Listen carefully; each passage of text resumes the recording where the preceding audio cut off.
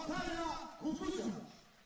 Kocaeli Büyükşehir Belediye Başkanı Doçent Doktor Tahir Büyükakın Bey adına güreş yapıyor. Bugün burada BD Harfiyat, İnşaatlar, Petroller sahibi iş adamı Sayın Mehmet Danacı adına güreş yapıyor. Hüseyin Gümüşalan, Altın Kemerli Başpehlivanlar Şehri Karamürsel. Balıkesir Büyükşehir Belediye Başkanımız Sayın Yücel Yılmaz'ın pehlivanı. Bugün burada Akhisar'da faaliyet gösteren Artaşlar Zeytinyağı Fabrikalarının sahiplerinden iş adamı Sayın Ümit Artaç adına güreş yapıyor. Süleyman Başar, Manisa Akhisar. Antalya Aksu'da faaliyet gösteren meşhur köfteci Cihat adına güreş yapıyor.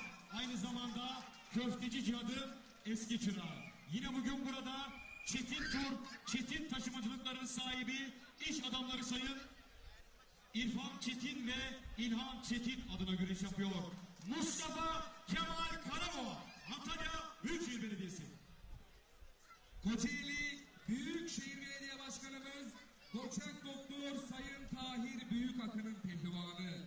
Bugün burada BD Harfiyat, İnşaat ve Petrolleri Yönetim Kurulu Başkanımız Sayın Mehmet Danacı adına güreş yapıyor. Faruk Akkoyun, Kocaeli. Antalya Muratpaşa Belediye Başkanımız Sayın Avukat Ümit Uysal adına güreş yapıyor.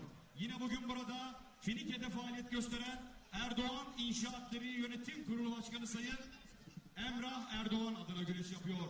2023 yılı Tarihi Kırkpınar Başaltı Şampiyonu Enes Doğan, Antalya Elmalı Yuva. Antalya Konyaaltı Belediye Başkanımız Sayın Semih Esen'in pehlivanı. Furkan Durmuş Altun, Antalya Korkuteli. Evet saygıdeğer güreş severler, 2014 yılı Tarihi Edirne Kırkpınar Baş Pehlivanı Antalya Manavgat Belediye Başkanı Sayın Şükrü Sözen adına güreş yapıyor. Bugün de burada BDA Harfiyat, İnşaat, Petroller sahibi iş adamı Sayın Mehmet Danacı adına güreş yapıyor. Fatih Atlı Samsun Ladik 2022 yılı Tarihi Edirne Kırkpınar Baş Pehlivanı Antalya Büyükşehir Belediye Başkanımız Sayın Muhittin Böcek adına güreş yapıyor. Bugün burada BD Harfiyat, İnşaat, Petroller sahibi iş adamı Sayın Mehmet Danacı adına güreş yapıyor. Mustafa Taş Sinop. Antalya Döşemealtı Belediye Başkanımız Mimar Sayın Turgay Genç adına görüşüyor. Yine bugün burada Antalya Konyaaltı'da faaliyet gösteren Karabulut İnşaat Evrakları sahibi genç iş adamı Sayın Kenan Karabulut adına görüşüyor. 2011, 2012, 2019, 2021 yılları Tarihi Kırkpınar Baş Pehlivanı Ali Gülgüz, Antalya Korkuteli Sıvarlı. Antalya Büyükşehir Belediye Başkanımız Sayın Muhittin Böcek adına görüşüyor. Yine bugün burada Aksu'da faaliyet gösteren Medya İnşaat, Medya Harfiyat ve Petrolleri sahibi genç iş insanı Sayın Mehmet Danacı adına görüşüyor. 2013-2017 yılları Tarihi Kırkpınar Baş Pehlivanı, 2023 yılı Tarihi Kırkpınar Baş Pehlivanı Fedisi İsmail Madalyal Antalya Elmalıçay. Antalya Büyükşehir Belediye Başkanımız Sayın Muhittin Böcek Beyefendi adına güreş yapıyor. Yine bugün burada 15 Ekim tarihlerinde tüm güreş severleri Selik Kadriye Er Meydanı'na davet eden Veli Demir Otomotiv Veli Demir Firmaları Yönetim Kurulu Başkanımız Sayın Veli Demir adına güreş yapıyor. Türkiye Cumhuriyeti'nin 100. yıl başpehlivanı. Büyük ortada pahalama saati. Yine bugün burada Ayaz Otomotivlerinin sahibi iş adamı Sayın Osman Ayaz adına güreş yapıyor. Türkiye Cumhuriyeti'nin 100. yıl başpehlivanı. 2023 yılı tarih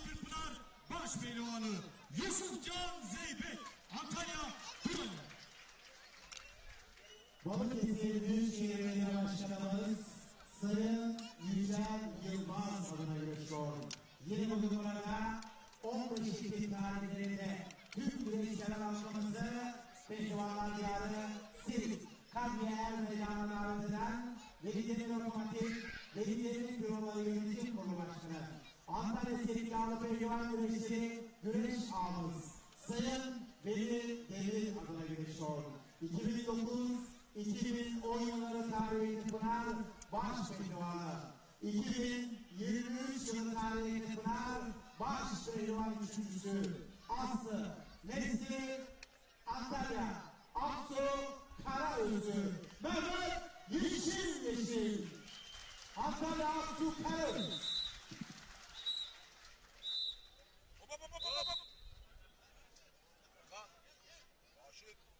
Pehlivan harfiyatlarının sahibi genç iş adamı Sayın Sefa Buğra Ocakçı adına görüşüyor.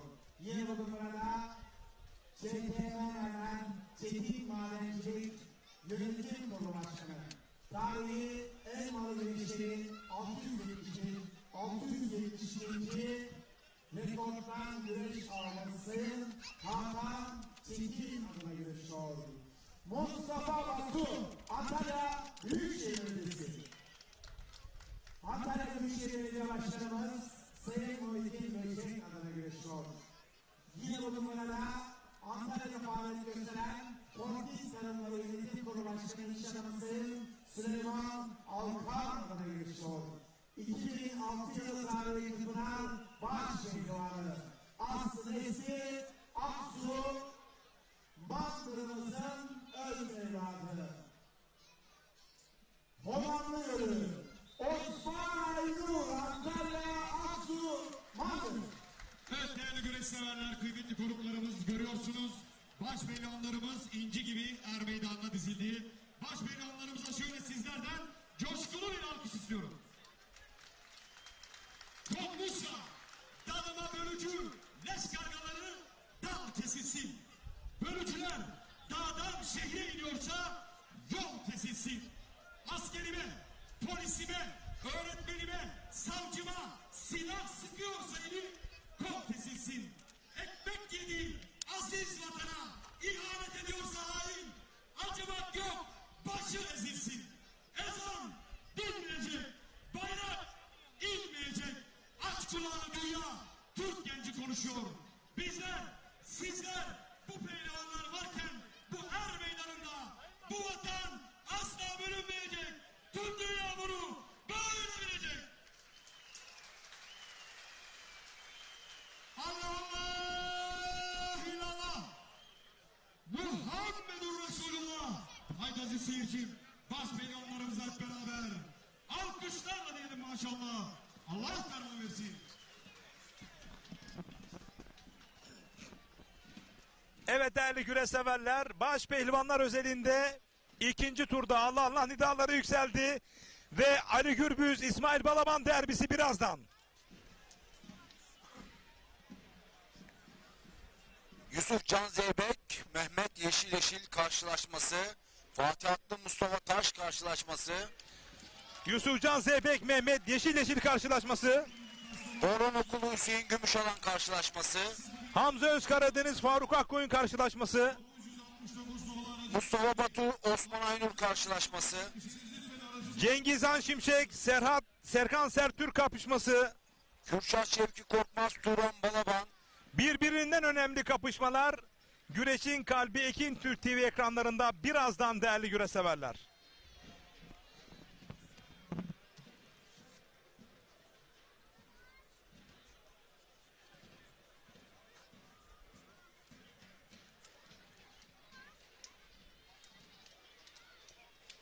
İlk turda 48 baş pehlivanımız vardı. İkinci tura 24 baş pehlivanla devam ediliyor.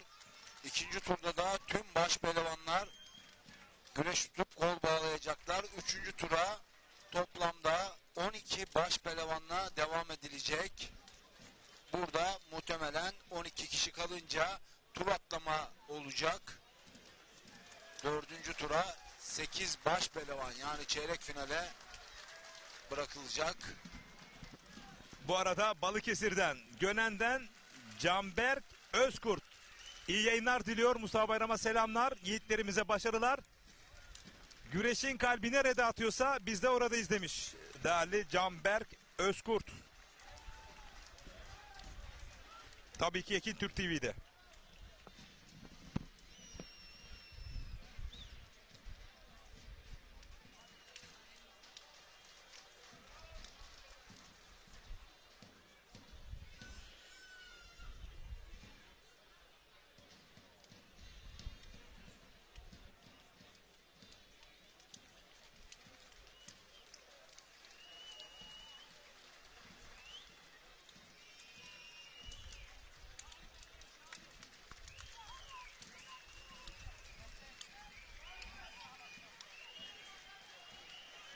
Evet, yağda görevli olan değerli yağcımız, baş pehlivanlarımızı lütfen yağa getirelim.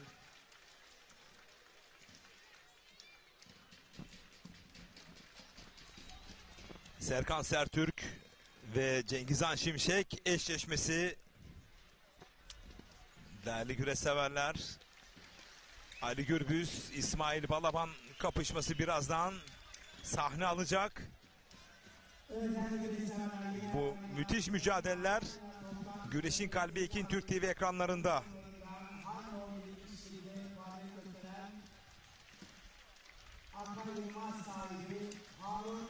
Ekin Türk TV sizlerle daha bir başka demiş. Tüm hakem kardeşlerime başarılar, pehlivanlara da Allah derman versin demiş. İzmir'den bizim devremiz, çayır hakemimiz Mustafa Koca. Evet. Mustafa Koca hocamıza buradan sevgilerimizi gönderiyoruz. Kahramanmaraş'tan Hüseyin Gençtürk iyi yayınlar dilemiş. Teşekkür ediyoruz.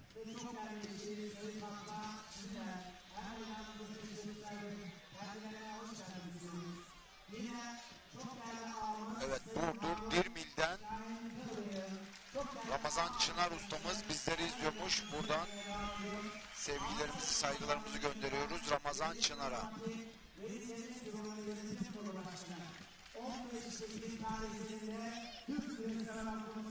Antalya Aksu Karaözlü Mehmet yeşil yeşil ekranlarda.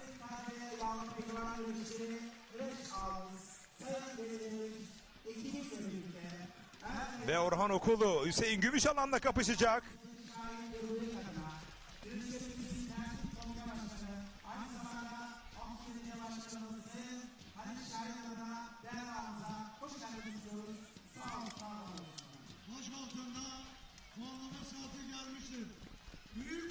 Ve Sarı Fırtına İsmail Balaban.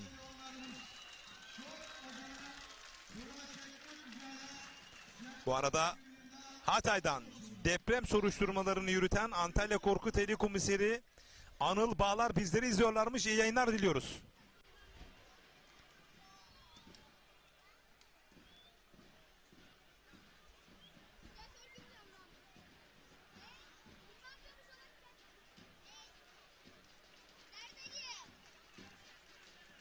Evet, ikinci tur güreşleri başladı. Ali Gürbüz ve İsmail Balaban ekranlarınızda. Yusuf Can Zeybe'yi görüyoruz.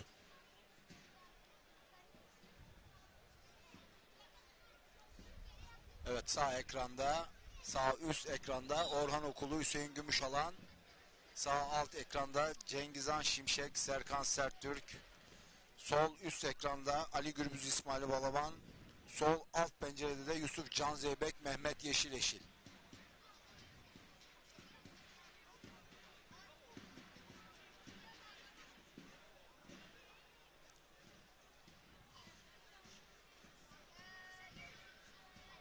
Evet, mücadeleler başladı değerli güreş severler.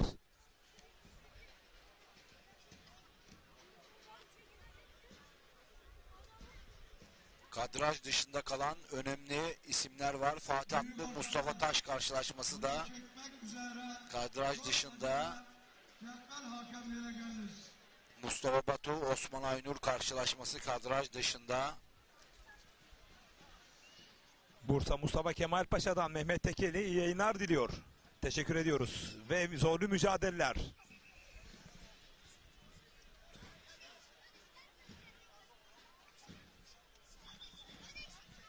Sağ üst kadrajda Orhan Okulu mu, Hüseyin Gümüşalan mı?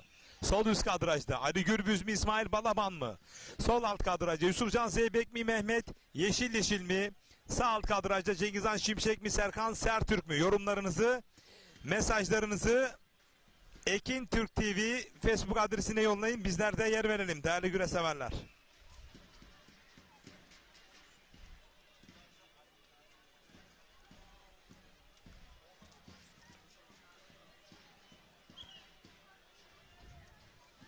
Evet, Çanakkale Çan'dan Adem Damar amcamız bizleri izliyormuş. Buradan kendisine ve ailesine selamlar, sevgiler. Tahsin Gümüşalan Karamürsel'den selamlar. Gümüşalan ailesi olarak keyifle izliyoruz. Hüseyin Gümüşalan başta olmak üzere tüm pehlivan kardeşlerimize başarılar diliyoruz demiş.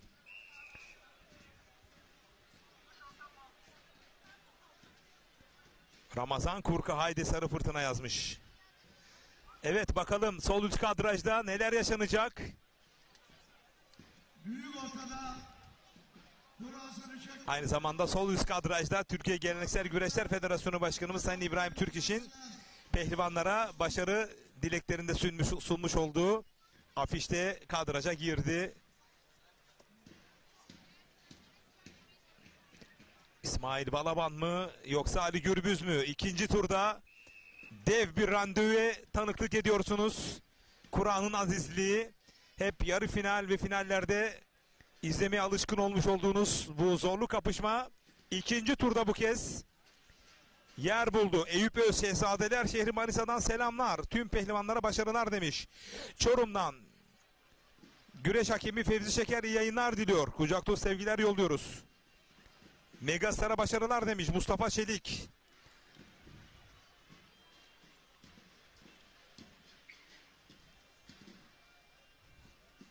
Pehlivanların dinlenmiş olmaları hemen çayıra yansıyor, öyle değil mi Mustafa Bayram? Gerçekten ilk iki turda muhteşem güreşler ve muhteşem eşleşmeler mevcut.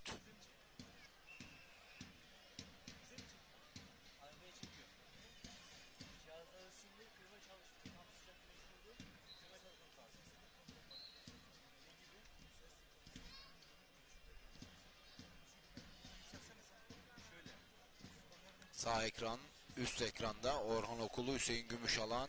Evet, bu arada Ali Gürbüz'ün bir göğüs çaprazı mı olacak derken ayağa ulaşamadı.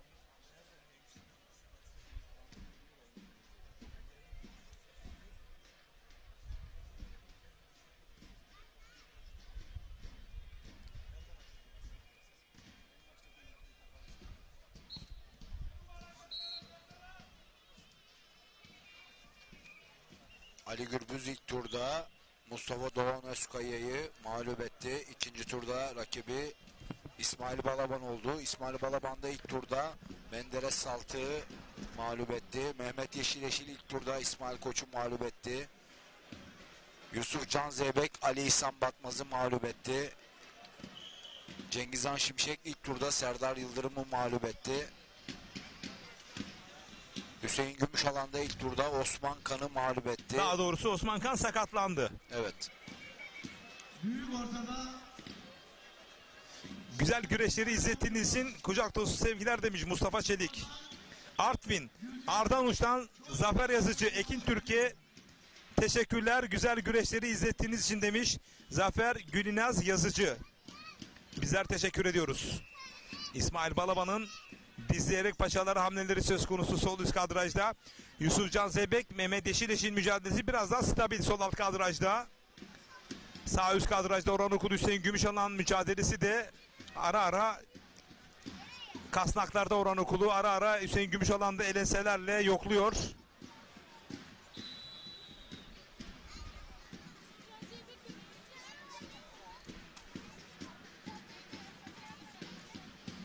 Özellikle severler rüyamızı Antalya'dan haline gösteren Pehlivan Evlatlar Yönetim Kurulu Başkanı İş Adamı Sayın Muammer Koçer. Her rüyamıza teşekkürler ülkelerine onun da bize hoş geldiniz diyoruz. Sağ olsunlar.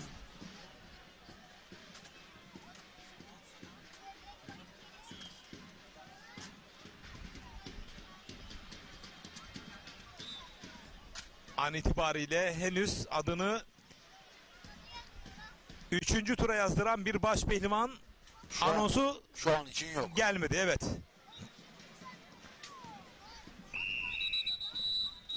Orhan Okulu'nun baskısı devam ediyor Hüseyin Gümüşalan'a.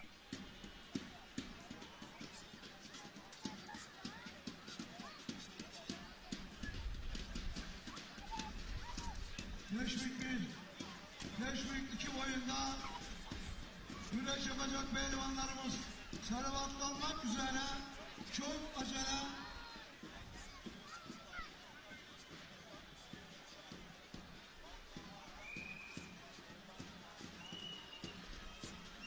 Baş pehlivanlık yarışlarında Mustafa Kemal Karaboğa. Evet, bu arada Mustafa Kemal Karaboğa ilk galibiyetini elde etti.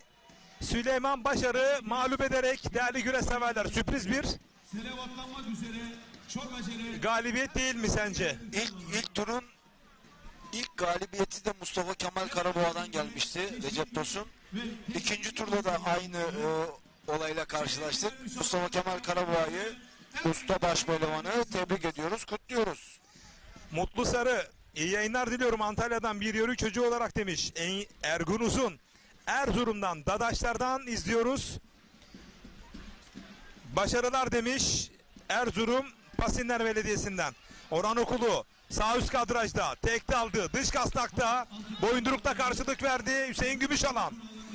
Evet değerli güreş severler, bakıyoruz tek daldı, oradan her an bir oyun çıkabilir, bir yeni çıkabilir değerli güreş severler. Dış kasnakta mücadele güreş alanının dışına çıktı değerli güreş severler. Karşılıklı elenseler söz konusu.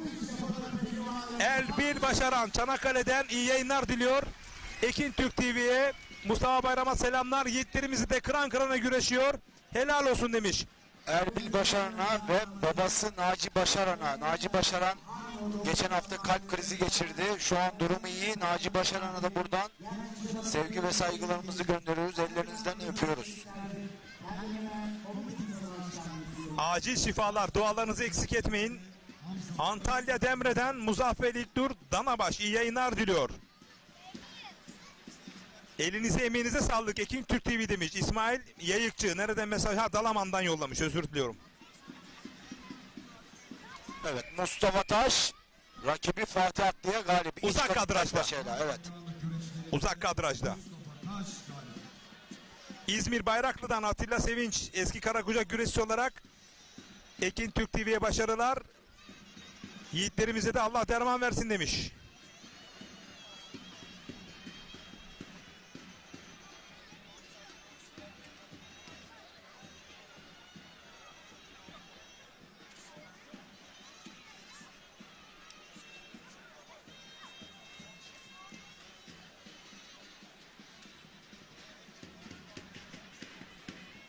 Evet, Cengiz Han Şimşek ve Serkan Serttürk arasındaki karşılaşmada hareketlendi. Cengiz Han Şimşek şu an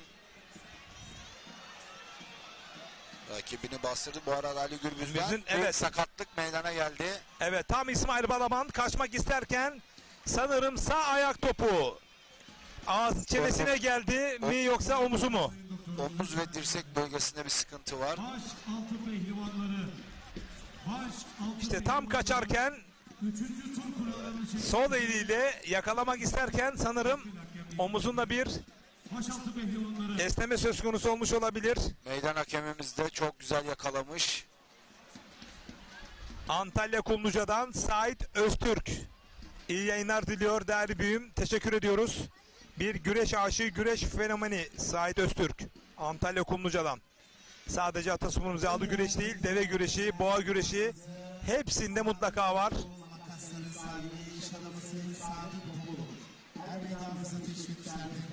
Bu arada değerli Mustafa Bayram, Türkiye Cumhuriyeti'nin şu anda yaş itibariyle en büyük ağası değerli büyüğüm Sayın Taceddin Arslan, Er Meydanı'nda güreşen tüm pehlivan kardeşlerime kolaylıklar, başarılar diliyorum demiş.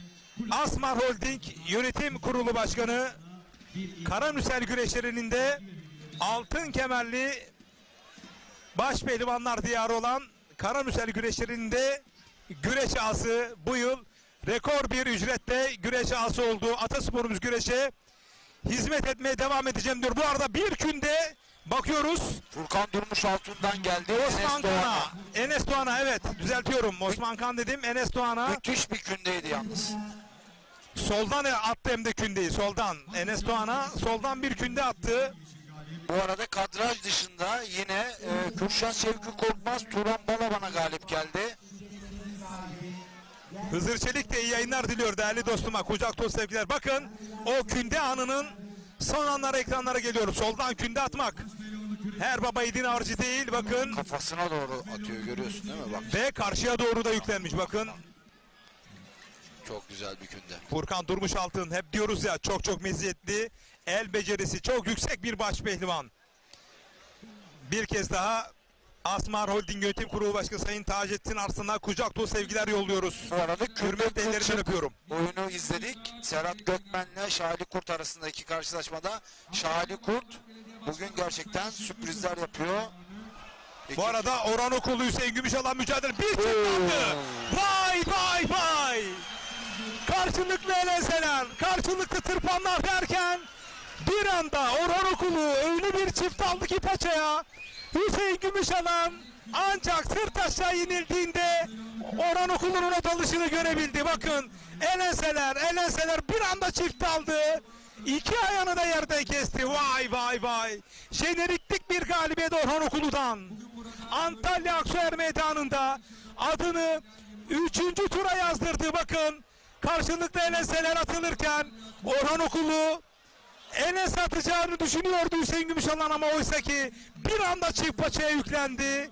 Oradan aynı anda da iki ayağını da yerden kesmiş Mustafa Bayram. Gerçekten günün en jenerik oyunuydu bu. Yani çift paçadan adam yenmek öyle çok da kolay bir oyun değildir. Özellikle baş pehlivanlıkta. Ama elenselerden o fırsattan faydalanarak rakibini çift paçasını bularak yendi Orhan Okulu. Gerçekten görselliği yüksek bir oyun izledik. Tebrikler Orhan Okulu. Çok fantastik bir galibiyetti. Evet, Serkan Sertürk, Cengizhan Şimşek mücadelesi değerli güreş severler. Orhan Okulu yoluna devam ediyor. Ali Gürbüz'le alakalı bir anons geldi mi sakatlığından dolayı? Şu anda İsmail Balaban'ın tişörtünü giydiğini görüyorum. Değerli güreş severler. Muhtemelen devam edemeyecek ama herhangi bir anons da gelmedi. Altı pehlivanları 3. tur kurallarını çekmek üzere çok acele çekme hakemliğiyle. Antalya Serin Gençlik Bu arada Çanakkale Çardak güreşlerinin efsane güreş ağası, altın kemerli güreş ağası, değerli büyüğüm Seyhan Arslan ve Ali Sakınmaz birlikteler. Selamlar, saygılar yolluyoruz. güreşlerinde Şahane Kurt galip. Hala Ali Gürbüz'ün anonsu geldi mi, biz mi kaçırdık? Sanırım sakatlığından dolayı Ali Gürbüz çekildi değerli güreş severler. Bu bizim öngörümüz. Eylül Kaşlı adına güreş yapıyor. Muhtemelen öyle oldu. Özcan Ali Kaş. Faruk Güngör Köyceğiz'den iyi yayınlar diliyor. Selamlar demiş. Minik 2 boyut. İyi ki iki Türk TV var demiş. Antalya Kaş Belediye Başkanımız Sayın Mutlu Sakarya Hendek şehir içi dolmuş durağından çiftlik Hantek gösteren Uçarlar Manav Uçar birlikte izliyoruz. Selamlar demiş. Sayın Mehmet Ali Uçar ve Hüseyin Uçar adına güreş yapıyor. Süleyman Tufan Antalya Kaş. Ekranda değerli güreş severler, çayırda iki mücadele kaldı. Serkan Sertürk ekranın sağında, Cengizhan Şimşek ekranın solunda da Mustafa Arslan, İsmail Erkal kapışması. Galip gelen isimleri bir kez daha anons edeceğiz Mustafa Bayram. Osmanlı Tarımların sahibi Sayın Hasan Ünlü adına güreş yapıyor. Kürşat Şevki Korkmaz, Şahali Kurt, Orhan Okulu, Furkan Durmuş Altın, Bilaller Aşe, Mustafa Taş, bayinin sahibi Mustafa Kemal Karaboğa, İsmail Balaban büyük olasılıkla Hüseyin Çınar Antalya Filike. Döşemealtı Belediye Başkanımız Sayın Turgay Genç'in pehlivanı. Bugün burada Döşemealtı'nda faaliyet gösteren 3. turda 12 baş pehlivan Sayın Mustafa güreş tutacak değerli güreş severler. Bir kılçık İsmail Erkal'dan Mustafa Arslan'a. Bakıyoruz henüz yok. Gerdanlamada işte İsmail Erkal o bitirici darbesinde gerdanlama oyunuyla yaparak adını 3. tura son 12'ye yazdırdı değerli güreş severler. İsmail Erkal galip. Antalya Manavgat Belediye Başkanımız Sayın Şükrü Sözer'in pehlivanı. Bugün burada Antalya... Soldan sarma, soldan gerdanlamayla Mustafa Arslan'ı. Burada aslında kılçık oyunuyla da yarım açılmış. Güreş devam ederken sol ayağı sarmadayken sol eliyle de gerdanlamayla adını 3. tura yazdırdı İsmail Erkal değerli güreş severler. Burada başaran traktörlerin sahibi iş adamı Sayın Muammer Korkmaz adına güreş yapıyor. Çayırda tek bir mücadele kaldı. Yan kazık yan paçada. Serkan Sertürk mü? Cengiz Han Şimşek mi? Değerli güreş severler. Paça kazıktan havalandırdı. Aktarmak istedi, kaçırdı. Bir kez daha tek daldı. Paçaya uzandı. Koltuk altından geçmek istiyor. Paça paçaya, kasnak kasnağa. Cengiz Han Şimşek mi? Serkan Sertürk mü? Bir anda sağdan tırpanladı ama açık düşüremedi. Müthiş bir mücadele var değerli güreş severler çayırda. Maçeler meydanda. Baş altı pehlivanları 3. tur kurallarınızı çekmek için çok acele cetvel hakemliğine. Baş altı pehlivanları Karşılıklı ataklar söz konusuydu. evet, teşvik 1, teşvik 2 hemen salalım Süleyman. Değerli güreş severler, Mücadele yerde devam ediyor. bir boyunda çeyrek final. Antalya Demre Belediye Başkanımız Sayın Gülsüm Cengiz'in pehlivanı.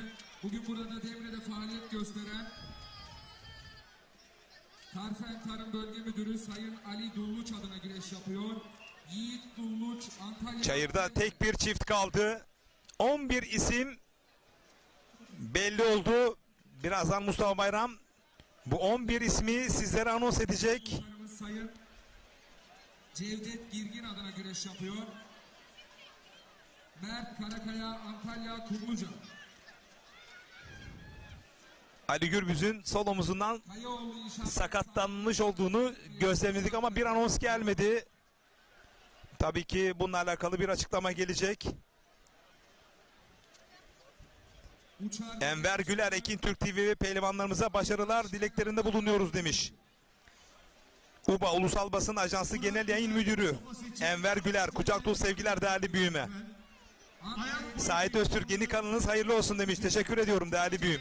Meydanla. Akbey Elektrikler adına güreş yapıyor. Mehmet Yılmaz, Kumlucalı yine affetmedi demiş. Orhan Okul için sanırım bu kurmuş olduğun cümle. Kemal Ali Sönder Antalya... Evet.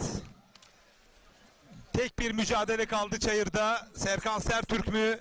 Cengiz Han Şimşek mi? Az önce güreş bir anda karıştı. Mustafa Salih Kahraman Antalya Kumluca. Ama yeniş aşılarını sağlayamadılar her iki baş pehlivan da. Kayaoğlu İnşaatların sahibi Evet. Sayın Mevlüt Kaya adına güreş yapıyor. 3. tura kalan 11 baş pehlivanı şimdi Mustafa Bayram sizlere anons ediyor. Evet, Cengiz Han Şimşek 3. turda.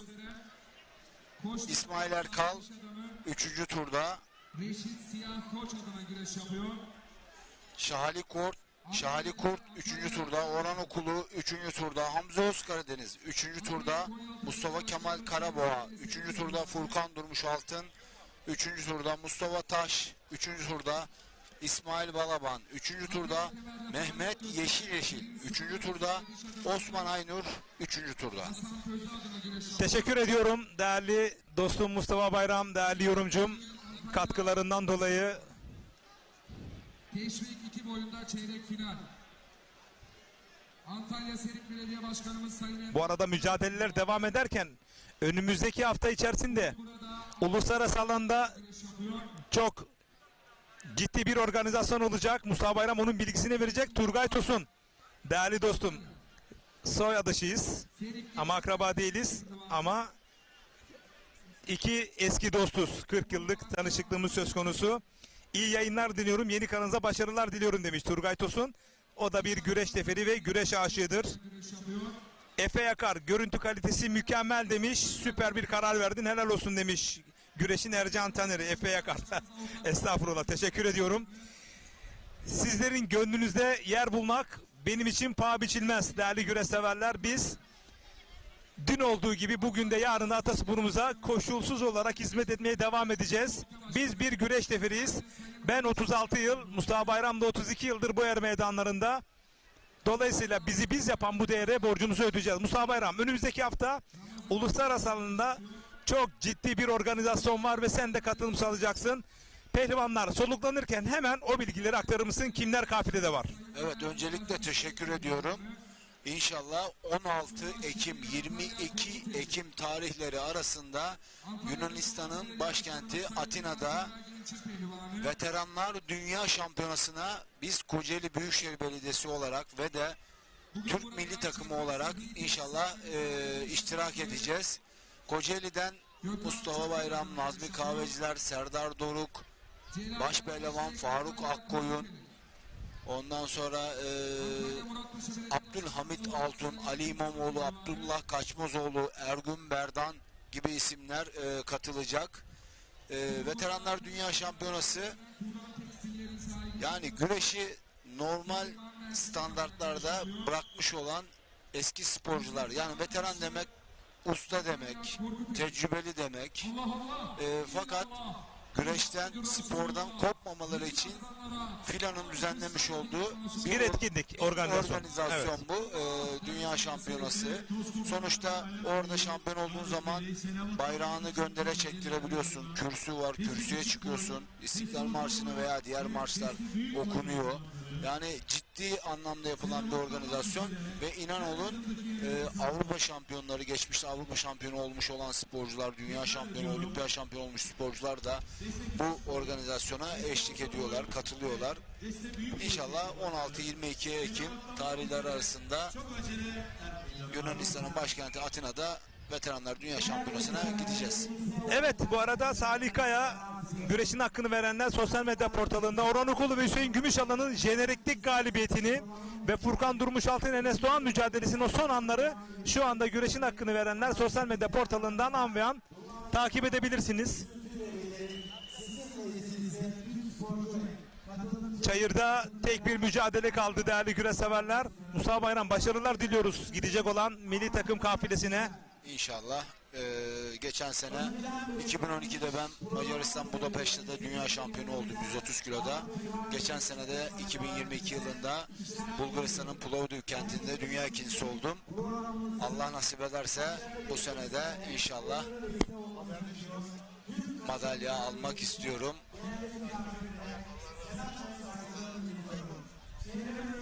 Evet, Antalya Kemer'den Serkan Çilingir bizleri izliyormuş.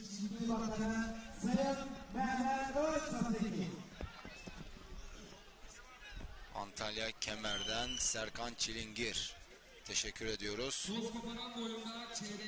Orhan ve Hüseyin Gümüşalan güreşini değerlendirmiş. Yürek dayanmaz demiş.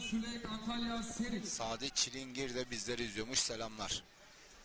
Evet değerli güreş severler, güreşin kalbi Ekin Türk TV ekranlarında Antalya Aksu Er Meydanı'nda baş pehlivanların 3. tur kapışmaları tamamı sonuçlandı. Sadece bir mücadele kaldı, ekranda görmüş olduğunuz Cengizhan Şimşek ve Serkan Sertürk mücadelesi.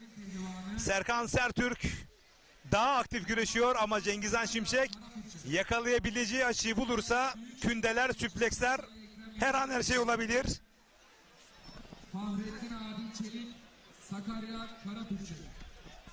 Ben bu izlenimdeyim. Sen de söyleyeceksin.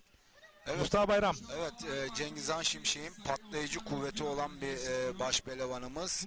Özellikle salto, sufleks gibi çarpıcı oyunlarda gerçekten çok etkili bir baş pehlivanımız. Kapıcı bir baş pehlivan. Yani her an her şey olabilir. Cengizhan Şimşek gerçekten güçlü, kuvvetli ve hareketli güreş yapan bir baş pehlivanımız. Serkan Sertürk de tabi usta baş pehlivanlarımızdan. O da gerçekten kapıcı, pençeleri çok kuvvetli bir baş pehlivanımız. Paçaları falan bulduğu zaman öyle kolay kolay bırakmaz Serkan Sertürk. Bu arada Enver Güler çok güzel bir mesaj yollamış. Ekin TV'yi buyur, izlemeyen insan uyur. Bütün dünyaya duyur. Neşreyle pehlivanlarımızı Enver Güler Uba. Ulusal Basın Ajansı Genel Yayın Müdürümüz. Teşekkür ediyoruz. Zeki Akçan. Yeni kanalınız hayırlı olsun demiş. Cengizhan Şimşek daha geçmedi ki son güreş onların. Evet doğru, ben onları zaten eklemiştim son güreş olarak. Almanya'dan Mehmet Aldemir. İyi yayınlar diliyorum demiş. Kolaylıklar. Teşekkür ediyoruz Almanya'ya. Kucak dolu sevgiler gurbetçilerimize. Evet, Almanya Nürnberg kentinden Mercan ailesi. Fatma Mercan, Mehmet Mercan, Gülsüm Mercan, Aleyna Mercan bizleri izliyormuş. Çok selamlar. Bu arada Damadımız evet kızlar, Yıldırım Bey'e de buradan selamlar. tek bir mücadele kaldı. Alkışlarla geldi maşallah. Haydi aslanlar. Allah devre olsun. Çayır'da tek bir mücadele kaldı. Cengizhan Şimşek ve Serkan Sertürk mücadelesi. Küçük orta küçük boy, küçük orta büyük boy pehlivanlarına hazırlansın.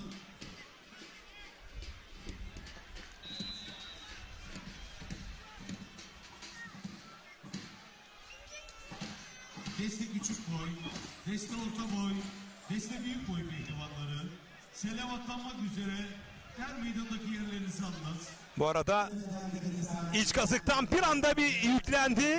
Bakıyoruz açık düşürdüm iddiasında Serkan Sertürk ama çayır hakemi devam diyor. Mücadele şimdi yere indi. Düdük çalıp düdükle başlar güreş. Serkan Sertürk yendim diye mücadeleyi bıraktı ama hemen kontra bir hücum yaptı Cengizhan Şimşek. Bakalım o aradığı açıyı bulabilecek mi? Yenişe odaklı bir başpehlivan, koparıcı bir başpehlivan Cengizhan Şimşek. Küçük orta büyük boyda. Sağ ayağında ot var değerli güreş severler. Herhangi bir puanlama güreşi değil. Değil evet. Paçasının ipleri var evet. Bakın burada açık düşürdüğüm gerekçesiyle Serkan Sertürk mücadeleyi bıraktı ama mücadele devam ediyor yerde. Bu arada şahsımın ve Mustafa Bayram'ın Ekin Türk TV ekranlarında olmasına vesile olan çok değerli büyüğüm Ömer Oğuzhan. Sizleri tebrik ediyorum demiş. Canlı yayın kalitesi olarak Ekin Türk TV HD yayınıyla değerli güreş severlerimize hizmet etmeye devam edecek. Ve Selahattin Bayram, değerli Ekin Türk TV Yönetim Kurulu Başkanımız, Atasporumuz adına her zaman yanında olacağız ve yatırımlarımız devam edecek demiş. Değerli büyüğüm Ömer Oğuzhan da kucak dolu sevgiler. Selahattin Bayram değerli büyüğümüze de. Allah utandırmasın demiş. Amin cümlemiz inşallah. Antalya Odabaşı. Antalya Döşemaltı Belediye Başkanımız Sayın Mimar Turgay Genç'in pehlivanı Mehmet Hayır. Bazı güreş severlerimiz neden Ekin Türk TV hafta içerisinde devamlı mesaj yolluyorlardı. Şahsımla ilgilenen 3-4 kanal vardı ama benim tercihim bu doğrultudaydı. Sizlere bunu belirtmek isterim. Güreşi seven ve güreşe ilgi duyan, güreşe yatırım yapma adına sorumluluk alan kanallar benim daha çok tercihimdi.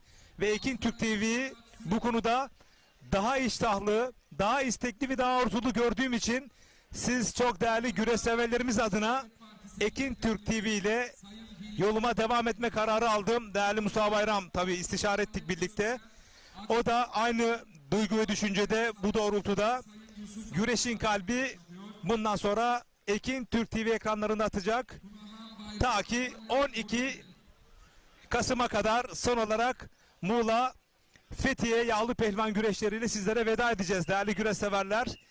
Yeni yayın dönemimizde de yine Ekin Türk TV ekranlarında Hodri Meydan programıyla 2 haftada bir karşınızda olacağız. Yine değerli yönetim kurulu başkanı ve genel yayın yönetmenimiz Emrah Bey ile birlikte Perşembe günleri benim normalde Hodri Meydan programım. O saat aralığında uygun olduğu takdirde Hodri Meydan programımızın da tarihini belirleyeceğiz. Ve bu noktada da değerli büyüklerimizi, güreş severlerimizi bilgilendirmiş olalım. Artık güreşin kalbindeyiz. Ekin Türk TV'deyiz. Değerli güreş severler. Bugün burada Antalya Aksu Aslı Güreşleri Güreş Ağımız Kırbıyık Holdingleri Yönetim Kurulu Başkanımız Sayın Şahin Kırbıyık adına güreş yapıyor. Faruk Çakır Antalya Korkuteli. Allah Evet, Cengizhan Şimşek Muhammedur Resulullah. sol el iç kazaktan sağ eli paçada, buradan iç kazıktan havalandırmak istiyor. İç kazık ters paçayı buldu. Cengizhan Şimşek adım adım 3. turu doğru güreşiyor. Yakaladığı açıyı buldu mu kaçırdı. Serkan Sertürk bir kez daha tazeliyor. Çok iyi müdafaa yaptı Serkan Sertürk. Müthiş bir mücadele. Havalandırdı. İç paçayı buldu değerli güreş severler. Serkan Sertürk müdafaa güreşini tercih ediyor. Bakalım bu zor, buhranlı yerden kurtulabilecek mi? Bütün gücüyle yükleniyor Cengizhan Şimşek. İç kazık ters paçayla yakaladığı fırsatı kaçırmadı ve tebrik ediyor iki baş pehlivan da birbirini. Helal olsun Cengizhan Şimşek, helal olsun Serkan Sertürk. Müthiş bir mücadeleydi son anlarda. Bu yakalamış olduğu fırsatı kaçırmadı. Pehlivanlarımız çok acele. Her meydandaki yerlerinizi alınız. Destek küçük boylar.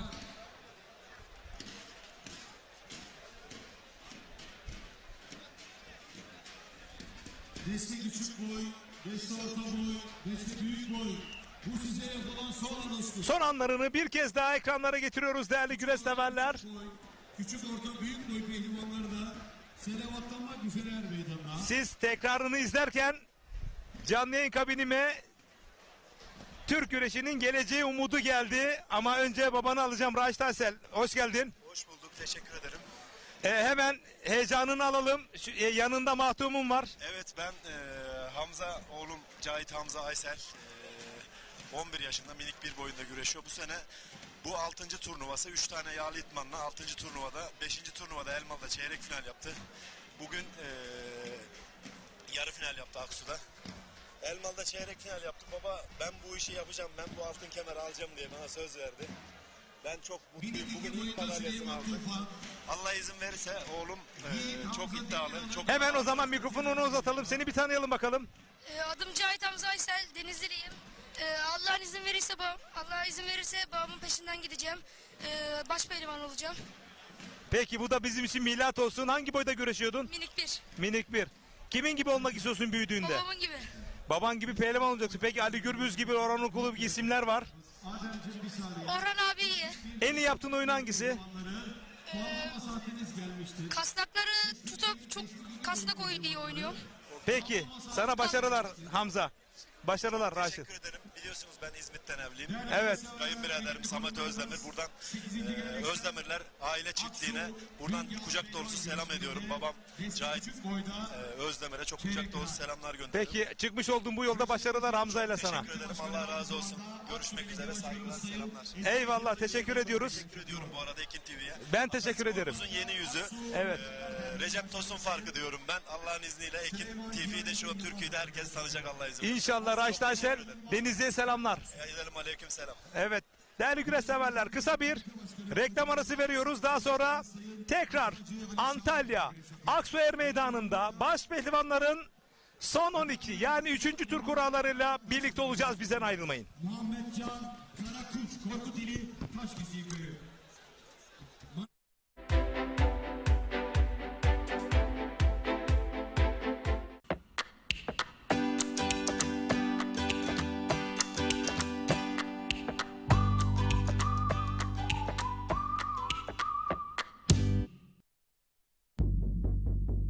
Tarlalardan lezzetli sofralara, bir yağ ayçiçek yağı ve Birma margarin. Türkiye'nin en büyük ayçiçek yağı üreticisi Trakya Birlik'ten.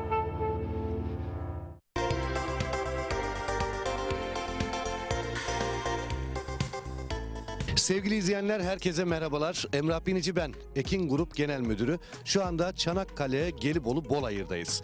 Evet, çok güzel bir projenin tanıtımını yapacağız. Bundan bir ay önce yine Bolayır'da hemen mahalle içerisinde bir tanıtım yapmıştık ve orayı tükettik.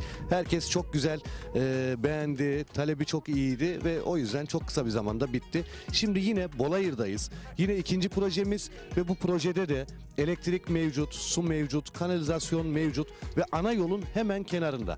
Bakın şöyle gösterdiğim zaman burası arazimize giriş yolu. Yolun kenarındayız ve hemen yanı başında Gözdekent sitesi var. Yani sitenin hemen yanında imarlı bir projeden bahsediyoruz. Temelden 40 metrekare oturum var. 2 kat imarlı. Şu anda buraya bungalov evlerinizi yapabilirsiniz. Prefabrik koyabilirsiniz. Etrafını çevirebilirsiniz ve arazinin tamamı şu anda çevrili bir vaziyette. Parselasyonu tamam. Haritamız mevcut. Siz sadece istediğiniz yeri beğenin, yeterli. Hemen tapunuzu alabiliyorsunuz. Ve burası dediğim gibi elektrik, su mevcut. Ana yolun hemen yanında ve sahile bir önceki projeden daha yakın sevgili izleyenler. Buradan çıplak gözle arazimizden denizi görebiliyorsunuz ve buradan biraz sonra denize gideceğiz. Oradan da bir anlatım yapacağım ben sizlere. Denize buradan yürüme mesafesi, yani yürüyerek 5 dakikayla, arabayla da 1-2 dakika içerisinde hemen sahilde olabiliyoruz ve sahil Saros Körfezi. Bakın burası çok önemli. Saros Körfezi kendi kendini temizleyen bir özelliğe sahip. Yani deniz pırıl pırıl. Yazın geleceksiniz. Burada böyle 2 katlı bir villanız olacak ve buradan yürüyerek dahi gidebileceğiniz bir sahil konumu var. Sahile gideceksiniz. Çoluk çocuğunuzla birlikte güzel bir yaz tatili yapacaksınız. Böyle başka yerlere gitmeye gerek yok. İstanbul'dan araçla 2 saatte arazinin başına kadar gelebiliyoruz. Otobandan çıkıyorsunuz. Hiçbir trafik derdi olmadan buraya ulaşabiliyorsunuz. 205 metrekare buradaki parsellerimiz. Tamamı imarlı olup ve temelden 40 metrekare oturum var. 2 katta inşaat yapabiliyorsunuz. Ama şu anda dediğim gibi bungalov ev veya prefabrik koyabilirsiniz. Ve tekrar ediyorum, sahile çok yakın. Hemen telefon numaramızı veriyorum. 0212 486 39 0 0212 486 39 Haftanın her günü servisimiz mevcut. Burayı değerlendirin. Ekran altında numaramız var. Ekran altında fiyatımız mevcut ve bu fiyatlarda geçici süre için geçerli. Bunu da özellikle belirtiyorum. Çünkü gerçekten çok büyük talep var. Buralarda yer bulmak da çok zor. Hemen yanı başımız zaten tamamı imarlı, aynı şekilde arsalar mevcut. Hemen onun yanında görüyorsunuz zaten Datça Gözdekent sitesi var.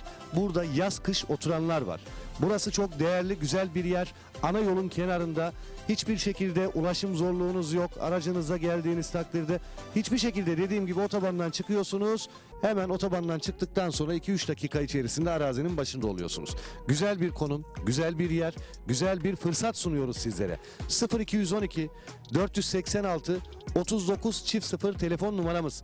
Hemen şimdi arayın. Bu fiyatlar artmadan böyle güzel bir konumda, ana yolun kenarında, tamamen dümdüz bir yerden bahsediyoruz sizlere. Herkesin yeri belli. Gerçekten güzel bir yer. Elektrik direğini görüyorsunuz. Kanalizasyon altyapısı burada ve suda sorun yok. Suyumuz mevcut. Dediğim gibi hemen arka tarafımızda yaklaşık bir 13-15 tane villa var. Burada yazlık olaraktan kullanılan ve sahile de 1 kilometre mesafede, yürüme mesafesinde. Gelin görün buraları. Gerçekten bizlere bir önceki projemizde nasıl dua ettiyseniz bu projede de dua edeceksiniz. Tekrar ediyorum telefon numaramızı: 0212 486 39 0 0212 486 39 0. Yani bir yer sahibi oluyorsunuz, gayrimenkul sahibi oluyorsunuz. Ana yolun hemen yanı. Bakın ben şu anda asfaltın üzerinde duruyorum. Ana yolun yanında. Buraya bakıyorsunuz. Bu yol direkt sahile inen bir yol. Ve hemen yanı başımızda Gözdekent villaları var. Ve arazimizde ana yolun hemen yanında. Bakın böyle yürüdüğüm zaman buradan arazimize giriş yapıyoruz. Burada da gerçekten sınırlı sayıda parsellerimiz var. İmarlı, temelden 40 metrekare 2 kat imarlı, 2 kat inşaat yapabiliyorsunuz. Hemen şimdi bungalov evinizi koyabilirsiniz, prefabriğinizi koyabilirsiniz. Dilerseniz bir hobi bahçesi yapabilirsiniz. Elektrik, su vesaire sorunuz yok. Konumu çok güzel. Hemen arka tarafımızda ana yol var. Otobandan çıktıktan sonra buraya geliyoruz. Mahalleye çok yakın. Bolayır Mahallesi'ne yakın. 5 dakikada Bolayır'da olabiliyorsunuz. İnanılmaz güzel bir yerden bahsediyorum. Hemen arka tarafımda zaten görüyorsunuz. Tamamen tellerle çevrili, tertemiz bir şekilde size teslim ediyoruz. Tapu masrafı yok. Evet, kısmi vade seçeneğimiz mevcut. Araç takası, evet, değerinde alınır araçlarınız. Gerçekten yerimiz 10 numara. 5 yıldız. Bu kadar net söylüyorum. Gelin görün, bana hak vereceksiniz. 0212 486 39 çift 0. 0212 486 39 çift 0. Hadi şimdi bir denize gidelim. Denizde gösterelim sizlere. Bu yol bizi sahile doğru götürüyor. Evet, sahile geldik. Hemen yanımızda aslında burası bir kafeterya haline dönüştürülecek. Böyle locaların olduğu bir yer. Evet, birlikte geldik araziden. Şu anda tam böyle Bolayır'da Saros Körfezi'nin sahilindeyiz. Arazimize 1 kilometre mesafede. İşte deniz, işte arazi, elektrik, su, kanalizasyon her şeyi var dedik. Burayı değerlendirmek sizin elinizde. Pırıl pırıl denizi var. Gelin görün, kararınızı öyle verin. Hafta içi hafta sonu hiç fark etmez. Ekran altında numaramız var. 205 metrekare parsellerimiz, temelden 40 metrekare 2 kat inşaat yapabiliyorsunuz. Şu anda da bungalov evinizi prefabrik hemen koyabilirsiniz veya hobi bahçesi yapabilirsiniz. Yazın da gelin burada ailecek denize girin. Şimdi dediğim gibi akşam saati olduğu için kalabalık değil ama gün içerisinde öğlen saatlerinde yoğun bir kalabalık var. Çekimimiz şu anda tam böyle deniz havasında değil. Onu da özellikle belirtmek istiyorum ama zaten ekranda da görüyorsunuz. Bakın ta ilerlerde böyle yerleşim yerleri var, villalar var, işte kafeteryalar var. Burası böyle hani Antalya'ya vesaire gitmenize gerek yok gerçekten. Buradan bir parsel alın. Daha sonrasında buraya yazın, yerleşin, gelin her gün denizin tadını çıkarın. Ekran altındaki numaramızı arayın. 205 metrekare parsellerimiz, kısmi vade seçeneğimiz var.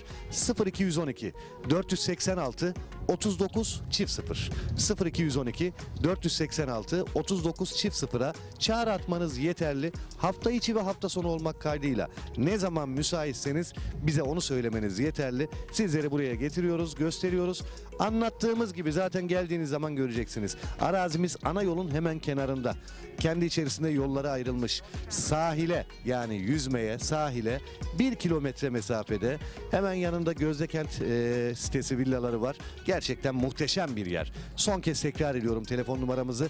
Burada sayılı parsellerimiz var. Bu parseller bitmeden, nasıl ki birinci projemizde bana yer ayırın dediniz, kaçırdınız. Hiç değilse bunu kaçırmayın derim. Burası denize daha da yakın. 0212 486 39 çift 0. 0212 486 39 çift 0. Ne güzel deniz sesi, su sesi gerçekten insana huzur veriyor. Havası da güzel, denizi de pırıl pırıl. Gelin burayı değerlendirin. 0212 486 39 çift 0.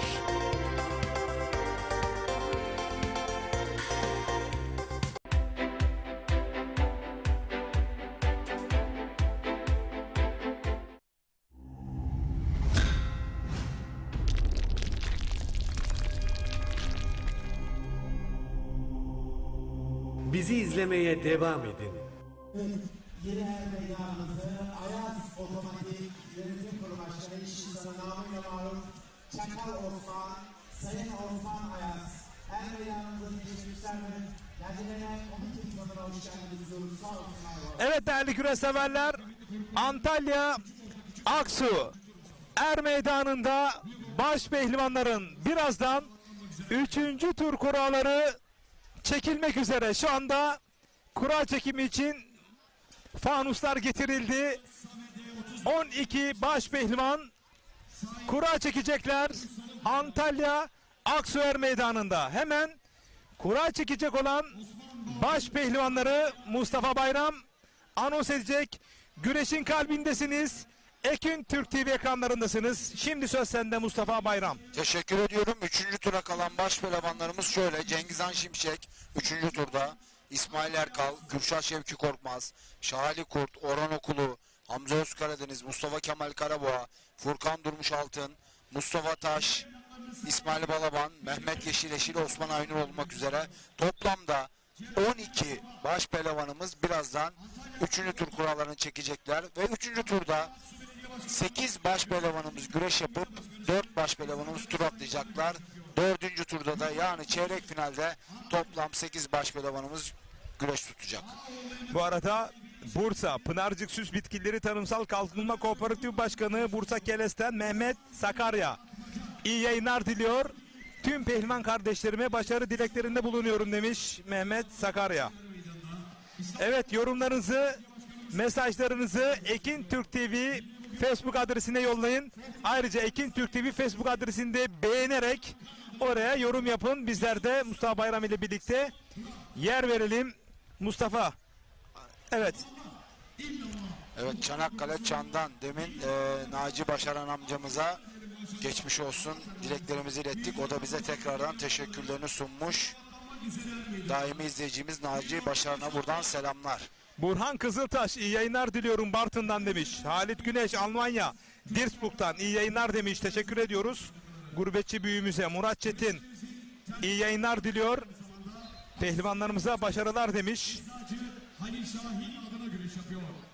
Yine bugün burada güreşlerimizin güreş ağası Kırbıy Holdingleri Yönetim Kurulu Başkanı Sayın Harun Şahin 12 baş pehlivan Burak Selvi birazdan kurallarını çekecekler.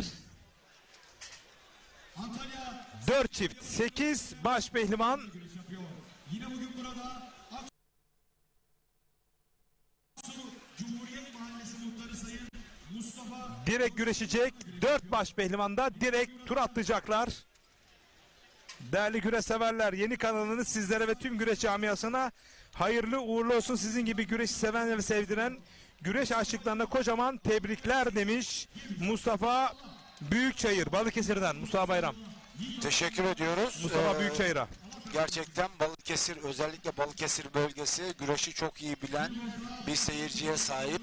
Onlar da yani güreşi iyi anlatan Recep Tosun'u iyi bildikleri için Güreşi iyi yorumlayan Mustafa Bayram'a da teşekkür ediyorum. bildikleri Recep için. Tosun neredeyse biz oradayız diyorlar. Teşekkür ediyoruz. Gerçekten güreşin güçlü sesi ve iyi anlatımı Recep Tosun'la beraber oluyor. Biz de acizane yardım ediyoruz. Yorumlarımızla katkı sağlıyoruz. İnşallah bizi izlemeye devam edin. Yeni kanalımız Ekin Türk TV'de inşallah güreşin kalbi burada atacak. Evet, Manisa Turgutlu'dan Ali Öztürk iyi yayınlar demiş. Evet, şu anda kura çekimi başlamak üzere. İlk kurasını İsmail Balaban çekiyor. Biz sözü kura çekimi özelinde cazgırlarımıza bırakıyoruz. 4 numara Antalya'dan Orhan Okulu geliyor.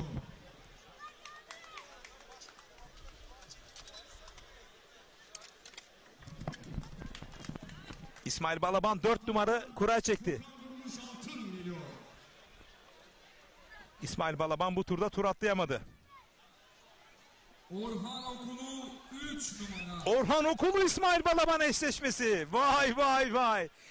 İlk 2 kurayı çeken iki starımız birbirleriyle eşleşti. Bu bugüne kadar alışık olmadığımız, hiç görmediğimiz bir durum.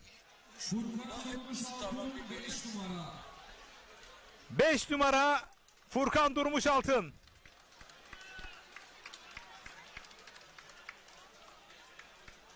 Antalya'dan Mehmet Yeşil geliyor.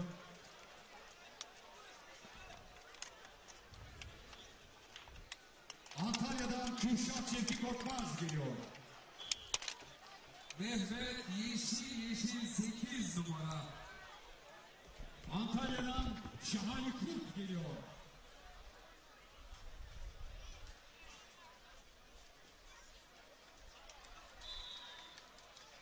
Kürşat Şevki Korkmaz 2 numara. Antalya'dan Cengizhan Şimşek geliyor.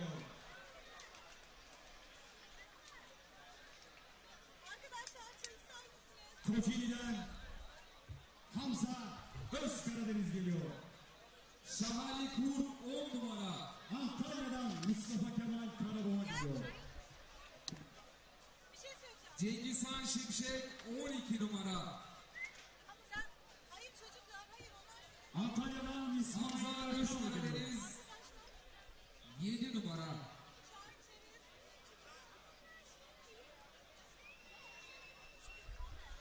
Sinop'tan Mustafa Taş geliyor. Mustafa Kemal Karaboğa Bu arada ilk tur atlayanları Şali Kurt ve Cengizhan Şimşek tur atladılar. Geliyor.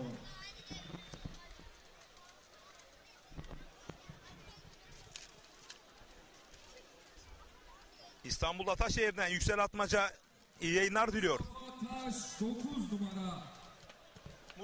Mustafa Taş da tur atladı 9 numaralı kurayı çekerek değerli güreş severler. İsmail Erkal 11 numara. İsmail Erkal da kurayı boşu buldu. Dolayısıyla Mustafa Taş, İsmail Erkal, Şahali Kurt ve Cengizhan Şimşek direkt çeyrek finale kaldıran kalan 4 isim oldu değerli güreş severler. Osman Aynur geliyor Antalya'dan. Osman Aynur 6 numara. Evet, kura çekimi tamamlandı değerli güreş severler. Mustafa Kemal Karaboğa'nın rakibi Kürşat Şevki Korkmaz. Orhan Okulu'nun rakibi İsmail Balaban. Furkan Durmuşaltı'nın rakibi Osman Aynur.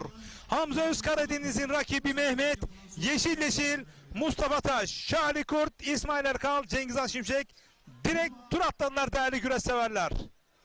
Mustafa Büyükçakır, Çanakkale Çam'dan eski yağlı güreşçilerden Hakkı Emran ve torunu Enes Büyükçakır ve damadı Mustafa Büyükçakır ile birlikte Balıkesir merkezden izliyoruz demiş, iyi yayınlar diliyor. Mehmet Aktürk Manisa Kula'dan iyi yayınlar diliyor. 3. turda güreşecek tüm pehlivan kardeşlerime başarı dileklerinde bulunuyorum demiş.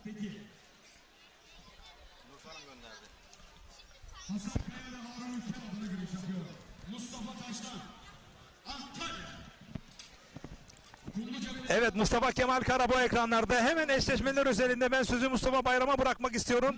Neler söyleyeceksin Mustafa Bayram? Gerçekten ilk turdan itibaren birinci tur, ikinci tur, üçüncü tur hep bizi hayretler içerisine düşürecek eşleşmeler gerçekleşti. Yani bu turda da Orhan Okulu ve İsmail Balaban, bir önceki turda yine İsmail Balaban Ali Gürbüz eşleşmesi, yine ilk turda bakıyorum şöyle, ilk turdan itibaren hep böyle öne çıkan karşılaşmalar var. Gerçekten bugün Antalya Aksu'da yani yarı finallerde, finalde, çeyrek finallerde gördüğümüz baş pehlivanlar hep birbirleriyle ilk tur itibariyle birbirlerine düştüler. Ama tabii bu bizim için güzel bir durum. Güzel güreşler izliyoruz ve güzel güreşler izletiyoruz. Gerçekten kalite üst düzeyde. İnşallah burada da gözler şimdi İsmail Balaban ve Orhan Okulu karşılaşmasında olacak kesinlikle. Mustafa Kemal Karaboğa Kürşat Şevki Korkmaz'la eşleşti. Furkan Durmuşaltın genç başpehlivan Osman Aynur'la eşleşti. Hamza Özkaradeniz Mehmet Yeşil'le eşleşti. Ve 4 tane tur atlayan başpehlivanımız var. Mustafa Taş tur atladı. Şahali Kurt tur atladı. İsmail Erkal tur atladı. Cengizhan Şimşek tur atladı ve direkt çeyrek finale yani 8 başpehlivan arasına girdiler. Birazdan 3. tur salavatlanması yapılacak. Şu an büyük orta pehlivanlarımız salındı. Birazdan başaltı ve baş boyunun pehlivanları salınacak. Evet, bu arada Cengizhan Şimşek ve Serkan Sertürk mücadelesinin o son anları güreşin hakkını verenler sosyal medya portalında an ve an izleyebilirsiniz. Er Meydanı Yiğitleri sosyal medya portalı yöneticisi Ali Coşkun, Türk güreşinin her şeyi Recep Tosun demiş. Estağfurullah, sizlerin yapmış olduğu katkılar inanılmaz derecede mühim. Ali Coşkun, Salih Kaya, Burak Çakırman, Fatih kardeşim, iyi ki varsınız. Ali Gürbüz'e üzüldük demiş Serhat Yavuz. Evet, hakikaten öyle. Sana da çok selamları var Serhat Yavuz'un. Ben de selam gönderiyorum Tekirdağ'dan tam bir güreş ailesi. Burak Ünar, Hasan Güzeller, Erkan Taş, Hasan Borucu, Evet değerli güreş severler, Mustafa Seçil. Güreşin Kalbi Ekin Türk TV ekranlarındasınız. Yorumlarınızı, mesajlarınızı yollayın. Dilimizin döndüğünce yer verelim. 3. tur özelinde duygularınız nelerdir? Kimler çeyrek finale kalır? 4 isim haricinde tabii Mustafa Taş, İsmail Erkal, Şahali Kurt ve Cengizhan Şimşek dışında. İşte Orhan Okulu, Hüseyin Gümüşalan'ın o son anları, jeneriklik bir galibiyet. İnanılır gibi değil hakikaten. Yani bana deselerdi ki Orhan Okulu, Hüseyin Gümüşalan'ı 2 ayağına da yerden kesip Sırtaş'ta yenecek, inanmazdım. Orhan Okulu çok üst düzey bir baş pehlivan ama Hüseyin Gümüşalan altın çağını yaşıyor adeta. Bu beklenen bir yeniş şekli değildi. Orhan Okulu iç kazıklardan, ters paşalardan yenebilen bir başpehlivan. Üst düzey bir başpehlivan ama Hüseyin Gümüşalan'ın bu denli iki ayağını yerden kesebilecek bir galibiyeti aslında beklemiyordum. İşte Cengiz Han Şimşek'in Serkan Sertürk'ü iç kazık ters paçada yendiği o son anlar ekranlara geliyor. Güreşin kalbi Ekin Türk TV ekranlarındasınız. Gerçekten birinci tur ve ikinci tur dahil olmak üzere yani görsel üst düzeydeydi. Yenişler harikaydı. Yani şu son izlediğimiz Cengiz Han Şimşek'in ilk iç kazık yapıp kaçırıp tekrardan tazeleyip tekrardan iç kazık ters paçayla yenmesi de gerçekten çok güzel. Hem yani güreş seyircisinin gözüne zevk veren, yani hem de öğrenme aşamasında olan pehlivanlarımıza da böyle bir sanki şey gibi oldu, yani öğretici bir durummuş gibi oldu.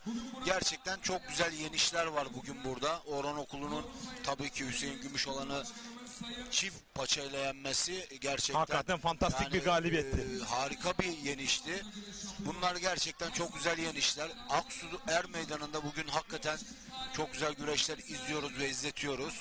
İnşallah 3. turda da çok güzel karşılaşmalar izleyeceğimizi umuyorum. Birazdan baş pehlivanlarımız 3. turu salınacak. Evet, İzmit Bekirdere'den Hüseyin Özden abimiz bizleri izliyormuş. Recep Bey'e de selamlar. Sizi izlemek bir zevk demiş. Teşekkür ediyoruz. Tüm güreş severleri Ankara Büyükşehir Belediyesi Meydanı'na davet eden Ankara Büyükşehir Belediye Başkanımız Sayın Mansur Yavaş'ın pehlivanı. Serkan Çilingir, Recep Tosun neredeyse biz orada izlemiş. Eşsiz anlatımıyla o an güreşi yaşaması ve araya geçmiş güreşleri de ekleyerek sunumda zirve yaptı. Mustafa Bayramsız da olmaz demiş. Teşekkürler Serkan Çilingir. Selamlar, saygılar yolluyoruz. Düşünceleri bizler için çok çok kıymetli. Çok çok değerli.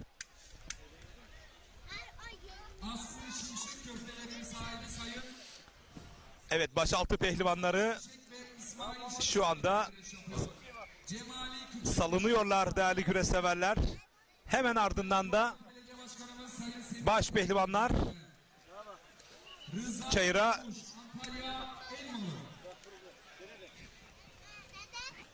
MCM Özkanlar Spor Kulübü Yönetim Kurulu Başkanımız Sayın Mehmet Özkanlar'ın pehlivanı. Bugün burada Antalya Aksu'da faaliyet gösteren Avrupa Emlak ve İnşaatları Yönetim Kurulu Başkanımız Sayın Necati Altındal adına güreş yapıyor. İbrahim Vardi, Antalya.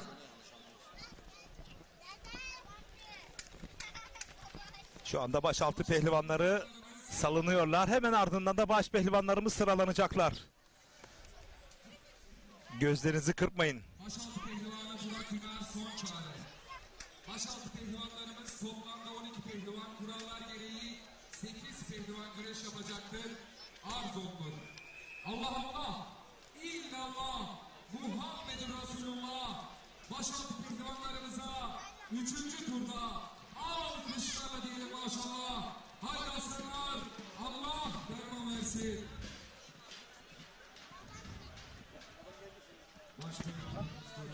Evet, baş pehlivanlar, koç yiğitler kura numarasına göre davet ediliyor ve şimdi de salavatlanacaklar.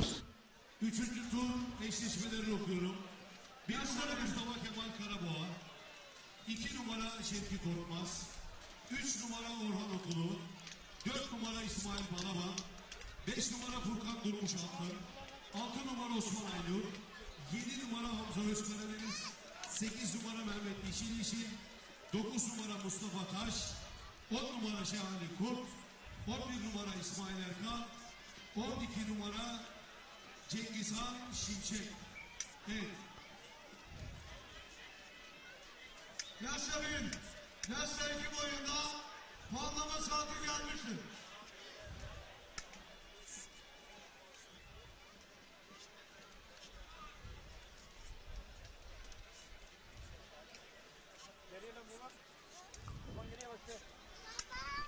Şu anda baş pehlivanlar dizildiler. Biz baş pehlivanların salınımı için sözü cazgırlarımıza bırakıyoruz değerli güreş severler. Kürşat Şevki Korkmaz. Bekleniyorsunuz.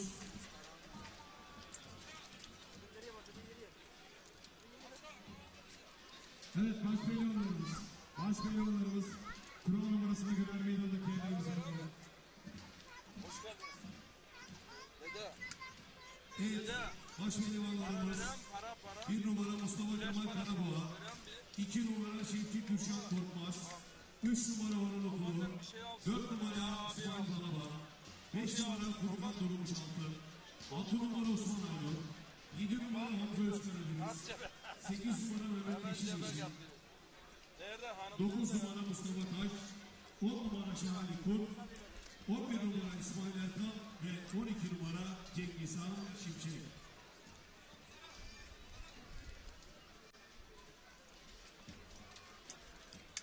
Hadi babandanın yanına.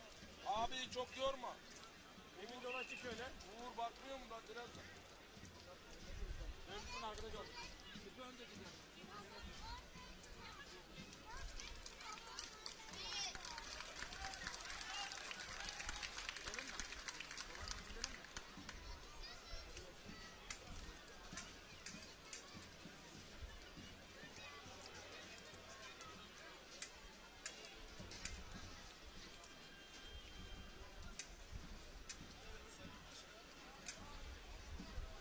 Veteran. Değerli güreş severler, kıymetli konuklarımız, 8. geleneksel Büyük Aksu Yağlı Pehlivan güreşlerinde baş pehlivanlık boyunda 3. tur müsabakası. Antalya Aksu'da faaliyet gösteren meşhur köfteci Cihan adına güreş yapıyor. Yine bugün burada Çetin Turizm Taşımacı'nın Sayın İrfan Çetin ve İlhan Çetin kardeşler adına güreş yapıyor. Mustafa Kemal Karaboğa. Yasa büyük boyda bağlama saati. Antalya Muratpaşa Belediye Başkanımız Avukat Sayın Ümit Uysal'ın pehlivanı. Bugün burada MD Harbiya İnşaat Çankırı'dan Ercan Korgun. Kurulu Başkanımız Teşekkür ediyoruz Recep Tosun demiş. Güreşi çok güzel anlatıyorsun sayende. Televizyonda en başa aldım Ekin Türk TV demiş. yılları Tarihi Kırpınar baş pehlivanı.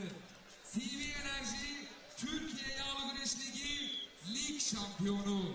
Orhan Okulu Antalya Kumluca. Osman Küyük Ankara'dan sevgiler, tüm güreşlerimize başarılar demiş.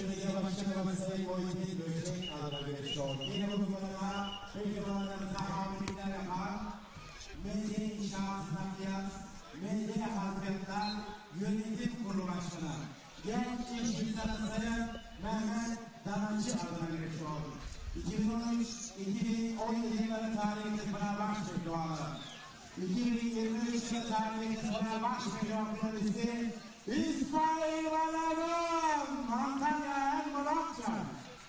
Antalya Konyaaltı Belediye Başkanımız Sayın Avukat Semih Esen adına güreş yapıyor. Furkan Durmuş Altın Antalya Korkuteli Taşkesi'ydi. Antalya Büyükşehir Belediye Başkanımız Sayın Muhittin Ölçek adına görüşüyor. Yine bugün burada Korkut Sarımları sahibi genç iş adamı Sayın Süleyman Altan adına görüşüyor. Aslı Resti Antalya Aksu Mandıralı 2006 yılı tarihinde Fenerbahçe Pehlivanı 10 yılı Osman Aydın Antalya Aksu. MCM Özpınar Spor Kulübü Yönetim Kurulu Başkanımız Sayın Mehmet Özpınar'ın pehlivanı. Bugün burada Antalya Aksulu İş Adamı Sayın Mehmet Gök adına güreş yapıyor. Kürşat Şevki Korkmaz Antalya Seri. Kocaeli Başiskele Belediye Başkanımız Sayın Mehmet Yasin Özgür'ün pehlivanı. Bugün burada Antalya Aksulu İş Adamı Sayın Durmuş Görünler adına güreş yapıyor. Hamza Özkaradeniz, Kocaeli. Balıkesir Büyükşehir Belediye Başkanı Sayın İlhan Yılmaz adına geçiyor. Yine bugün burada 15 Ekim tarihlerinde tüm güreşler halkımızı sevip kardinal meydanına davet eden Belediye Parti Belediye Kurulu Yönetim Kurulu Başkanı Ankara Zeytin Dağıtı Ünvan Güreşi Güreş Ağamız Sayın Veli Demir adına geçiyor. 2009-2010 yılları tarihi Pınar Başpehlivanı. 2023 yılı tarihi Pınar Başpehlivanı üçüncüsü Aslı. Nesli Antalya. Aksu Karaözü. Mehmet Yeşil. Antalya Büyükşehir Belediye Başkanımız Sayın Muhittin Böcek Beyefendi adına güreş yapıyor. Yine bugün burada Antalya'da faaliyet gösteren Bülbül firmalarının sahibi Metin ve Erdem Bülbül adına güreş yapıyor. Şahane Küm Antalya Krakuteli Yeşil Yayla. Antalya Büyükşehir Belediye Başkanımız Sayın Muhittin Böcek'in pehlivanı. Bugün burada MD Hafriyat İnşaat ve Petrolleri Yönetim Kurulu Başkanımız genç iş adamı Sayın Mehmet Danacı adına güreş yapıyor. 2022 yılı Tarihi Pınar Baş Pehlivanı Mustafa Taş, Sinan Dura. Küçük orta, küçük boyda puanlama saati. Antalya Kemer Belediye Başkanı Sayın Necati Topaloğlu adına güreş yapıyor. Aynı zamanda Kemer'de faaliyet gösteren pehlivanlarımıza hamilelik, abilik, ağalık yapan değerli iş adamı Sayın Tuncer Tosun adına güreş yapıyor. İsmail Erkal, Antalya Kemer. Küçük orta, büyük boyda puanlama saati. Antalya döşeme altında faaliyet gösteren Aydın balık ağlarının sahibi Ercan Korgun, akşamları da güreşlerin tekrarını yayınlarsanız çok seviniriz demiş. Tabii ki yayın planlamamızda bunları yapacağız ileriki haftalarda. Merak etmeyin. Boşuna güreşin kalbi Ekin Türk TV demiyoruz. Bütün Aksullar adına güreş yapıyor kendisi. Aynı zamanda Aksulların eniştesi. Şöyle coşkulu bir alkış istiyorum. Cengizhan Şimşek, Antalya, Serik Gümüş. Ne olursa ol, yine gel diyen Hazreti Mevlana'yız biz. Cüssesine rağmen kıran kırana güreşler yapan Recep Gürbüz'üz biz. Maneleriyle tüm tribünleri ayağa kaldıran Pele Mehmet'iz biz. Ben sporcunun zeki, çevik, aynı zamanda ahlaklısını severim diyen Mustafa Kemal Atatürk'üz biz. Türkoğlu Türk'üz biz. Allah Allah, illallah, Muhammedur Resulullah. Baş pehlivanlarımıza 3. turda alkışlarla diyelim maşallah. Haydi aslanlar, Allah ferman versin. Evet değerli güreş severler, bir kez daha Allah Allah nidaları yükseldi. Antalya Aksuer Meydanı'nda baş pehlivanlar özelinde 4 baş pehlivan direkt çeyrek finale yükseldiler. Mustafa Taş, İsmail Erkal, Şahli Kurt, Cengizhan Şimşek ve 4 çift baş pehlivan kol bağlayıp güreş tutacaklar. Mustafa Kemal Karaboğa, Kürşat Şevki Korkmaz'la, Orhan Okulu İsmail Balaban'la, Furkan Durmuş Altın Osman Aynur'la, Hamza Özkaradeniz, Mehmet Yeşil'le kapışacaklar. Antalya Aksuer Meydanı'nda değerli güreş severler.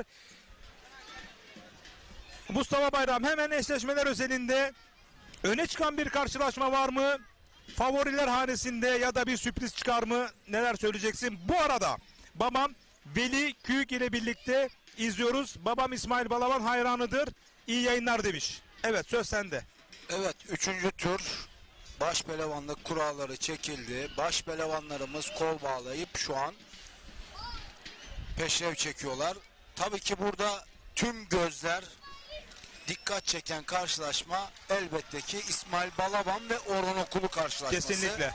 Kesinlikle pür dikkat Orhan Okulu İsmail Balaban karşılaşmasında olacağız. Zaten 8 baş pehlivanımız güreşecek. İnşallah dörtlü pencerede tüm baş pehlivanlarımızı izleme imkanı bulacağız. Diğer 4 baş pehlivanımız da tur atladı.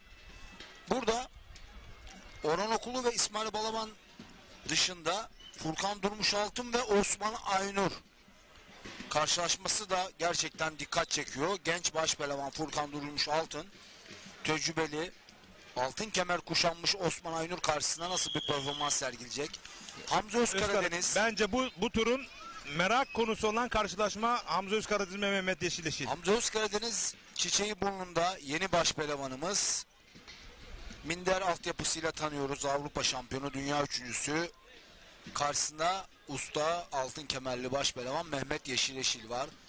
Hem yağlı güreş anlamında hem minder anlamında her iki güreşte de kalitesi üst düzeyde olan baş pehlivanımız Mehmet Yeşileşil.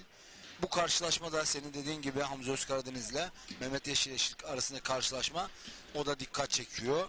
Yani Orhan Okulu ve İsmail Balaban'dan sonraki gerçekten gözlerim Hamza Özkaradeniz ve Mehmet Yeşileşil'de olacak. Hiç kuşkusuz. Evet. Furkan Durmuşaltın, Osman Aynur aynı şekilde. Mustafa Kemal Karaboğa, usta baş pehlivan, genç baş pehlivan, bu senenin, geçen senenin gerçekten formda yükseliş yapan, yükselişe geçen Kürşat Şevki Korkmaz'la. Şu anda da ekranlarda. Evet, Kürşat Şevki Korkmaz'la karşılaşacak. Yani burada Kürşat Şevki Korkmaz ayağa kaymazsa yani bir herhangi bir sonuçta bu yağlı güreş. Yani sen mutlak favori olarak görüyorsun. Yani burada tabii ki Kürşat Şevki Korkmaz'ı usta baş pehlivan Mustafa Kemal Karaboğa karşısında biraz daha. Furkan Durmuşaltın Osman Aynur mücadelesinde kim daha bir adım önde şimdi sence? Tabii ki Furkan Durmuşaltın genç baş pehlivan, gerçekten bu sene performansı üst düzeyde ama karşısında Osman Aynur gibi hırslı, azimli, inatçı ve savaşçı bir baş pehlivan var. Yani bu karşılaşma hiç kolay değil. Hamza Özkaradeniz Mehmet Yeşileşil mücadelesinde Hamza Özkaradeniz kariyeri adına önemli bir sınav verecek. Kendi saha serisi önünde güreşen Mehmet Yeşileşil ile kapışacak. Geçen yıl ve bu yıl tarihinde Kırkpınar'ın adeta seyrini değiştiren bir baş pehlivan Mehmet Yeşileşil. Bakalım genç baş pehlivan Hamza Özkaradeniz mücadelesinde neler yaşanacak? Biz de merakla ve heyecanla bekliyoruz.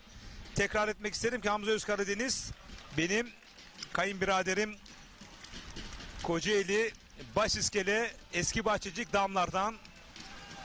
Onun bu yıl baş pehlivanlığa göz kırpacağını daha yıl başında yapmış olduğum paylaşımda dile getirmiştim. Bu benim öngörümdü. Çok şükür ki Hamza Özkaradeniz CV Enerji Yağlı Güreş Ligi'nde toplamış olduğu puanlarla zirvede tamamladı ve baş pehlivanlıkta güreşme hakkını elde etti.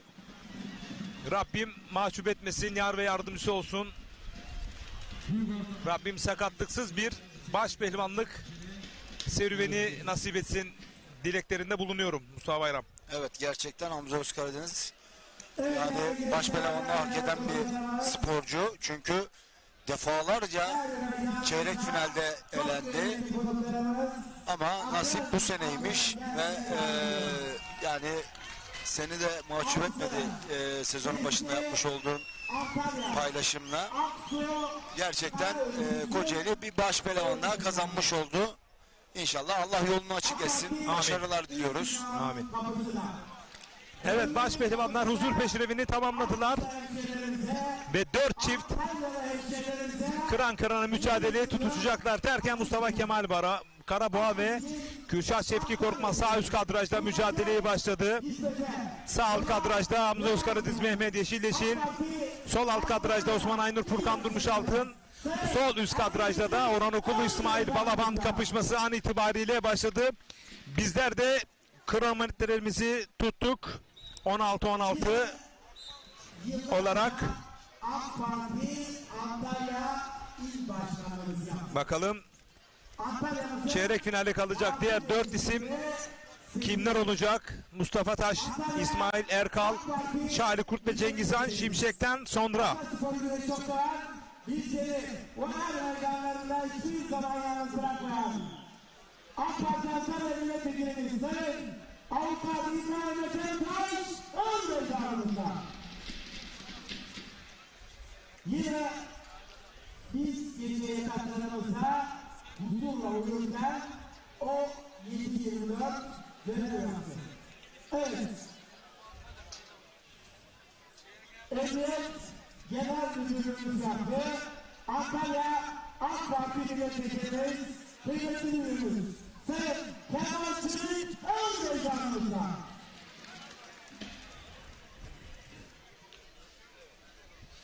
Evet yine Aksu Orhan Okulu ve İsmail Balaban mücadelesi o her zaman beklenildiğinin dışında daha stabil başladı. O elenseler, tırpanlar, o sağduyulu iki baş pehlivanımız da daha dikkatli, daha itidalli.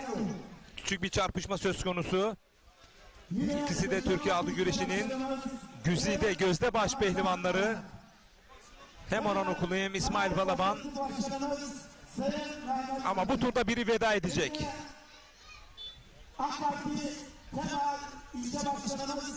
Hafif karşılıklı elenseler söz konusu. Orhan Okulu ve İsmail Balaban özelinde. 25 yıldır hizmet yapan 663, 667, 668, 669. tarihi el balı güreşleri 6 kenarlı güreş almış Sayın Muhammed Akbel Hocamızda.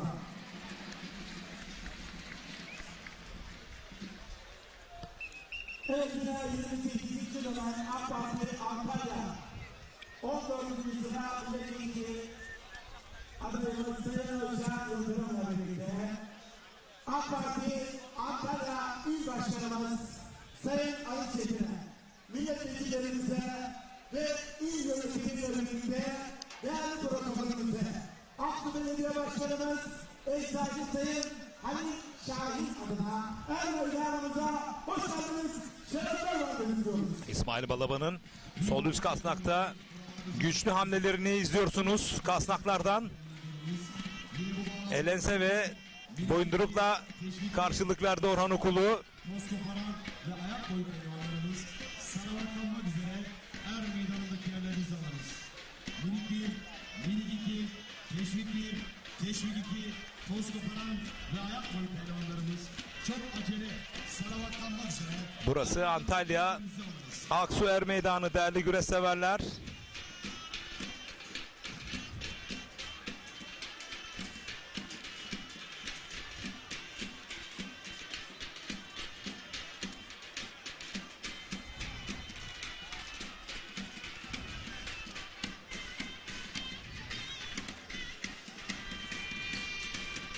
Evet, minik 1, minik 2, teşvik 1, teşvik 2 boyunlu zamanları. Selavatlanmak üzere çok acele er meydanına.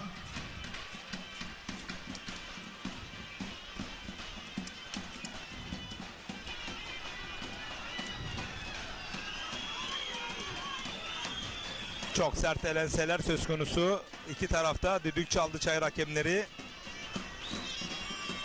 Bu arada güreşin hakkını verenler sosyal medya portalında. Gülen taraf kim olur? Yorumlarını bekliyor şu anda. Salih Kaya sağ üst kadrajda. Mustafa Kemal Karabağ, Kürşat Şefki Korkmaz mücadelesi. Sol alt kadrajda Furkan Durmuşaltın, Osman Aynur kapışması. Sağ alt kadrajda Hamza Özkaradeniz Mehmet, yeşil kapışması. Yine boyundurukta karşılık verdi Orhan Okulu. Sürüyor şu anda İsmail Balaban'ı.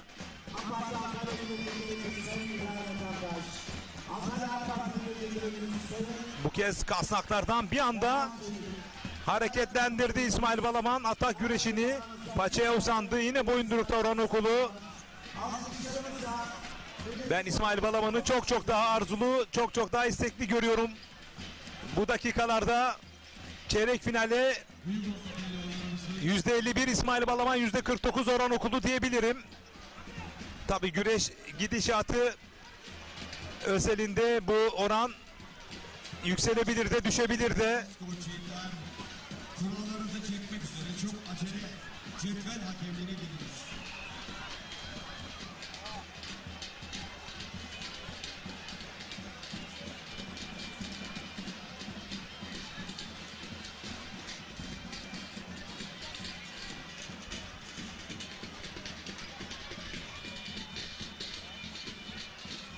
Erkan, Avcılar. Minik 1, minik 2, teşvik 1 ve teşvik 2 boyu pehlivanları selavatlanmak üzere çok acele Ermeycan'da. Minik 1 boyu pehlivanları. Minik 1, minik 2 boyu pehlivanları. Sağ üst kadrajda Kürşat Şevki Korkmaz'ın bastırdığını gözlemliyoruz. Mustafa Kemal Karaboğa'yı.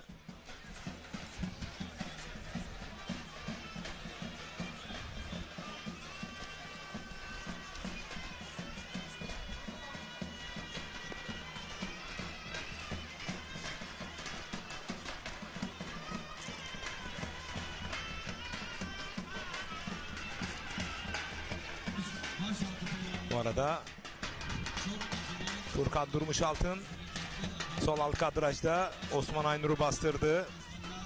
Çok acele kurallar için cetvel hakemliğine gidiyoruz.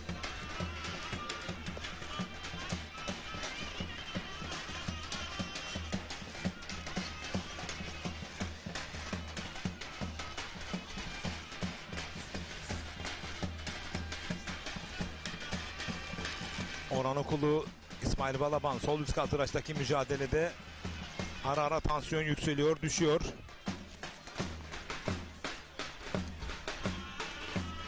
Çankırı'dan Ercan Korgun iyi yayınlar diliyor. Evet, teşvik 1, teşvik 2. Sunumun önemini ortaya koymuş. Tabii ki doğru, yalın ve sade anlatım çok önemli. Oyunları tam anlamıyla doğru telaffuz etmek ve gelecek nesillere de doğru aktarmak durumundayız. Evet, Avcılar. Güreş anlatıcıları olarak. Saygıdeğer güreş severler, değerli konuklarımız. Bugün Allah'ın izniyle 8.'si yapılan Aksu geleneksel büyük yağlı pehlivan güreşlerinde minik 1 boyu yarı final. Yörükoğlu Motorstar sahibi iş adamı Sayın Bilal Yılmaz adına güreş yapıyor. Aynı zamanda Evet. Usta Halil Şahin, Orman adına güreş yapıyor. Antalya Aksu Belediye Başkanımız protokolü ağırladı misafirlerini.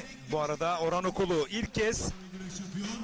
birbirlerini bastırdılar İsmail Balaban'la yapmış olduğu mücadelede. Abdullah Tıraş, Mücadele kulenin önüne kadar geldi. Sedik Davulcular. Bu hakemi istemiyorum dedi İsmail Balaban. 28 numaralı hakemin güreşi yönetmemesini, değiştirilmesini ısrarla Güreş yapıyor.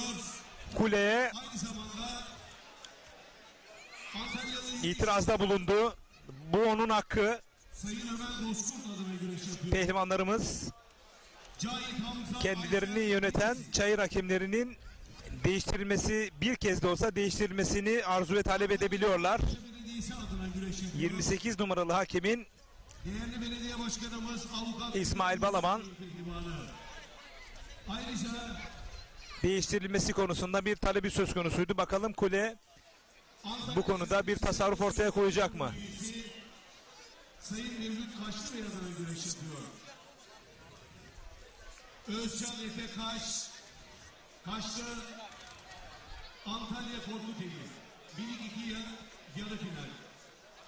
Antalya Kaş Belediye Başkanımız Sayın Mutlu Ulutaş adına güreş yapıyor. Kaş Milliyetçi Hareket Partisi Evet. Başkanı Sayın Cemil Kolak adına da güreş yapıyor. Süleyman Tufan Antalya Kaş. Mücadeleyi 3 numaralı çayır hakemi Adil Dede yönetecek. Senik Gençlik Merkezi'nin pehlivanı aynı zamanda Antalya'da faaliyet gösteren Osmanlı Tarım Sayın Hasan Ünlü. Çünkü güreş bayağı sert başlamıştı. Oradan bu arada Kürşat Şevki Korkmaz bir anda sağ eli kasnakta, sol ayağıyla da çangalı taktı ama bir sakatlığı söz konusu. Kürşat Şevki Korkmaz'ın Yusuf Sayıcı, MCM Özparlar Spor Kulübü'nün baş pehlivanı Kürşat Şevki Korkmaz. Benim de 30 yıllık kadim dostum Atınç Korkmaz'ın mahtumu. başaran traktörler sahibi iş adamı Evet, sol üst kadrajda Orhan Okulu ve İsmail Balaban mücadelesi kaldığı yerden devam edecek. Sence neler yaşandı Mustafa Bayram? Orada bir gerginlik söz konusuydu. İsmail Balaban'ın meydan hakemini istememesi durumu oldu. Kule hakemi de bu isteği reddetmedi ve 28 numaralı hakemi bu maçtan alarak Mehmet Eren'i bu maça atadılar. Başlarında Adil Dede ile beraber iki meydan hakemi şu an maçı yönetiyorlar. Maç tabi biraz maç demeyelim, güreş diyelim, biraz sert geçiyor. İsmail Balaban ve Orhan Okulu arasındaki güreş. 15 Ekim 2023 Pazar günü tüm güreşler adımızı Pehlivanlar Diyarı Silik Kadriye Er Meydanı'na Orhan Okulu ve İsmail Balaban da her ikisi de elenseli güreşi tercih ediyorlar. saygıdeğer güreş severler, değerli konuklarımız. Hareketli bir güreş. Boyu yarı final. Gemle Belediye Başkanı Sayın Gülsün Cengiz adına güreş yapıyor. Aynı zamanda Gemle'de faaliyet gösteren Günün sonunda Orhan Okulu mu yoksa İsmail Balaban mı kazanan olacak? adına güreş yapıyor. Yiğit Davut, Antalya Devre Çevreli Köyü. İsmail Balaban biraz daha istekli ve arzulu güreşi var. Sayın Adem Açar Bey adına güreş yapıyor. Kemal Enes Önder, Antalya Kurtuluş'a. Karayolu İnşaat'tan sahibi iş adamı. Sağ pencerede, sağ üst pencerede Mustafa Kemal Karaboğa, Kürşat Şevki Korkmaz'ı izliyoruz. Mustafa Başpehlivan, Mustafa Kemal Karaboğa oyun arayışları içerisinde. Sağ alt köşede Hamza Özkaradeniz, Mehmet Yeşil müsabakası da karşılaşması. Muhtemelen puanlama olur diye düşünüyorum bu karşılaşma.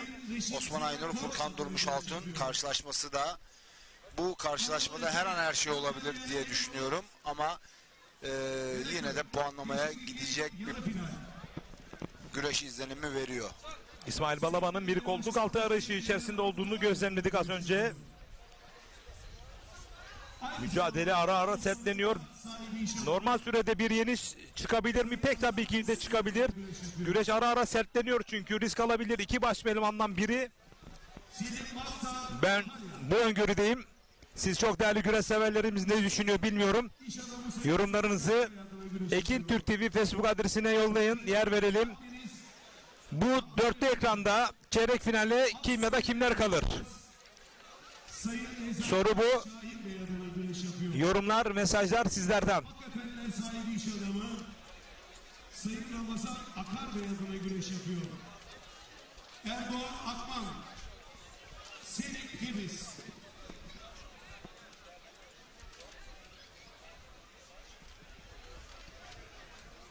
Antalya Döşemaltı Belediye Başkanımız Sayın Sol alt kadrajda Osman Aynur'un da baskısı söz konusu. Sağ alt kadrajda Hamza Özkaradeniz, Mehmet Yeşil'in mücadelesi çok daha stabil geçiyor. Mustafa Bayram'a katılıyorum. Çok ekstrem bir durum olmasa puanlamaya doğru evrilecek bu güreş. Muhtemelen. Orhan Okulu ve İsmail Balaban mücadelesi de sol üst kadrajda. Ara ara sertleşiyor, ara ara birbirlerini bastırıyorlar. Ama risk alacakları o açıları henüz ortaya koyamadı iki baş pehlivan da. Sağ üst kadrajda Mustafa Kemal Karaboğa ve Kürşat Şevki Korkmaz mücadelesi yerde devam ediyor. Bir arada iç kazık tam beline girdi, kaçırdı. İsmail Balaban'ın daha arzulu, daha istekli olduğunu ifade etmiştim. Bu arada sağ üst kadrajda bir künde kılçık pozisyonu değerli güreş severler. Sağ üst kadrajda her an bir künde kılçık gelebilir. Kürşat Şevki Korkmaz kılçığı doldurdu. Buradan künde atmak isteyecek Mustafa Kemal Karaboğa ama muhtemelen kılçık oyununu vazgeçti. Kündeden vazgeçince kılçık oyunu da otomatikmen boşalmış oldu değerli güreş severler. Halbuki kılçığa yatsa orada muhtemelen yeniş olur diye Ve koltuk altından İsmail Balaban da bastırdı.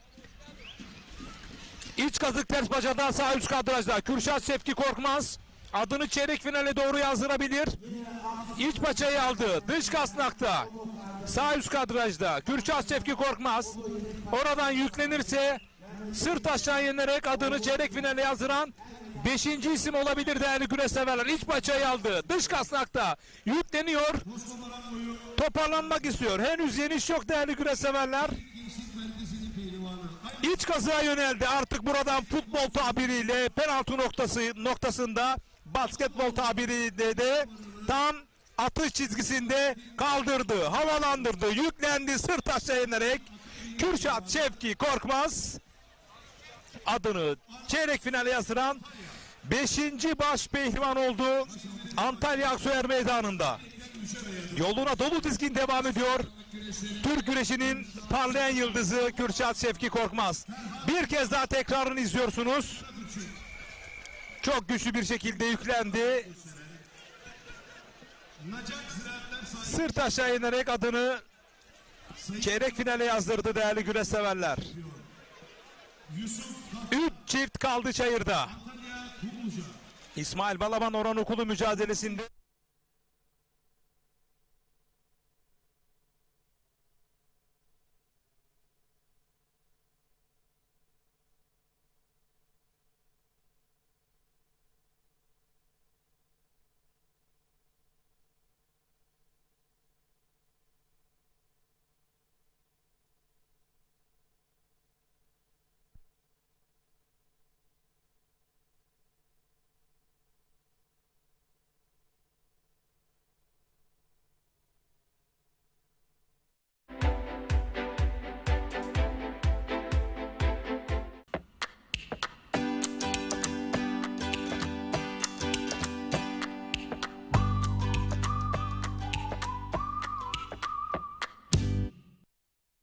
Bereketli tarlalardan lezzetli sofralara bir yağ ayçiçek yağı ve Birma margarin. Türkiye'nin en büyük ayçiçek yağı üreticisi Trakya Birlik'ten.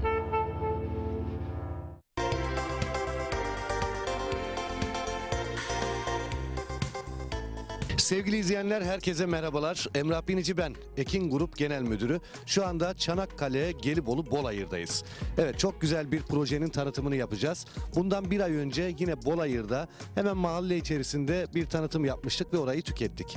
Herkes çok güzel beğendi, talebi çok iyiydi ve o yüzden çok kısa bir zamanda bitti. Şimdi yine Bolayır'dayız. Yine ikinci projemiz ve bu projede de elektrik mevcut, su mevcut, kanalizasyon mevcut ve ana yolun hemen kenarında. Bakın şöyle gösterdiğim zaman burası arazimize giriş yolu. Yolun kenarındayız ve hemen yanı başında Gözdekent sitesi var. Yani sitenin hemen yanında imarlı bir projeden bahsediyoruz. Temelden 40 metrekare oturum var. 2 kat imarlı. Şu anda buraya bungalov evlerinizi yapabilirsiniz. Prefabrik koyabilirsiniz. Etrafını çevirebilirsiniz ve arazinin tamamı şu anda çevrili bir vaziyette. Parselasyonu tamam. Haritamız mevcut. Siz sadece istediğiniz yeri beğenin, yeterli. Hemen tapunuzu alabiliyorsunuz.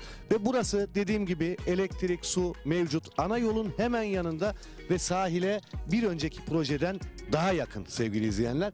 Buradan çıplak gözle arazimizden denizi görebiliyorsunuz ve buradan biraz sonra denize gideceğiz. Oradan da bir anlatım yapacağım ben sizlere. Denize buradan yürüme mesafesi, yani yürüyerek 5 dakikayla, arabayla da 1-2 dakika içerisinde hemen sahilde olabiliyoruz ve sahil Saros Körfezi. Bakın burası çok önemli. Saros Körfezi kendi kendini temizleyen bir özelliğe sahip. Yani deniz pırıl pırıl. Yazın geleceksiniz. Burada böyle 2 katlı bir villanız olacak ve buradan yürüyerek dahi gidebileceğiniz bir sahil konumu var. Sahile gideceksiniz. Çoluk çocuğunuzla birlikte güzel bir yaz tatili yapacaksınız. Böyle başka yerlere gitmeye gerek yok. İstanbul'dan araçla 2 saatte arazinin başına kadar gelebiliyoruz. Otobandan çıkıyorsunuz. Hiçbir trafik derdi olmadan buraya ulaşabiliyorsunuz. 205 metrekare buradaki parsellerimiz. Tamamı imarlı olup ve temelden 40 metrekare oturum var. 2 katta inşaat yapabiliyorsunuz. Ama şu anda dediğim gibi bungalov ev veya prefabrik koyabilirsiniz. Ve tekrar ediyorum, sahile çok yakın. Hemen telefon numaramızı veriyorum. 0212 486 39 0 0212 486 39 Haftanın her günü servisimiz mevcut. Burayı değerlendirin. Ekran altında numaramız var. Ekran altında fiyatımız mevcut ve bu fiyatlarda geçici süre için geçerli. Bunu da özellikle belirtiyorum. Çünkü gerçekten çok büyük talep var. Buralarda yer bulmak da çok zor. Hemen yanı başımız zaten tamamı imarlı, aynı şekilde arsalar mevcut. Hemen onun yanında görüyorsunuz zaten Datça Gözdekent sitesi var. Burada yaz kış oturanlar var. Burası çok değerli, güzel bir yer. Ana yolun kenarında, hiçbir şekilde ulaşım zorluğunuz yok. Aracınızla geldiğiniz takdirde hiçbir şekilde, dediğim gibi, otobandan çıkıyorsunuz. Hemen otobandan çıktıktan sonra 2-3 dakika içerisinde arazinin başında oluyorsunuz. Güzel bir konum, güzel bir yer, güzel bir fırsat sunuyoruz sizlere. 0212 486 39 0 telefon numaramız. Hemen şimdi arayın. Bu fiyatlar artmadan böyle güzel bir konumda, ana yolun kenarında, tamamen dümdüz bir yerden bahsediyoruz sizlere. Herkesin yeri belli. Gerçekten güzel bir yer. Elektrik direğini görüyorsunuz. Kanalizasyon altyapısı burada ve suda sorun yok. Suyumuz mevcut. Dediğim gibi hemen arka tarafımızda yaklaşık bir 13-15 tane villa var. Burada yazlık olaraktan kullanılan ve sahile de 1 kilometre mesafede, yürüme mesafesinde. Gelin görün buraları. Gerçekten bizlere bir önceki projemizde nasıl dua ettiyseniz bu projede de dua edeceksiniz. Tekrar ediyorum telefon numaramızı: 0212 486 39 0 0212 486 39 0. Yani bir yer sahibi oluyorsunuz, gayrimenkul sahibi oluyorsunuz. Ana yolun hemen yanı. Bakın ben şu anda asfaltın üzerinde duruyorum. Ana yolun yanında. Buraya bakıyorsunuz. Bu yol direkt sahile inen bir yol. Ve hemen yanı başımızda Gözdekent villaları var. Ve arazimizde ana yolun hemen yanında. Bakın böyle yürüdüğüm zaman buradan arazimize giriş yapıyoruz.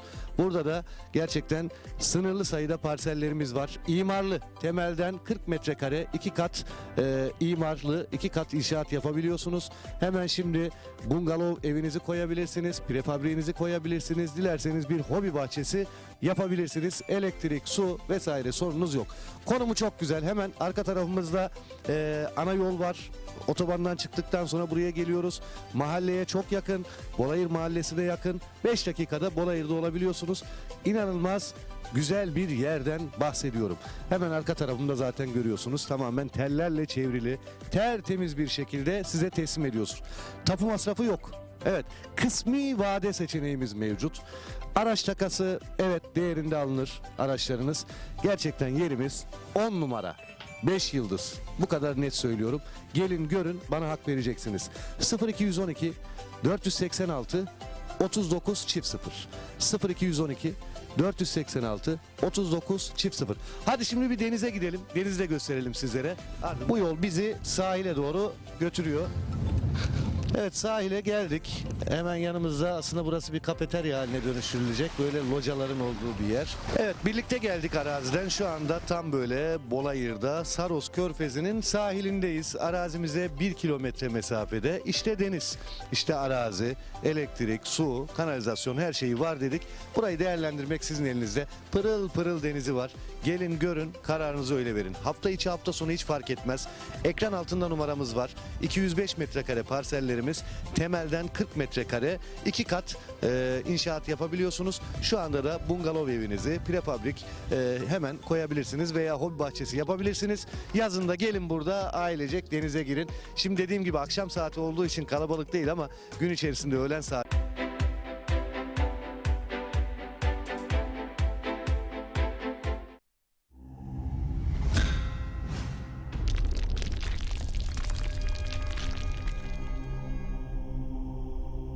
Bizi izlemeye devam edin.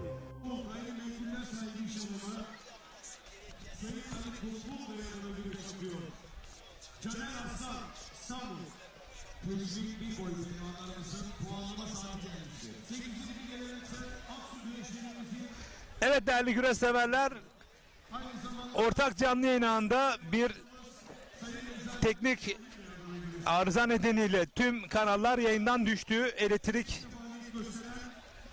kaynaklanan bir arıza nedeniyle tekrar yayınımıza döndük ama her an tekrar gidebilir. Şu anda geçici bir elektrik sağlandı. Orhanokulu İsmail Balaban mücadelesi puanlama süresine geldi. Ertuğrul Dağdeviren, düzeltiyorum, Mehmet Yeşilleşil ve Hamza Özkaradeniz mücadelesi de birazdan puanlama mücadelesi başlayacak. Değerli güreş severler, tamamen evet, Mehmet Yeşilleşil Hamza Özkaradeniz'in sakatlığı nedeniyle çekildi. Geçmiş olsun dileklerinde bulunuyoruz. Mehmet Yeşilleşil çeyrek finalde ve Orhanokulu İsmail Balaban kapışması, puanlama mücadelesi birazdan başlayacak.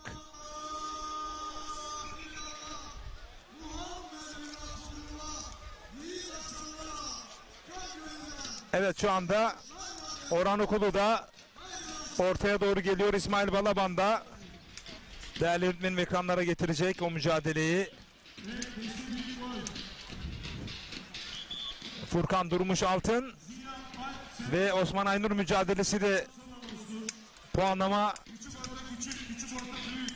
mücadelesi başlayacak. Orhanokulu'nun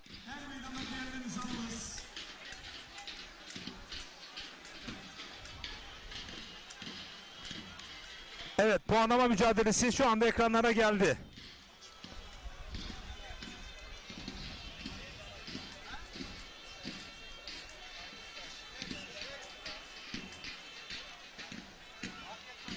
Aynı kadrajda hem Orhanokulu İsmail Balaban hem de Furkan Durmuş Altın, Osman Aynur puanlama mücadelesi ekranlarınızda değerli güreş severler.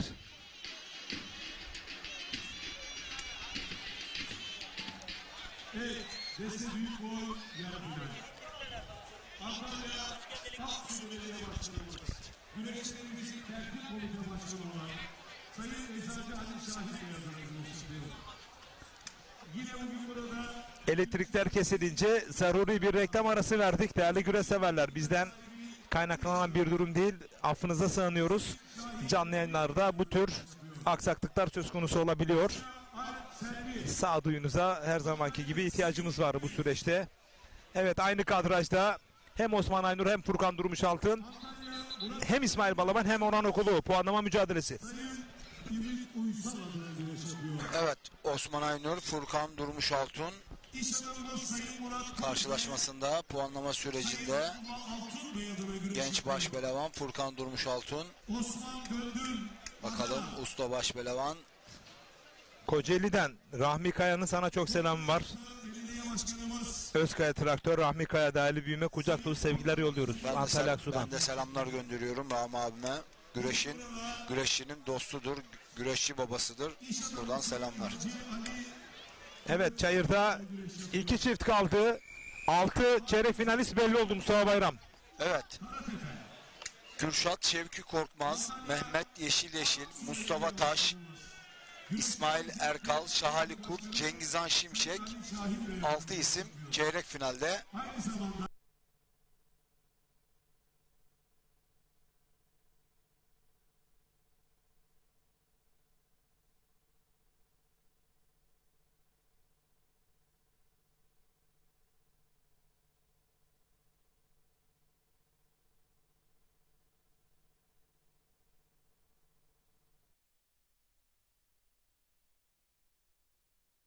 Artık sarılmaz yaranın tek sahibi.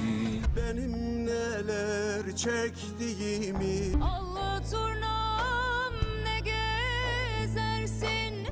Dedim başka yarın var mı? Söyledi yok yok. Sar gelin nasıl bir derttir dermanı yoktur. Bahçe duvarından açtım bir gün, çıkıp gel uzak yollardan.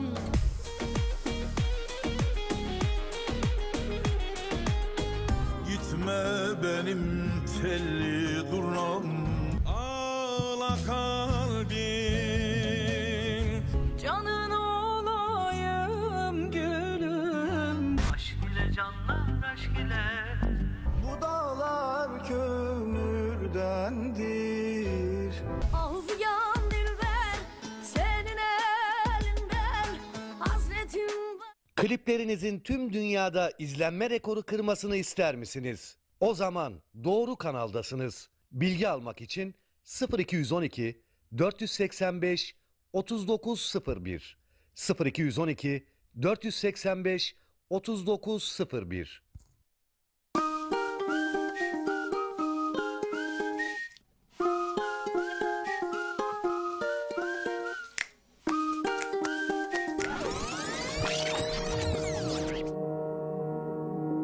Tarihi eserler ve mekanlar tüm vatandaşlarımızın sahibi olduğu ortak değerlerdir. Onları korumak ve gelecek nesillere ulaştırmak hepimizin vatandaşlık görevidir. Kültür varlıklarına verilen her türlü zarar suçtur. Kültür varlıklarımıza sahip çıkalım, bu toprakların değerlerini hep beraber koruyalım.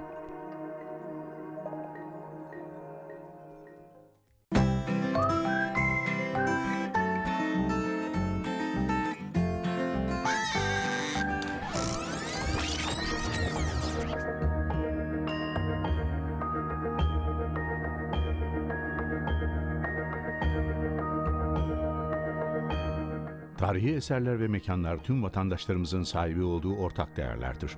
Onları korumak ve gelecek nesillere ulaştırmak hepimizin vatandaşlık görevidir.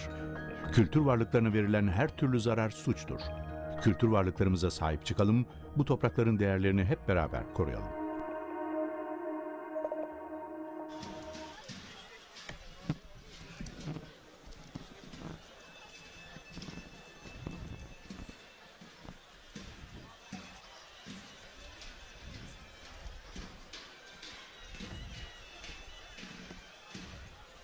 Evet değerli güreş severler, yine aynı teknik bir elektrik arızası nedeniyle kısa bir ara vermek durumundaydık. İsmail Balaban Orhan Okulu'yu puanlamada mağlup etti, adını çeyrek final yazdıran 7. isim oldu. Son isim ekranlarda görmüş olduğunuz Osman Aynur mu yoksa Furkan Durmuş Altın mı değerli güreş severler?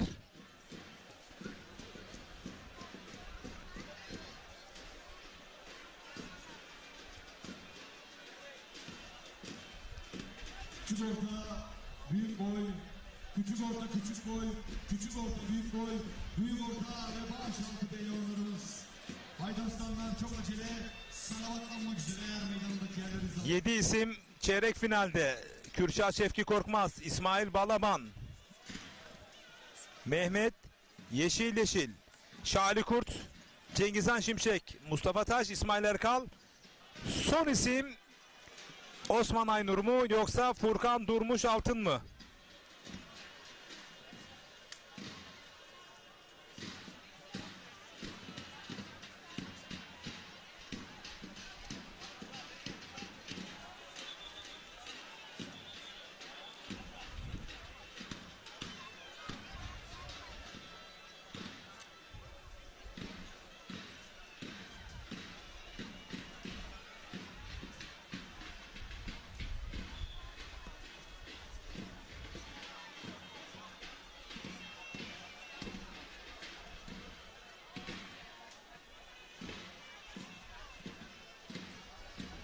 Güreşin kalbi Ekin Türk TV ekranlarındasınız değerli güreş severler.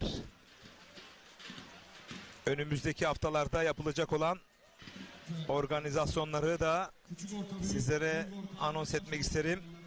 14 Ekim Cumartesi günü Ankara, 15 Ekim Pazar günü Antalya Serik, 22 Ekim Pazar günü Kocaeli Derince İshakçılar Yağlı Pehlivan Güreşleri, 29 Ekim'de Hatay Yaylada ve Çorum Kargı yağlı pehlivan güreşleri ve kapanışı da 12 Kasım Pazar günü Muğla Fethiye Meydanı'ndan yapacağız. Güreşin kalbi Ekin Türk TV olarak.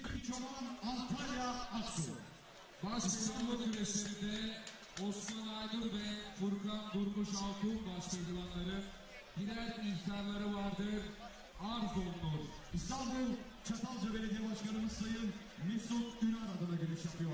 Yine bugün burada Fortis Tarımları sahibi Sayın genç iş adamı Süleyman Bir anda tek almak istedi.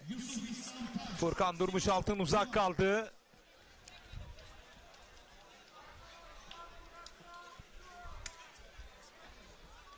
Bezme Tarımlarının sahibi 73 nolu komisyon sayın Tekrar ediyorum. Kürşat Şevki Korkmaz, İsmail Balaban, Mehmet Yeşil, Şalikur, Cengizhan Şimşek, Mustafa Taş, İsmail Erkal. 7 isim çeyrek finaldeler. 8. isim yine tek daldı Furkan Durmuş Altın. Her an bastırabilir. Boyundurukta karşılık verdi, kaçırdı. En iyi olduğu sol ayağına daldı ama kaçırdı. Mustafa Bayram, neler söyleyeceksin? Evet, genç başpehlivan Furkan Durmuş Altun. Evet, tekrar daldı. Ve oyun arayışı içerisinde olan isim Furkan Durmuş Altun. Her an bir sonuç çıkabilir, puan alabilir Furkan Durmuş Altun. Sanırım çayır hakemi bir ihtar ikazına bulundu Osman Aynur'a. Öncesinde her ikisinin de birer ihtarı anons edildi. Ama tabii şu dakikalarda Furkan Durmuş Altun daha aktif, daha saldırgan. Tüm güreş severleri 15 Ekim tarihinde Kadriye Er Meydanı'nda bekleyen Sirt Belediye Başkanımız Sayın Enver Aputkan adına güreş yapıyor. Yine bugün burada Ant Ada sigortalarının sahibi Sayın Hakkı Güler adına güreş yapıyor.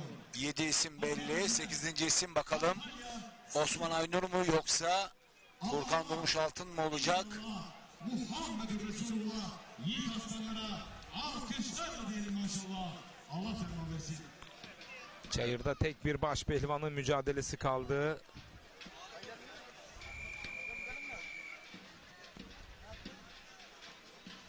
Bu arada küçük orta, küçük boy, küçük orta, büyük boy çeyrek final salınıyor.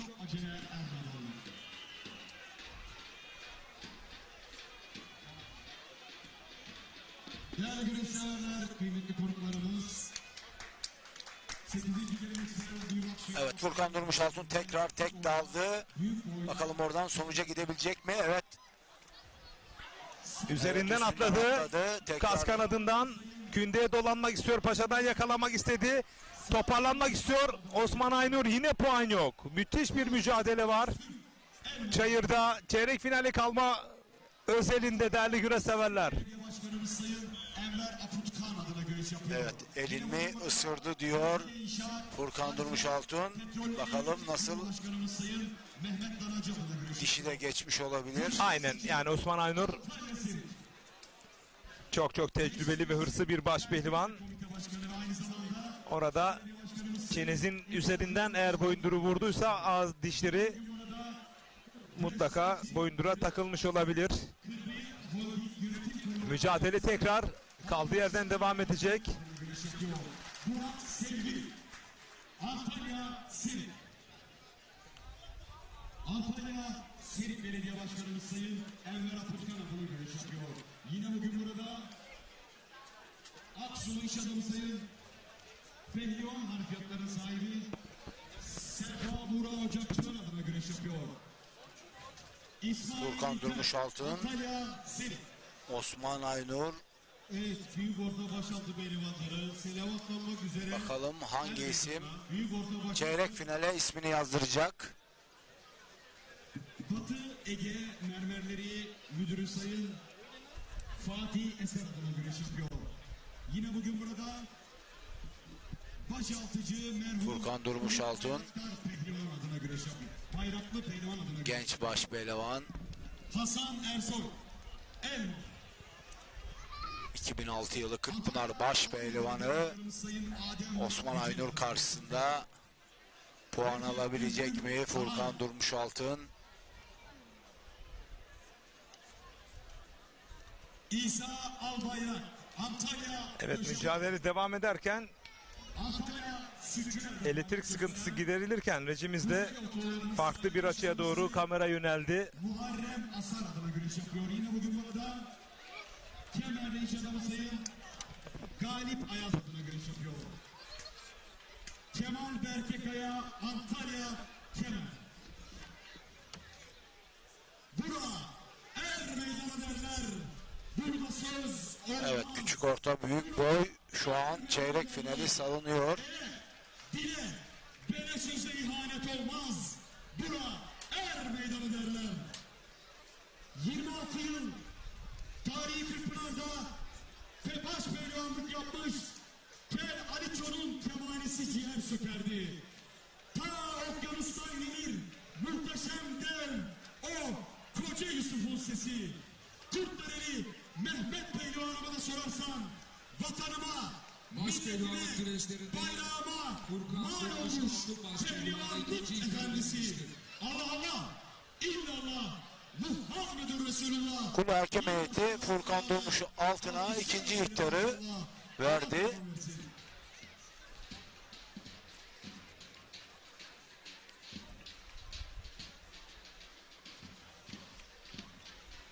Burada pehlivanlarımız, başaltı pehlivanlarımız salavatlanmak üzere er meydanındaki yerlerinize ayrılır. Furkan Durmuş altın biraz daha hareketli olması gerekiyor. İkinci ihtar aldı. Dış kasnağa doğru yöneldi. Osman Aynur kasnaklarını kurtardı Furkan Durmuşaltın. 7 isim değerli güreş severler çeyrek finalde. 8. ismi arıyor. Antalya Aksuer Meydanı'nda.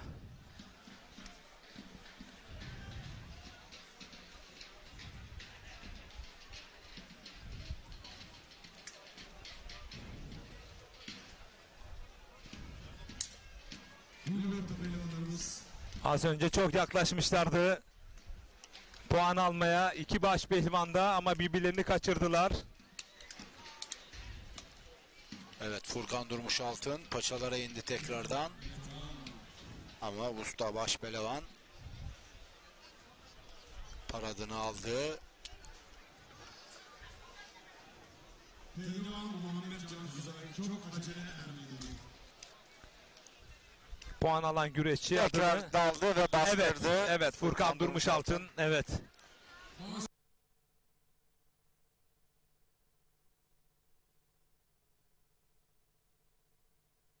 Belli oldu. Furkan Durmuş altın.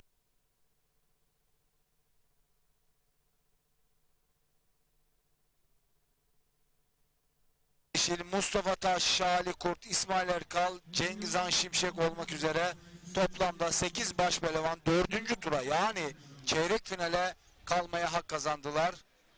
Çeyrek finalde toplamda 8 baş pehlivanımız güreş tutacak. Bu arada Yalova, Altınova'dan beslen unlu mamullerin sahibi Süleyman Arslan bizleri izliyormuş. Buradan kendisine sevgi ve saygılarımızı gönderiyoruz.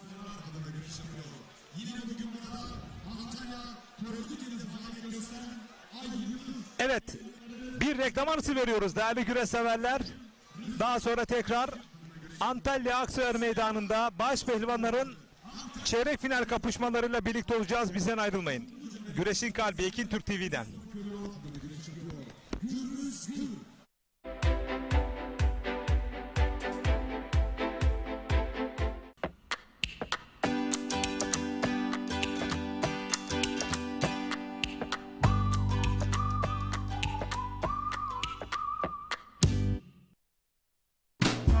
Bereketli tarlalardan lezzetli sofralara bir yağ ayçiçek yağı ve Birma margarin. Türkiye'nin en büyük ayçiçek yağı üreticisi Trakya Birlik'ten.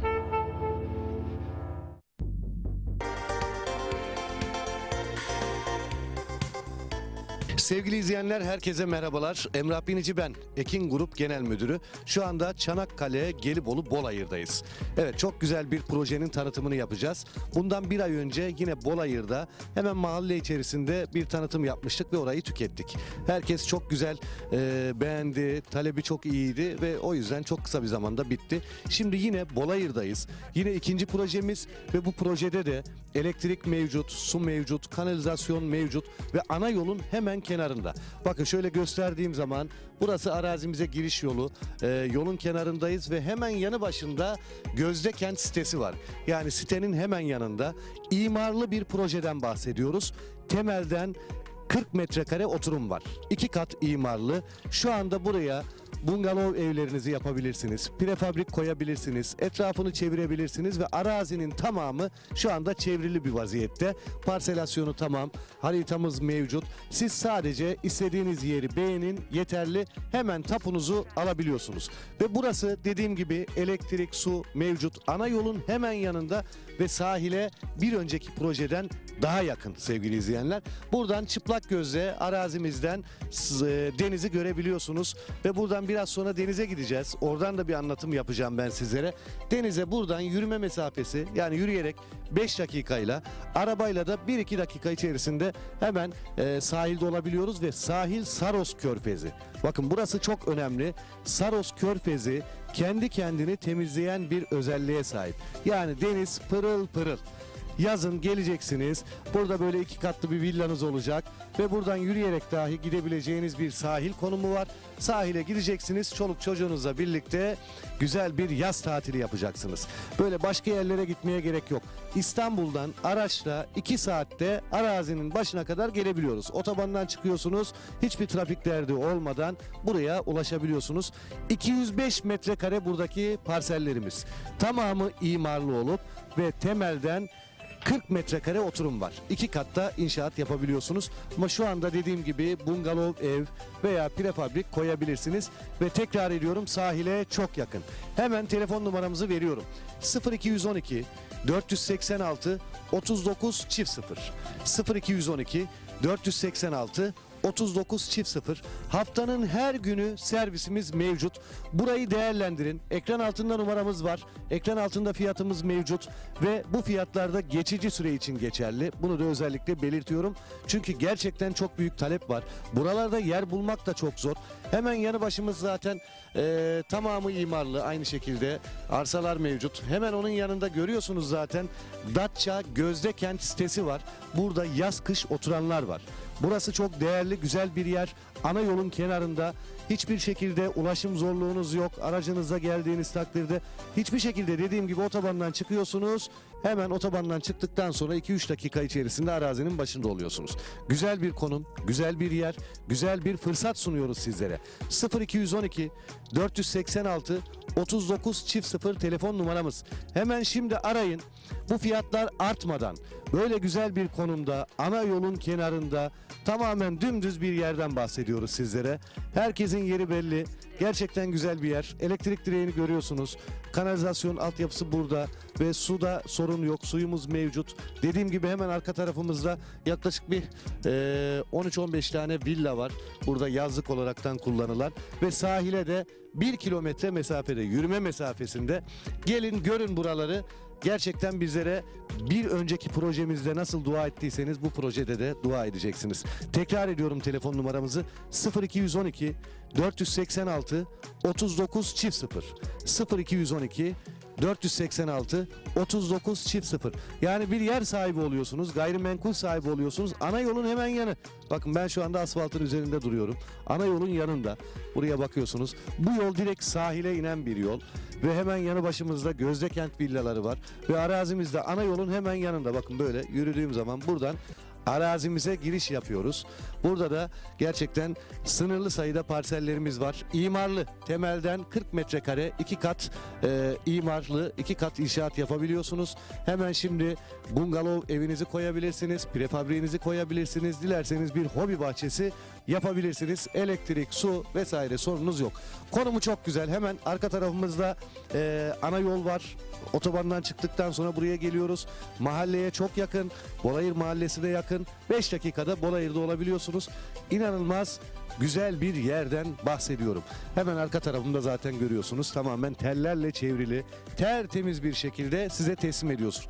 Tapu masrafı yok. Evet, kısmi vade seçeneğimiz mevcut. Araç takası evet değerinde alınır araçlarınız. Gerçekten yerimiz 10 numara. 5 yıldız. Bu kadar net söylüyorum. Gelin görün, bana hak vereceksiniz.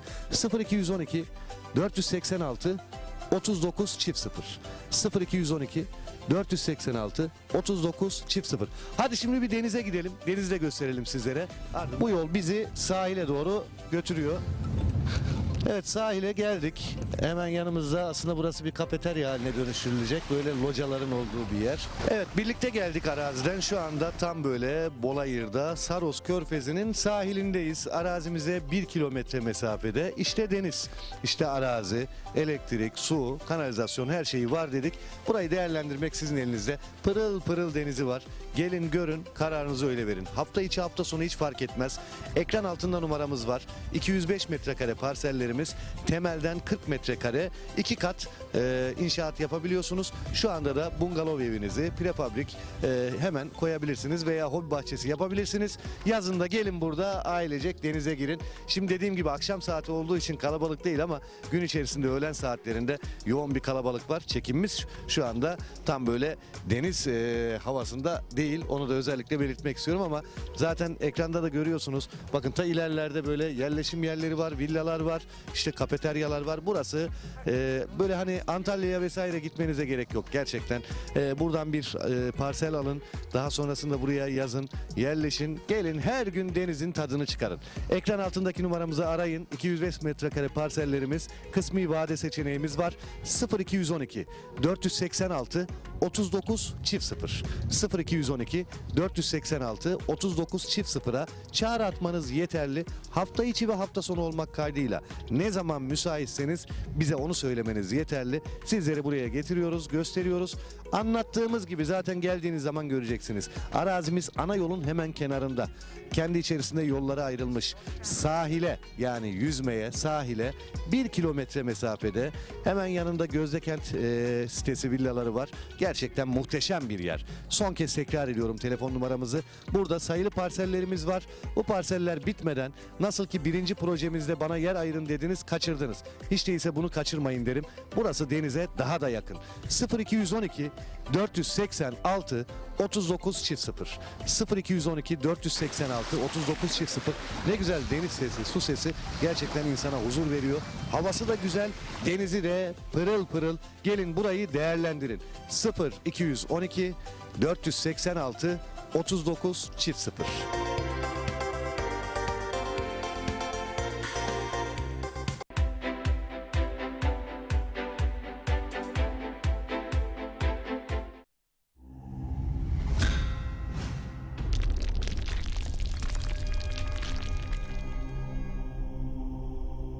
Bizi izlemeye devam edin. Yok şu anda olmaz. Bakayım. Birazdan yok bir yarım saat sonra falan şey yapalım. Ya da kapat. Ya ver. Nereye gidiyorsun? Sular konuşacağım. Dostum gel.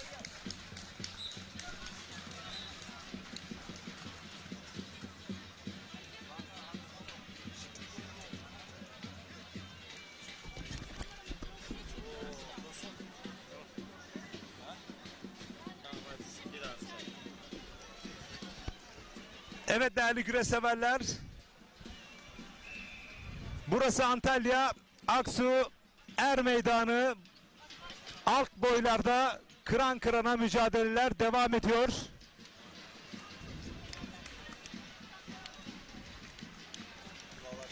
Çeyrek finali Mustafa Bayram bir değerlendirme yapacak kalan isimler özelinde. Evet, 3. tur tamamladık. Bu turda Kürşat Şevki Korkmaz 4. tura yani çeyrek finale kalmaya hak kazandı. İsmail Balaban, Furkan Durmuşaltın, Mehmet Yeşileşil, Mustafa Taş, Şahali Kurt, İsmail Erkal, Cengizhan Şimşek olmak üzere toplamda 8 isim 4. tura yükseldi. Yani çeyrek finalde az sonra kurallar çekilecek. Şu an tüm hazırlıklar tamamlandı. Baş pehlivanlar davet edilecek kura çekimi için. Recep Tosun. Evet. Bakalım kim kimle eşleşecek? Kimler yarı finale kalacak? Bu sorunun cevabını birazdan Güreşin Kalbi Ekin Türk TV ekranlarında bulacaksınız. Yıllarca Antalya'mızda AK Parti il başkanlığımızı yaptı. AK Parti Genel Merkez Teşkilat Başkan Yardımcımız, AK Parti Antalya Milletvekilimiz Avukat Sayın Mustafa Köse her meydanımızda. Evet, ayağının tozuyla çok kıymetli vekilimiz Sayın Mustafa Köse'nin her meydana baş pehlivanlarımızın kura çekimlerine nezaret etmek üzere davetini arz ediyorum.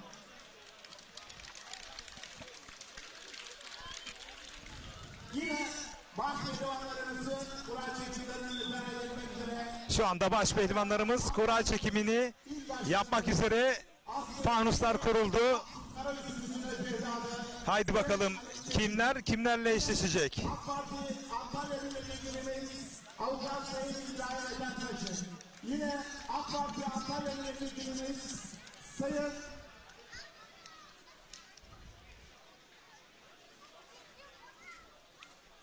Kemal Çiçek. Yine güreşlerimizin tertip komite başkanı aynı zamanda Aksu Belediye Başkanımız Eczacı Sayın Halit Şahin. Ve yine Kırmızı Holding Yönetim Kurulu Başkanı. Aksu Dağlı Pehlivan Güreşleri altın kemerli güreş ağımız Sayın Harun Şahin Kırbıyık. Baş pehlivanlarımızın kura çekimlerini ziyaret etmek üzere her meydandan ayrılmak ediyoruz. Yine Türkiye Geleneksel Güreşler Federasyonu Yönetim Kurulu üyemiz Sayın Bilal Türk.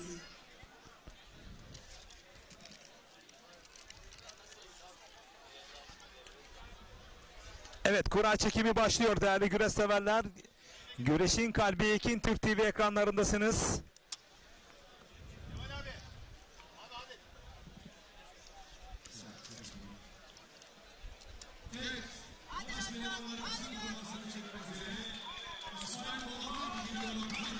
Evet, ilk kurasını İsmail Balaban çekecek. Mustafa Bayram'dan notunu alacak. 667, 668, 669. Tarihi en malı güreşleri altın kemerli güreş ağımız Türkiye Geleneksel Güreşler Federasyonu Onur Kurulu üyemiz Sayın Muammer Akı. Her meydanına davetini arz ediyorum. İsmail Balaban 8 numara. Evet, Mustafa Taş geliyor kurasını çekmek üzere.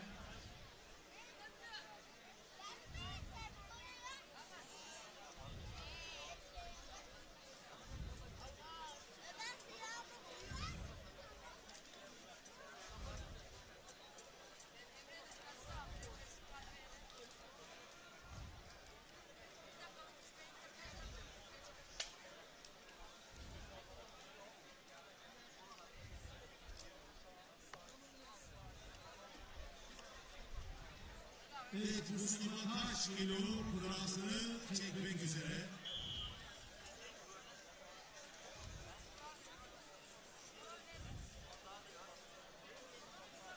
Mustafa Taş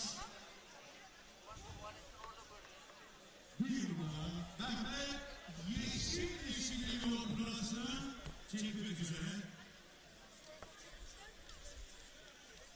Mehmet Yeşil 2 numara. Kürşat Şevki Korkmaz geliyor kurasını çekmek üzere.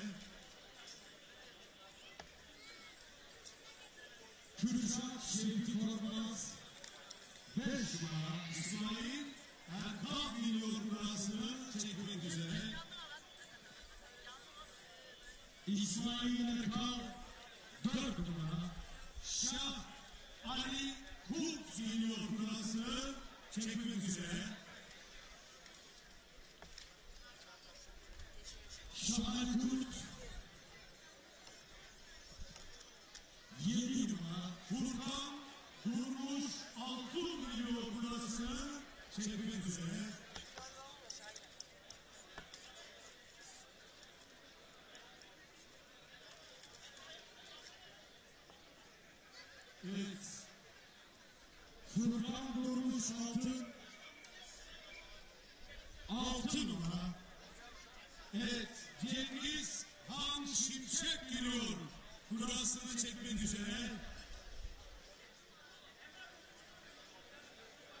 Cengizhan Şimşek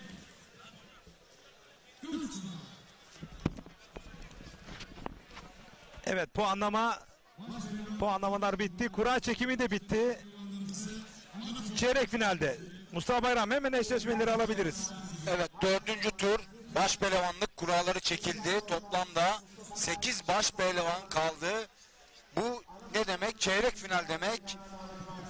1 numara Mustafa Taş, 2 numara Mehmet Yeşileşil, Cengizhan Şimşek, rakibi İsmail Erkal, Kürşat Şevki Korkmaz, rakibi Furkan Durmuş Altın, Şahali Kurt, rakibi İsmail Balaban.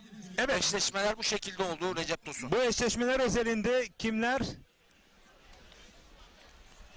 yarı finale kalır, podyuma kimler ayağını atar? Şimdi söz siz değerli güreş severlerde.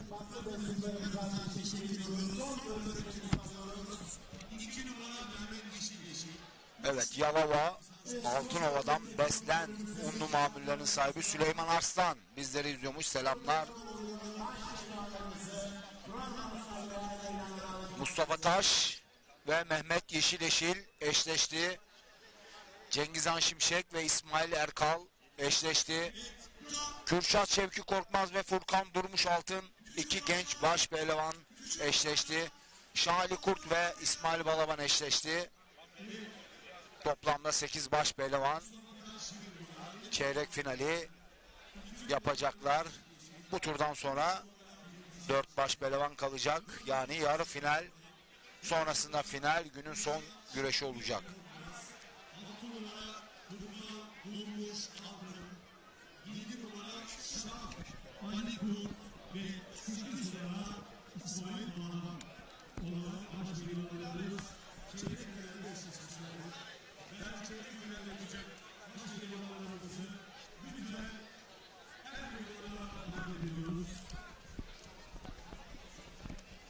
Evet, şu anda yağlanıyor baş pehlivanlarımız.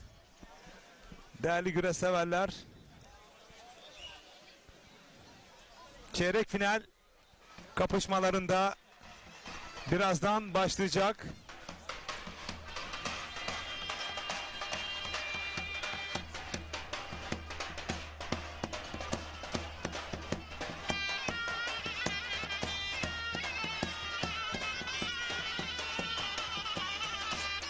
Evet, baş pehlivanlarımız şu an yağlanma sürecindeler. Faruk Güngör finali yeşil yeşil yapar demiş İsmail Balaban'la.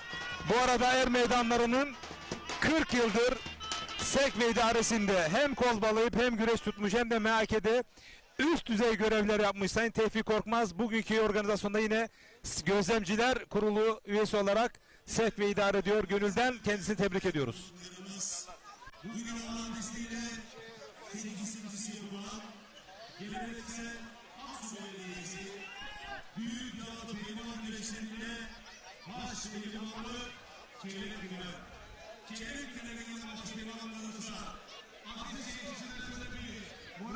Evet, baş pehlivanlarımız salınımlarını yapmak üzere sözü biz cazgırlarımıza bırakıyoruz.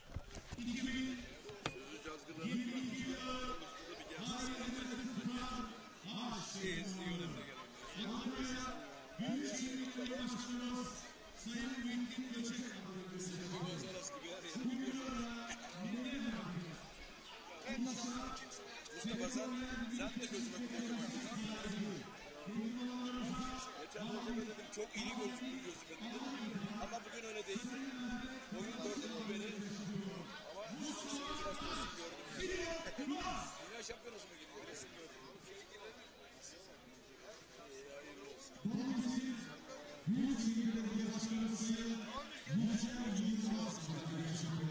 Yine bugün burada Silik güreşlerimizin güreş ağası Veli Demir Otomotiv, Veli Demir Yolları Yönetim Kurulu Başkanı Sayın Veli Demir adına güreş yapıyor. 2009-2010 yılları Tarihi Tıpkılar Baş Pehlivanı. 2023 yılı Tarihi Tıpkılar Baş Pehlivan üçüncüsü.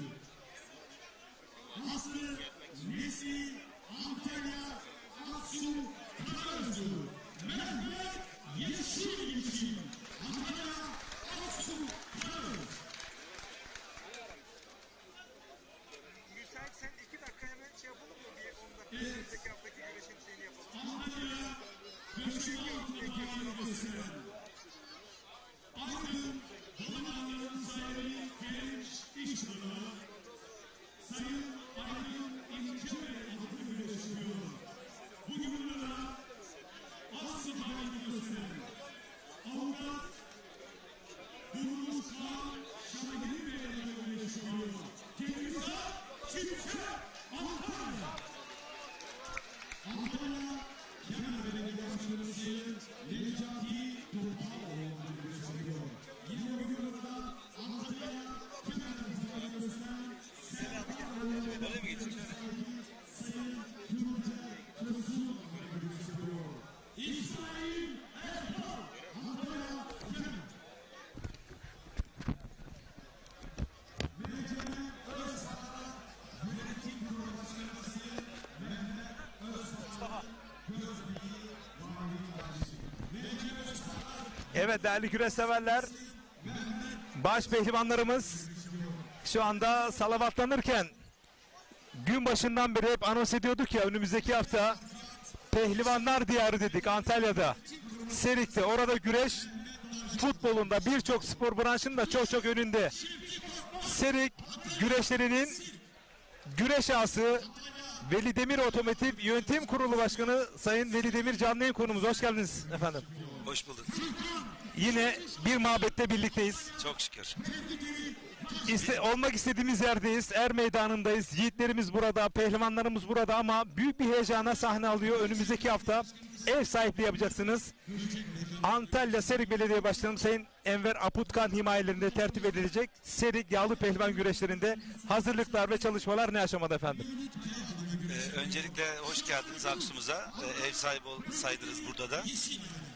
Antalya Serik Yağlı Pehlivan güreşleri Sayın Belediye Başkanımız Enver Aputkan önderliğinde yapılacak. Öncelikle başkanıma çok teşekkür ediyorum buradan. Çünkü çok uyum içerisinde çalıştığımız bir belediye başkanımız var. Baş pehlivanlar anlamında liste dışı kalan hiçbir baş pehlivanımız yok. Seriye yakışır olacak. Evet, tüm baş pehlivanlarımızı davet ettik. Sakatlı olanlar haricinde tüm baş pehlivanlarımızla Recep Bey anlaştık. Siz de orada görmek isteriz. İnşallah. Sizin sesinizden eyvallah. güreş severlere izletmek ve dinletmek isteriz. Eyvallah. Sizin bu derya denizinde biz sadece bir damlayız. Bunu açık yürekle söylüyorum değerli güreş severler. Biz bir damlayız.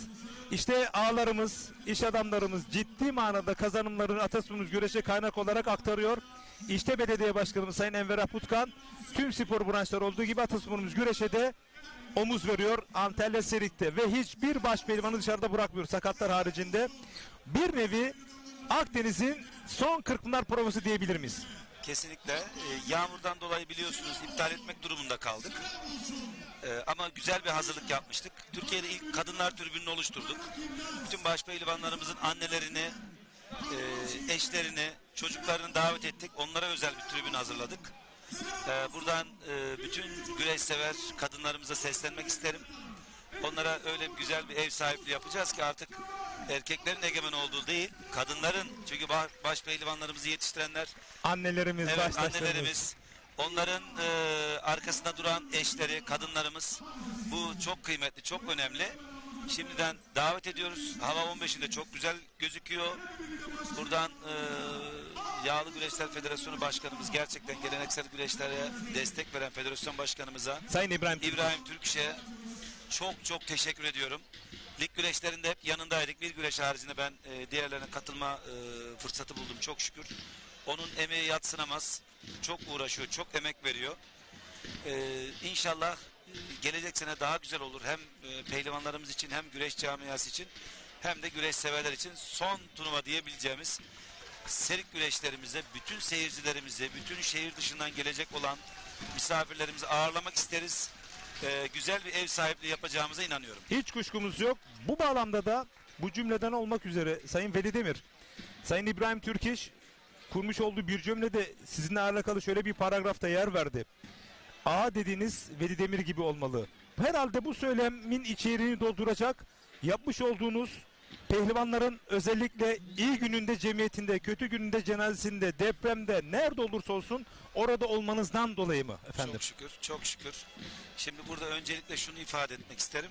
Biz hani sporcuya dokunan, pehlivana dokunan ve güreş camiasında kişiye dokunan işler yapmayı seviyoruz. Hani biraz daha bunun medyatik tarafını görmek istemiyoruz. Bu dokunduğumuzda kalbimiz ferahlıyor. Bu enerji bize yetiyor. Recep Hocam.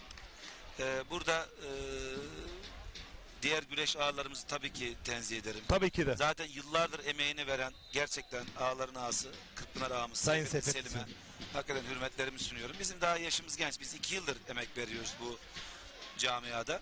Ama bizim belediye başkanımız da sağ olsun Serit'te 100'e yakın pehlivanımız var. Küçüklü büyüklü. Belediyemiz buna çok emek ve hürmet veriyor. Biz de belediye başkanımız bize fırsat verdiği ölçüde Serikli'nin, güreş camiasının, güreş severlerin ve pehlivanların yanında olmaya devam edeceğiz. Pehlivanların bugünkü performansını nasıl buldunuz? Bir hafta dinlenmiş olmaları sanki onlara yaramış. Haftaya da daha fazla dinlendikleri için Akdeniz'in son Kırkpınar provasında, çünkü son sözü söyleyen bütün kış onun biraz daha saçları dik oluyor biliyorsun değerli büyüğüm. Dolayısıyla serik güreşler önümüzdeki hafta çok çok büyük bir önem arz ediyor pehlivanlar nezdinde, rekabet özelinde. Burada da ambiyans güzel. Şunu da kabul etmek lazım. Bu sene baş pehlivanlar için çok yorucu geçti. Bu yorgunluğu burada görebiliyoruz. Şimdi baş pehlivanlarımız da hani mekanik değil, etten ve kemikten, onların da bir psikolojileri var. Lig güreşlerimiz çok yoğundu. Orada çok bastılar. Ama ister istemez yorgunluklar, sakatlıklar, kırılganlıklar var. Orada burada görebiliyoruz işin açığı. Yani güreşlerimiz kötü değil. Ama tabii ki yorgunlukların gölgesinde olan bir güreş şu an. Ama o bir hafta bile dinlenme onlara yaramış Çok gibi. şükür. Yaramış gibi. Çok evet. şükür. Ankara var 14'ünde, 15'inde biz varız Serik. Havamız çok güzel. Mevsimin en son sıcak güreşi. Seriye ben bütün misafirlerimizi, bütün güreş severleri, sizleri ve güreşe emek verenleri davet ediyorum. Bunu açık bir davet olarak kabul etsin herkes. Peki buyursunlar gelsin. Sayın Veli Demir, değerli büyüğüm, siz pehlivanlarımıza ne kadar yanında olduğunu bilmeyen yok. Ama o gün oraya gelen güreş severlerimiz de Sayın Enver Aputkan belediyemiz adına inanılmaz misafirperverlik ortaya koyuyor ve ikramlarda bulunuyor. O gün oraya gelen herkesi de ayrıca...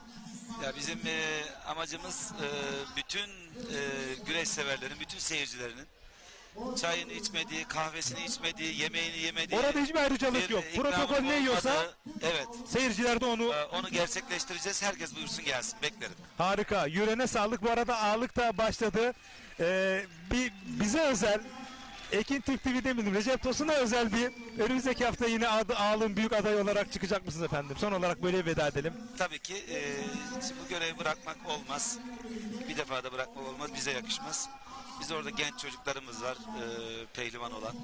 Bir de biz Serikliyiz, Karakoyunluyoruz. Serik'in çoğu Karakoyunluyor ve Yörük. Bizim bu kanımızda olan, canımızda olan, örfümüzde, adetimizde, ananemizde olan bir nevi atasporumuz ama ataların hakikaten bize gösterdiği bir terbiye, bir örf. Bırakıp kaçmak bize yakışmaz. Oradayız inşallah. İnşallah. Yüreğine sağlık. Rabbim buyurmuş olduğun yolda yar ve yardımcın olsun. Şahsım adına, camiam adına 2 yılda kısa bir süre olmasına rağmen katmış olduklarım çok çok büyük kayda değer. Gönüllerde yer bulmak kolay değil. Bazı şeyler bir yerde kalır ama gönülde ilelebet kalıyorsunuz. Hafızalarda ilelebet kalıyorsunuz. İyi ki camiamız içerisindesiniz. Bir akil büyüğümüz olarak, Veli Demir olarak. Estağfurullah. Buradan bütün baş pehlivanlarımıza, genç pehlivan kardeşlerimize, Federasyon Başkanımız Sayın İbrahim Türküş'e, Kırkpınar ağamız Sayın Seyfettin Selim'e, güreşe emek veren, değer veren, para harcayan, zaman harcayan, emek harcayan bütün emekçilere, bütün değerlere, bütün organizatör belediye başkanlarımıza saygı, sevgi ve hürmetlerimi sunuyorum. Seyircileri de çok seviyorum. Seyirci olmazsa güreş olmaz. Olmaz. Kesinlikle katılıyorum. Çok güzel bir kapanıştı. Yüreğine sağlık. Değerli güreş severler, önümüzdeki hafta Pehlivanlar Diyarı Antalya Serik güreşlerinin güreş ağası, güler yüzlü, mütevazi güreş ağamız Sayın Veli Demir çok samimi ve içten açıklamalarda bulundu. tüm ekranları başındaki güreş severleri Ekin Türk TV ekranlarına, Antalya'daki tüm güreş severleri de Serik Er Meydanı'na davetlerini Sayın Enver Aputkan Belediye Başkanımız adına atfen davette buyurdu ve kendilerini protokole uğurluyoruz. Teşekkür ediyoruz. Ben teşekkür ederim. Yüreğinize sağlık. Evet. Can dostum. Konuştuk.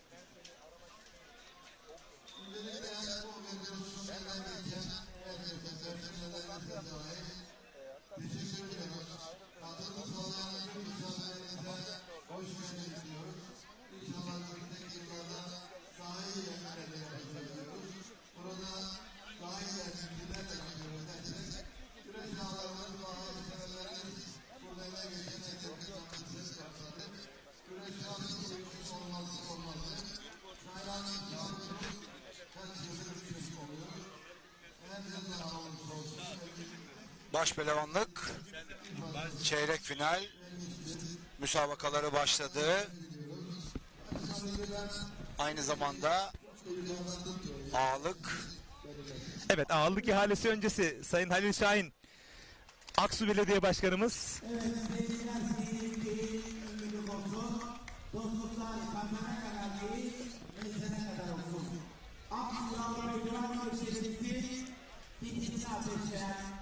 Aklımızın devletimizi yeni hizmetlerle Aksu Belediye Başkanımız Eczacı Sayın Ali Şahin ağırlık ihalesi açılış rakamına 1 milyon lirayla başlattı. Değerli başkanıma şöyle kocaman alkışlar. Helal hoş olsun.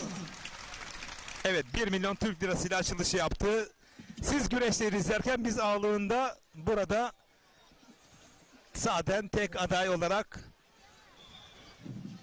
katılan Şahin Harun Kırbıyık.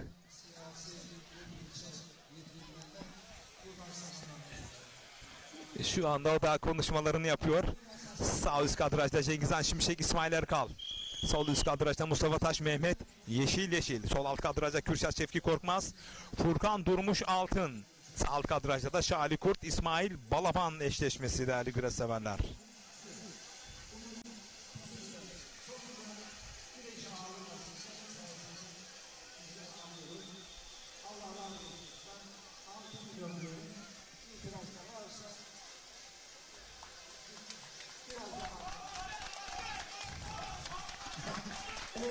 Evet, değerli göstererler.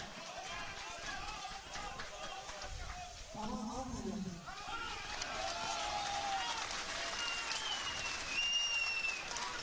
Evet,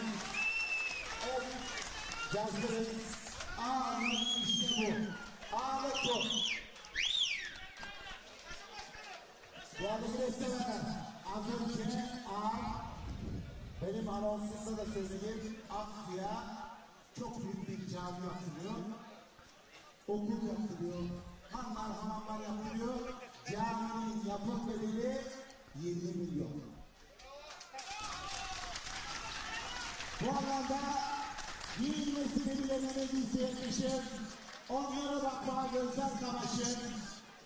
Hıdır Koydum Yönetim Kurulu Başkanı Aksu Yağlı Pehlivan Güreşleri Güreş Ağımız Sayın Harun Şahin Kırbıyık'a 8. geleneksel Aksu Yağlı Pehlivan Güreşleri Güreş Ağımı 10 milyon liraya çok yakışır diyor. Hayırlı uğurlu olsun diyoruz. 10 milyon Türk lirasına güreş ağırlığı. Evet, Harun Şahin Kırbıyık 10 milyon Türk lirasıyla çok büyük bir katkı sağladı.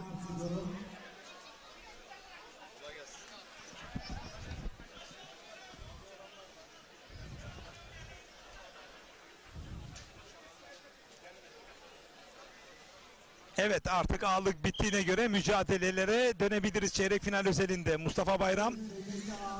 Evet. Sağ üst pencerede Cengizhan Şimşek, İsmail Erkal'ı izliyoruz. Sağ alt pencerede Şali Kurt, İsmail Balaban. Sol üst pencerede Mustafa Taş, Mehmet Yeşil. Sol alt pencerede Kürşat Şevki Korkmaz, Furkan Durmuş Altın karşılaşmasını izliyoruz. İlk yarı finalistler kim ya da kimler olur? Mustafa Bayram, öngörün var mı? Bana göre ilk yarı finalist İsmail Balaban olur düşüncesindeyim. Sayın Mutlak, Recep Tosun. tabii ki mutlak favori olarak çıktı bu karşılaşmada. Beklenen sonuç olur. Diğer yarı finalist ben Cengizhan Şimşek olur diye tahmin ediyorum. Sayın Recep Tosun. Kürşat Şevki Korkmaz ve Furkan Durmuş Altun arasındaki karşılaşmada her iki başpehlivanın denk olmasından sebep onu tam net kestiremiyorum. Mustafa Taş, Mehmet Yeşileşil. Ama kolay bir maç değil. Mustafa Taş, Mehmet Yeşileşil zaten iki sabırlı, iki altın kemerli. İşte bu arada 10 milyon Türk lirasına Antalya Aksu güreşlerinin güreş ağırlığını kazanan Kırbıyık Holding Yönetim Kurulu Başkanı Sayın Şahin Harun Kırbıyık. Hemen solunda Antalya Aksu'nun çalışkan, güler yüzlü ve mütevazi belediye başkanı Sayın Halil Şahin ve hemen yanında da Mehmet Selvi Aksu Spor Kulübü Başkanı'ydı. Şu anda Furkan Durmuş Altı'nın sol alt kadrajda. Sağ omuzunda bir sakatlığı mı söz konusu? Belinde mi? Mola istedi. Umarız ciddi bir sakatlığı yoktur.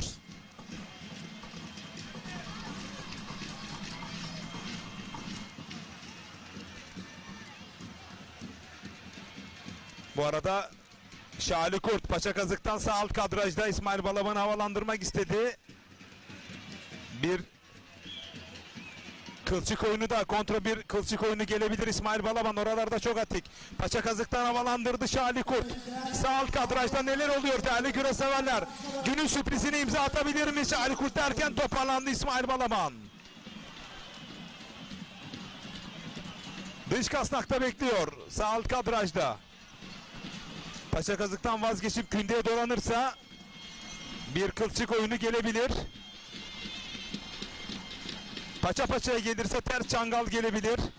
İsmail Balaban'ın bu noktalarda ne kadar atik ve süratli olduğunu bilmeyen yok herhalde. Sol alt kadrajda Kürşat Şevki Korkmaz'ın bir hata söz konusu. Tek daldı Furkan Durmuş Altın. Oradan kontra bir hücum gelebilir. Sol alt kadrajda her an bir yeniş çıkabilir değerli güreş severler. Kürşat Şevki Korkmaz adını ilk yarı finalist olarak yazabilir. İç kazık ters paçada. Kürşat Şevki Korkmaz vazgeçti.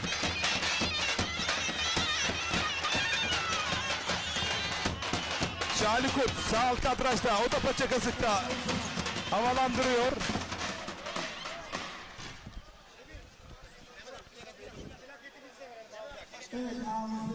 Evet. Sol alt kadrajda Kürşat Şevki Korkmaz İç kazık ters paçayla Furkan Durmuş Altın'ı mağlup ederek adını yarı finale yazdıran ilk baş pehlivan oldu. Mustafa Bayram, neler söyleyeceksin? Evet, kolay bir galibiyet oldu. Tabii bunun sebebi de belli. İsmail Balaban mücadelesinde de her an bir kılçık gelebilir. Bakıyoruz İsmail Balaban mücadelesinde bir günde kılçık. İsmail Balaban'da yarı finalde değerli güreş severler ekranlarda görmediniz. Çünkü yönetmenimiz tekrarını verirken İsmail Balaban günde kılçık oyunuyla Şali Kurt'u mağlup ederek adını yarı finale yazdıran ikinci isim oldu. Kürşat Şevki Korkmaz'dan sonra iki mücadele kaldı çayırda. İzmir'den Vedat Labay yayınlar diliyor. Pehlivanlarımıza başarılar demiş. Evet, İsmail Balaban'ın yeni şanı tekrarı. Künde kılçık oyunuyla sonuçlandı. İsmail Balaban rakibi Şali Kurt'a galip. Evet, iki çift kaldı çayırda değerli güreş severler. Mustafa Taş, Mehmet Yeşil. Diğer tarafta da Cengizhan Şimşek, İsmail Erkal kapışması. İki çift kaldı. Şimdi de ekranlara geldi değerli yönetmenim. Teşekkür ediyorum. Cengizhan Şimşek İsmail Erkal'ı bastırdı ekranın sağında. Ekranın solunda da Antalya Aksu Karaözlü Mehmet Yeşil ve aslen Sinop Gerzeli Mustafa Taş. Denizli Acıpayam'dan eski milli güreşçi Özkan Kaparan ve kayınpederi Osman Keşçi bizleri izliyormuş, selamlar.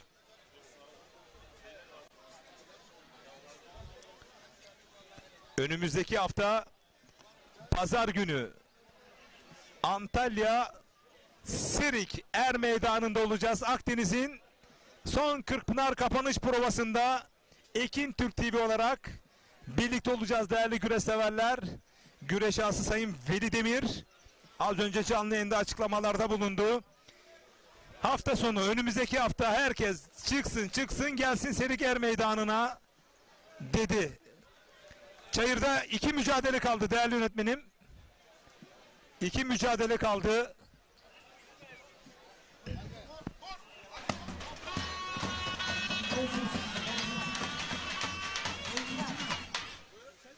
Evet değerli konuklar.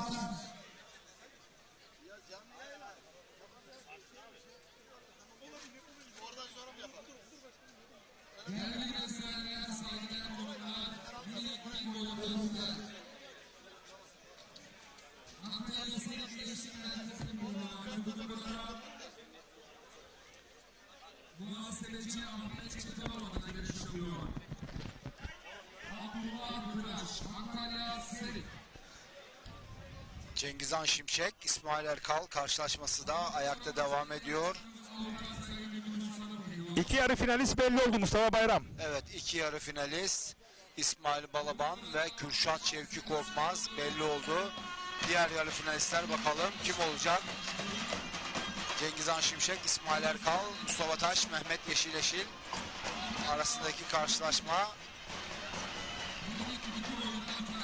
Önümüzdeki hafta pazar günü Antalya'nın pehlivanlar şehri olarak bilinen Sirik Yağlı Pehlivan güreşlerini Sirik Belediye Başkanı Sayın Enver Aputkan himayelerinde tertip edilecek ve güreş ağamız Sayın Veli Demir himayelerinde de tertip edilecek ve güreşin kalbi Ekin Türk TV ekranlarından canlı olarak izleyeceksiniz değerli güreş severler. Hemen haftasında da neredeyiz değerli güreş severler? 22 Ekim Pazar günü Kocaeli Derince İshakçılar Er Meydanı'nda olacağız. 29 Ekim'de de Hatay Yayla'da Çorum Kargı Yağlı Pehlivan güreşleri olacak. Bu arada ekranın solunda Mehmet Yeşileşil boğçaladı adeta. Oradan sonuca gidebilir. Yağlı güreşte boğçaladı. Minder güreşinde yapılan oyunu yaptı ve Mehmet Yeşileşil minderde bile zor yapılan bohça oyununu yağlı güreşte denedi. Sırt aşağı yenerek adını yarı finale yazdıran 3. isim oldu değerli güreş severler. Mustafa Bayram, yağlı güreşte en son ne zaman gördün bohça oyununu? Şimdi çok doğru bir tespit yaptın. Ben şöyle değerlendireceğim. Orhan Okulu'nun Hüseyin Gümüşalan'a çift paçayı bularak yenmesinden sonra ikinci en jenerik oyun olarak bunu söyleyebilirim. Hakikaten tekrar ekranlara geliyor. Yağlı güreşte çırpmayı yapmak zor. Süpleks ve salto atmak zor. Bu arada beline girdi Cengizhan Şimşek. İsmail Erkal'ı sürüyor. Bastırdı. Bohça oyunu yapmak çok ama çok zor. Çünkü yağlı güreşte rakibi bohçalamak, yağdan kaydığı gerekçesiyle bunu tatbik etmek çok zor ama eğer söz konusu Mehmet Yeşileşil ise bunu da yapmak ona düşerdi. Bunu da becerdi. Adını yarı final yazdıran 3. isim oldu değerli güreş severler.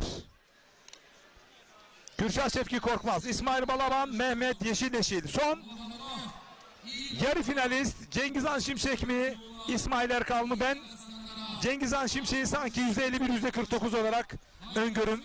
Musa Bayram, sen neler söyleyeceksin? Cengizhan Şimşek tabii yani daha istekli, daha arzulu yapmış olduğu güreşlerde gerçekten bugün güzel güreşler yaptı. Ve şöyle de bir durum var. Kendi saha ve seyircisi önünde daha yakın bir bölgedeyiz, seriye yakın bir bölgedeyiz. Burada daha istekli ve arzulu olacağını düşünüyorum.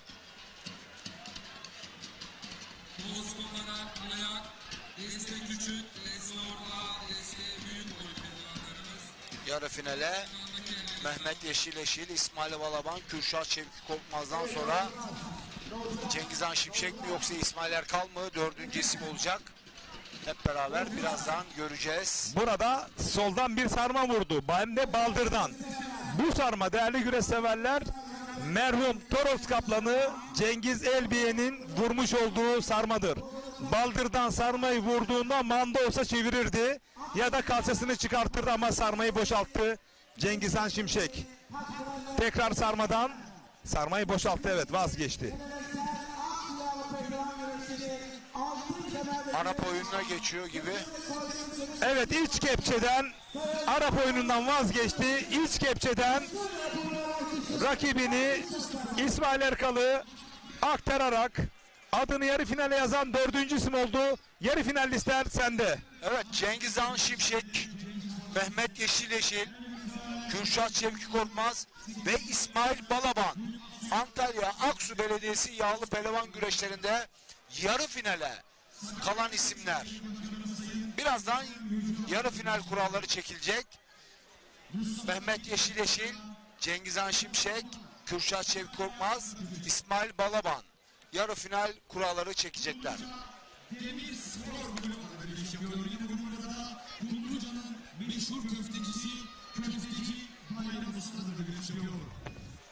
Bakın, yarı finale kalan baş pehlivanların son anları ekranlara geliyor. Kürşat Şevki Korkmaz'ın Furkan Durmuş Altın'ı iç kazık ters paçayla yendiği o anlar.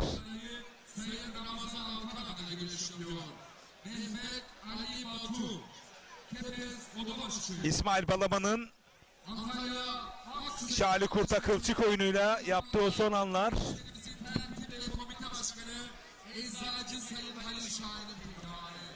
Bugün burada güreşlerimizin güreş ağzı Kırık Oyuncuları Yönetim Kurulu Başkanı Sarı Fırtına İsmail Balaban kılçık oyunuyla Şali Kurt'u saf dışı bıraktı. Ve Mehmet Yeşileşil o bohçalama, yağlı güreşte bohça oyununu yapmak imkansız değerli güreş severler, imkansız. Ama bunu işte sağıyla da sarmayla desteklemiş. Çok ustaca bir oyun bu. Mehmet Yeşil'den Mustafa Taş'ı saf dışı bıraktı. Burada da Arap oyununa benzer bir oyun yaptı Cengizhan Şimşek ama iç kepçeyi de karşı kepçeyi görür görmez aktardı İsmail Erkal'ı. O da adını yarı finale yazdırdı değerli güreş severler.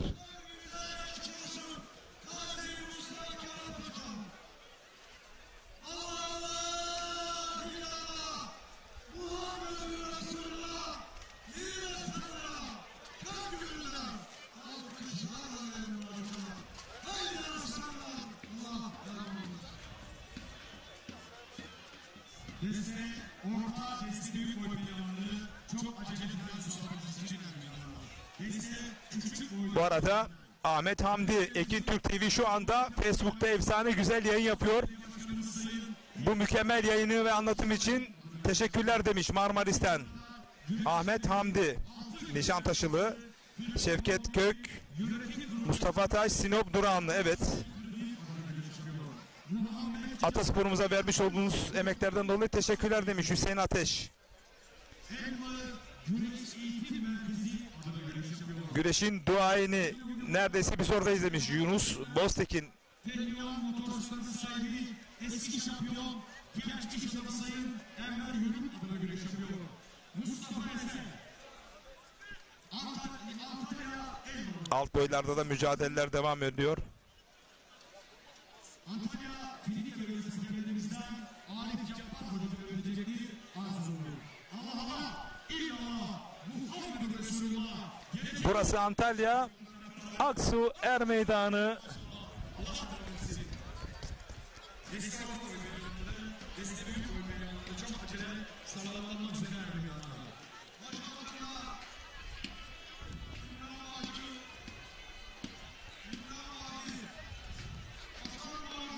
Güreşlerimiz alt boylarla devam ediyor. Alt boyların yarı finalleri yapılıyor şu an. Birazdan küçük orta, küçük orta, büyük orta, baş altı yarı finalleri yapılacak. İstanbul Çatalca Belediye Başkanı Sayın Mesut Öner'in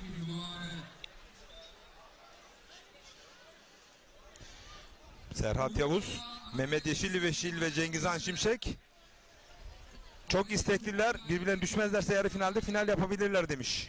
İş adamı Sayın Ali Kurgula'da güreş yapıyor. Caner Aslan, İstanbul. Antalya Aksu Belediye Başkanımız, güreşlerimizin tertip ve komite başkanı. Evet, geleceğin baş pehlivanları bunlar. İzlediğimiz çocuklarımız bugün yarı final mücadelesi yapıyorlar. Yani kürsünün bir tarafındalar şu an. Kürsüde yerlerini alacak gençlerimiz. Antalya bölgesi hakemlerimize Mustafa Eren Hoca yapacaktır. Arz olunur. Allah Allah, illallah, Muhammed Resulullah, yiğit aslanlara, alkışlarla diyelim maşallah. Haydi aslanlar, Allah devam versin. Değerli dostlar, kıymetli turnuvalarımız, testi büyük oynanan final. Güreşlerimizin Alper Yaşıtlıoğlu, Fikret Oymak, Ercan Korgun, Adem Eroğlu bizleri izliyormuş. Yarı finale kalan isimler Mehmet Yeşileşil, Cengizhan Şimşek, Kürşat Şevk Korkmaz ve İsmail Balaban. Yarı finalistler.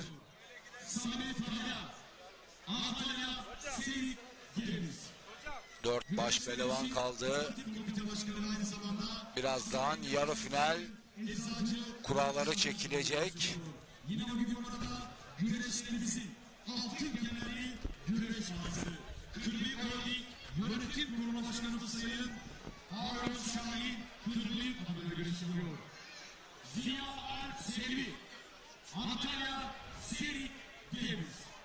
Final müsabakasını Antalya Elmalı bölgesi hakemlerimizden Ramazan Bozan Hocam yapacaktır. İlgi ve bilgileri size arz olunur. Alt boyların mücadeleleri sürerken baş pehlivanlar birazdan yarı final kuralları çekilecek. Mustafa Bayram, dilersen biz kısa bir reklaması verelim mi? Yarı final ve finali kesintisi olarak ekranlara getireceğiz. Evet değerli güreş severler, Antalya Aksoyarı Meydanı'nda güreşin kalbi Ekin Türk TV ekranlarında kısa bir reklam arasından sonra tekrar Antalya Aksoyarı Meydanı'nda birlikte olacağız. Bizden ayrılmayın.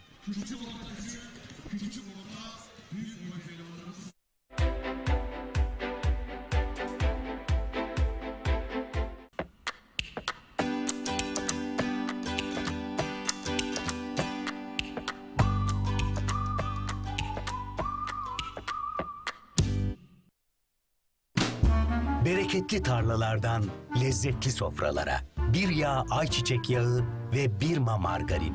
Türkiye'nin en büyük ayçiçek yağı üreticisi Trakya Birlik'ten.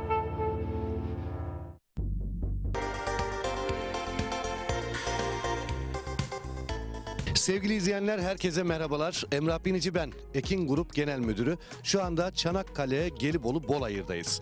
Evet, çok güzel bir projenin tanıtımını yapacağız. Bundan bir ay önce yine Bolayır'da hemen mahalle içerisinde bir tanıtım yapmıştık ve orayı tükettik. Herkes çok güzel beğendi, talebi çok iyiydi ve o yüzden çok kısa bir zamanda bitti. Şimdi yine Bolayır'dayız. Yine ikinci projemiz ve bu projede de elektrik mevcut, su mevcut, kanalizasyon mevcut ve ana yolun hemen kenarında. Bakın şöyle gösterdiğim zaman burası arazimize giriş yolu. Yolun kenarındayız ve hemen yanı başında Gözdekent sitesi var. Yani sitenin hemen yanında imarlı bir projeden bahsediyoruz. Temelden 40 metrekare oturum var. 2 kat imarlı. Şu anda buraya bungalov evlerinizi yapabilirsiniz. Prefabrik koyabilirsiniz. Etrafını çevirebilirsiniz ve arazinin tamamı şu anda çevrili bir vaziyette. Parselasyonu tamam. Haritamız mevcut. Siz sadece istediğiniz yeri beğenin, yeterli. Hemen tapunuzu alabiliyorsunuz. Ve burası dediğim gibi elektrik, su mevcut. Ana yolun hemen yanında ve sahile bir önceki projeden daha yakın sevgili izleyenler. Buradan çıplak gözle arazimizden denizi görebiliyorsunuz ve buradan biraz sonra denize gideceğiz. Oradan da bir anlatım yapacağım ben sizlere. Denize buradan yürüme mesafesi, yani yürüyerek 5 dakikayla, arabayla da 1-2 dakika içerisinde hemen sahilde olabiliyoruz ve sahil Saros Körfezi. Bakın burası çok önemli. Saros Körfezi kendi kendini temizleyen bir özelliğe sahip. Yani deniz pırıl pırıl. yazın geleceksiniz. Burada böyle 2 katlı bir villanız olacak ve buradan yürüyerek dahi gidebileceğiniz bir sahil konumu var. Sahile gideceksiniz, çoluk çocuğunuzla birlikte güzel bir yaz tatili yapacaksınız. Böyle başka yerlere gitmeye gerek yok. İstanbul'dan araçla 2 saatte arazinin başına kadar gelebiliyoruz. Otobandan çıkıyorsunuz, hiçbir trafik derdi olmadan buraya ulaşabiliyorsunuz. 205 metrekare buradaki parsellerimiz. Tamamı imarlı olup ve temelden 40 metrekare oturum var. 2 katta inşaat yapabiliyorsunuz. Ama şu anda dediğim gibi bungalov ev veya prefabrik koyabilirsiniz. Ve tekrar ediyorum, sahile çok yakın. Hemen telefon numaramızı veriyorum. 0212 486 39 0 0212 486 39 haftanın her günü servisimiz mevcut. Burayı değerlendirin. Ekran altında numaramız var. Ekran altında fiyatımız mevcut ve bu fiyatlarda geçici süre için geçerli. Bunu da özellikle belirtiyorum. Çünkü gerçekten çok büyük talep var. Buralarda yer bulmak da çok zor.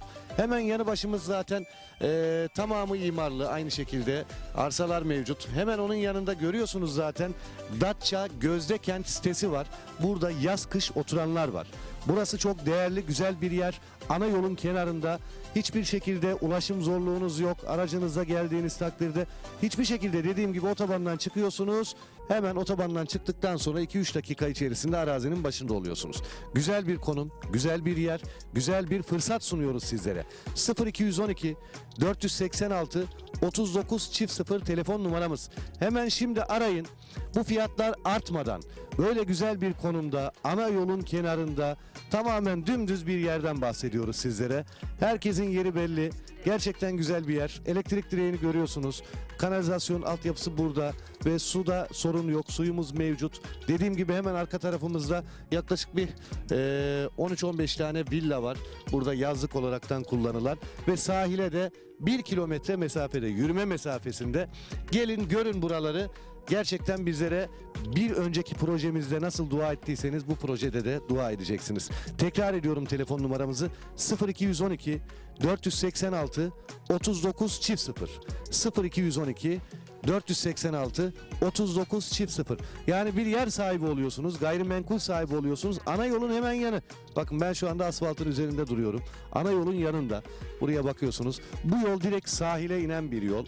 Ve hemen yanı başımızda Gözdekent villaları var. Ve arazimizde ana yolun hemen yanında. Bakın böyle yürüdüğüm zaman buradan arazimize giriş yapıyoruz. Burada da gerçekten sınırlı sayıda parsellerimiz var. İmarlı, temelden 40 metrekare 2 kat imarlı, 2 kat inşaat yapabiliyorsunuz. Hemen şimdi bungalov evinizi koyabilirsiniz, prefabriğinizi koyabilirsiniz. Dilerseniz bir hobi bahçesi yapabilirsiniz. Elektrik, su vesaire sorunuz yok. Konumu çok güzel. Hemen arka tarafımızda ana yol var. Otobandan çıktıktan sonra buraya geliyoruz. Mahalleye çok yakın. Bolayır Mahallesi'ne yakın. 5 dakikada Bolayır'da olabiliyorsunuz. İnanılmaz güzel bir yerden bahsediyorum. Hemen arka tarafımda zaten görüyorsunuz. Tamamen tellerle çevrili, tertemiz bir şekilde size teslim ediyoruz. Tapu masrafı yok. Evet, kısmi vade seçeneğimiz mevcut. Araç takası evet değerinde alınır araçlarınız. Gerçekten yerimiz 10 numara. 5 yıldız. Bu kadar net söylüyorum. Gelin görün, bana hak vereceksiniz. 0212 486 39 0 0212 486 39 0. Hadi şimdi bir denize gidelim. Denizde gösterelim sizlere. Bu yol bizi sahile doğru götürüyor. Evet, sahile geldik. Hemen yanımızda, aslında burası bir kafeterya haline dönüştürülecek. Böyle locaların olduğu bir yer. Evet, birlikte geldik araziden. Şu anda tam böyle Bolayır'da Saros Körfezi'nin sahilindeyiz. Arazimize 1 kilometre mesafede. İşte deniz, işte arazi, elektrik, su, kanalizasyon, her şeyi var dedik. Burayı değerlendirmek sizin elinizde. Pırıl pırıl denizi var. Gelin görün, kararınızı öyle verin. Hafta içi hafta sonu hiç fark etmez. Ekran altında numaramız var. 205 metrekare parsellerimiz. Temelden 40 metrekare 2 kat inşaat yapabiliyorsunuz. Şu anda da bungalov evinizi prefabrik hemen koyabilirsiniz veya hobi bahçesi yapabilirsiniz. Yazında gelin burada ailecek denize girin. Şimdi dediğim gibi akşam saati olduğu için kalabalık değil ama gün içerisinde öğlen saatlerinde yoğun bir kalabalık var. Çekimimiz şu anda tam böyle deniz havasında değil. Onu da özellikle belirtmek istiyorum ama zaten ekranda da görüyorsunuz. Bakın ta ilerlerde böyle yerleşim yerleri var, villalar var. İşte kafeteryalar var. Burası böyle hani Antalya'ya vesaire gitmenize gerek yok gerçekten. Buradan bir parsel alın. Daha sonrasında buraya yazın, yerleşin, gelin her gün denizin tadını çıkarın. Ekran altındaki numaramızı arayın. 205 metrekare parsellerimiz, kısmi vade seçeneğimiz var. 0212 486 39 çift 0 0212 486 39 çift 0'a çağrı atmanız yeterli. Hafta içi ve hafta sonu olmak kaydıyla ne zaman müsaitseniz bize onu söylemeniz yeterli. Sizleri buraya getiriyoruz, gösteriyoruz. Anlattığımız gibi zaten geldiğiniz zaman göreceksiniz. Arazimiz ana yolun hemen kenarında. Kendi içerisinde yollara ayrılmış. Sahile, yani yüzmeye, sahile 1 kilometre mesafede. Hemen yanında Gözdekent sitesi villaları var. Gerçekten muhteşem bir yer. Son kez tekrar ediyorum telefon numaramızı. Burada sayılı parsellerimiz var. Bu parseller bitmeden, nasıl ki birinci projemizde bana yer ayırın dediniz, kaçırdınız. Hiç değilse bunu kaçırmayın derim. Burası denize daha da yakın. 0212 486 39 çift 0 0212 486 39 çift 0. Ne güzel deniz sesi, su sesi gerçekten insana huzur veriyor. Havası da güzel, denizi de pırıl pırıl. Gelin burayı değerlendirin. 0212 486 39 çift 0.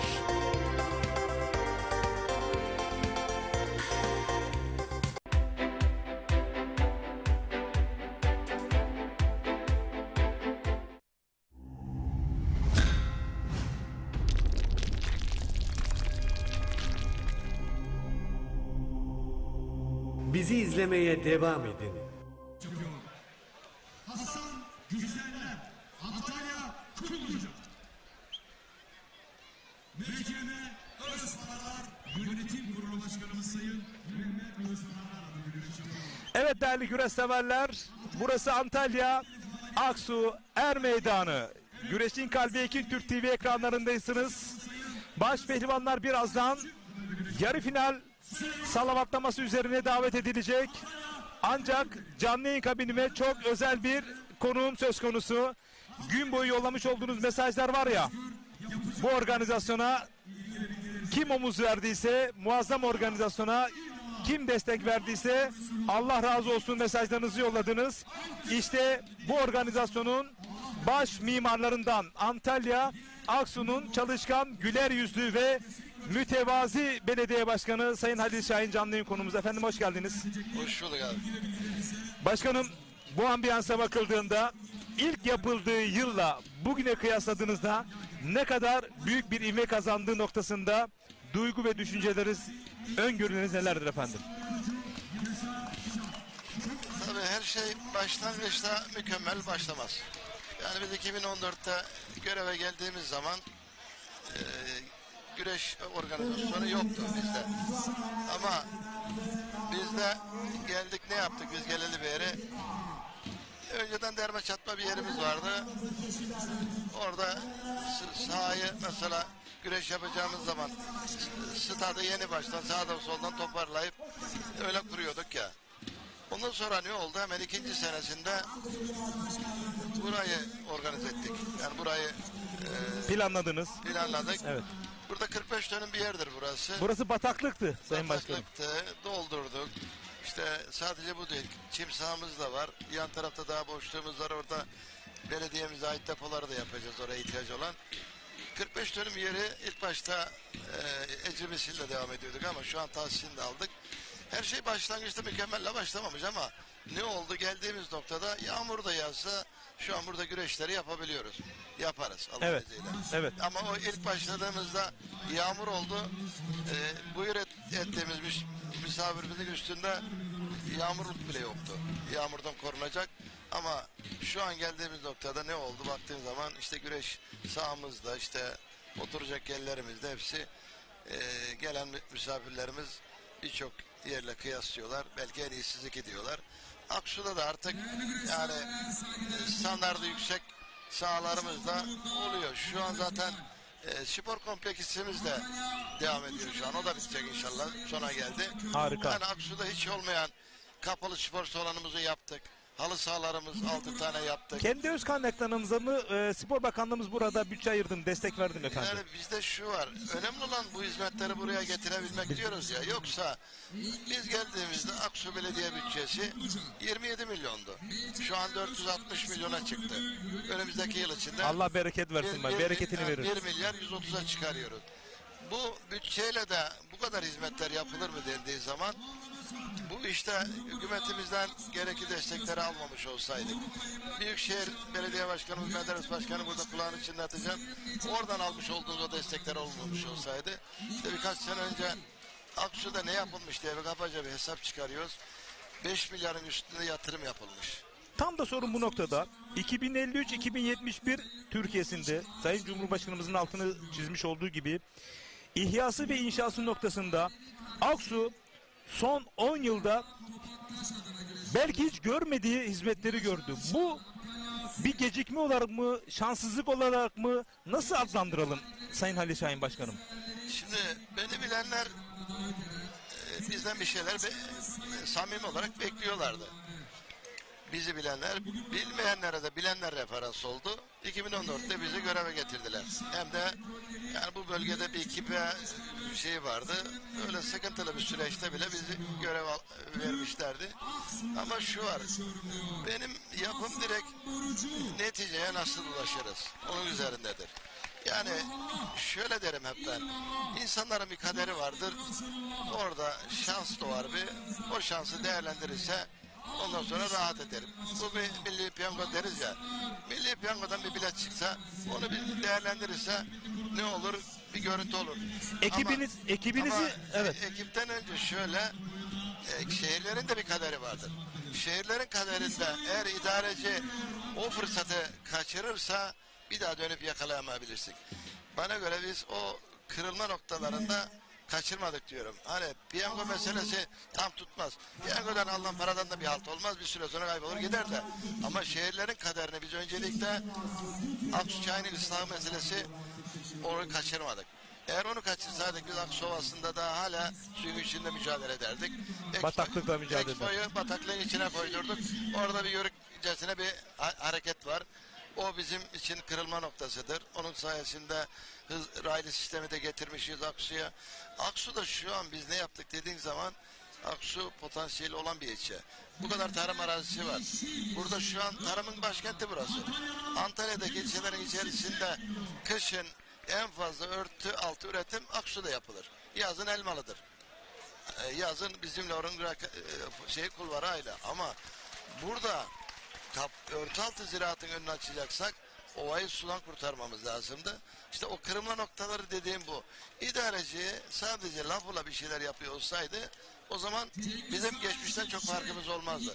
Ama ben meslek olarak eczacıyım ama ne yaptın sen şimdiye kadar dersen eczacılığın yanında yıllarca örtü altı zepse üretimi de ilk kesme çiçek sprey karanfil üreten üreticilerdendik. İlk Aksu'da muz üretenlerdeniz ve şu anda Antalya'da, Aksu'da daha doğrusu hatırı sayılır bir alanda da narıncı üretimi yapıyorum.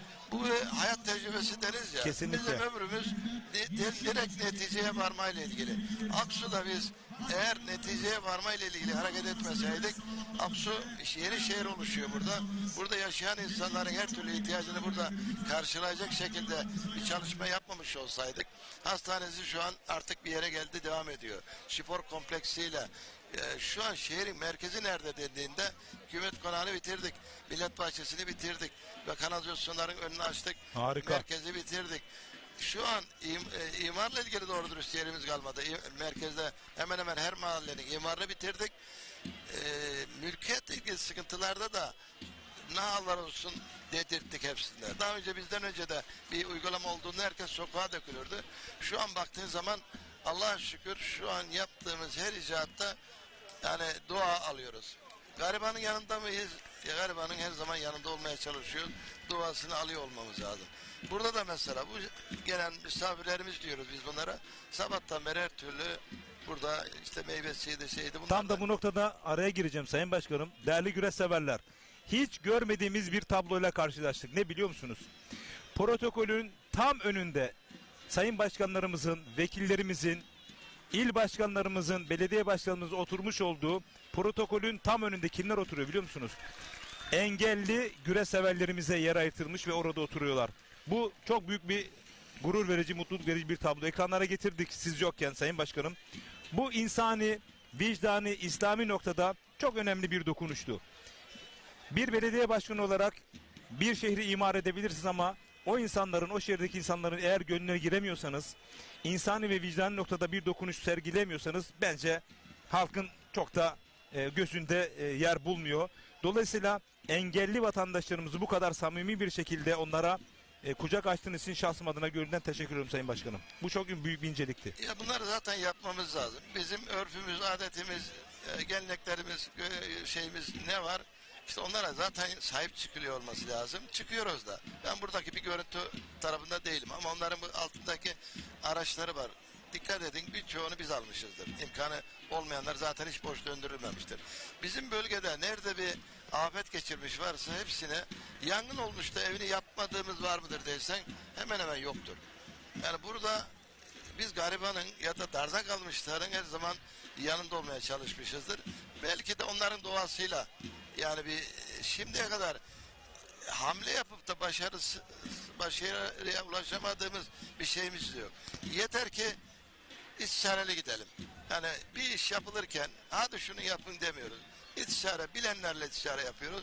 Burada da güreşte de bilen arkadaşlarımız var. Onlarla yol yürüdük yıllardır. Arif Tatar ve Mehmet Sevli başta olmak üzere. Evet. Hayırseverlerimiz de zaten bize güvendikleri için bak biraz önce güreş ağımız ben 1 milyonla başladım. Tam bu noktada sorundu. 1 milyon dediniz. O dedi ki yetmez 10 milyon Sayın Başkanıma yani dedi. Dedim ben şimdi şunu ver demiyorum. Niye demiyorum? Yani şunu ver dememize gerek yok. Çünkü güreş ağımızda kaç yıldır güreş ağalığı alıyor. Güreş ağalığı yapmadığı dönemde bile bu tür etkinliklerde yardımcı olabilir miyiz dediklerinde arkadaşlar hiç boş döndürmemiştir.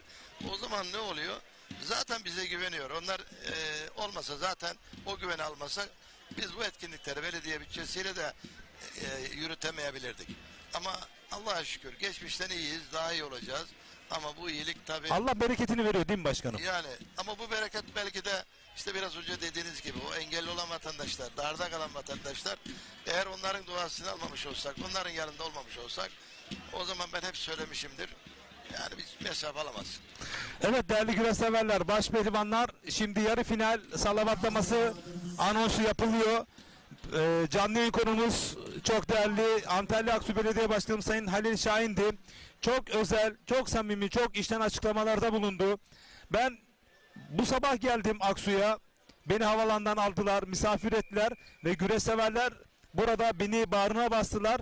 Ve buradaki Antalya Aksu'daki güreş severlerime şuradan seslenmek isterim ki şahsım adına ama günü geldiğinde değerli büyüklerimizin tensih ve taktikleri doğrultusunda günü geldiğinde Sayın Başkanımız Halil Şahin'e lütfen sahip çıkın. Çünkü Halil Şahinler bakın kolay yetişmiyor. Kırılma noktalarında cesaretle almış oldukları kararlarla Antalya Aksu bir çağ atladı.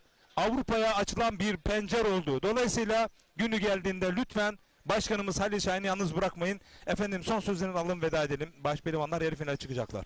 Şimdi her türlü etkinliği yapıyoruz, ama biz tabii bu etkinliği buradaki gelenlere gösterdik diyelim. Yani burada geçen yıl 17 bin kişi falan gelmiş gitmiş akşama kadar.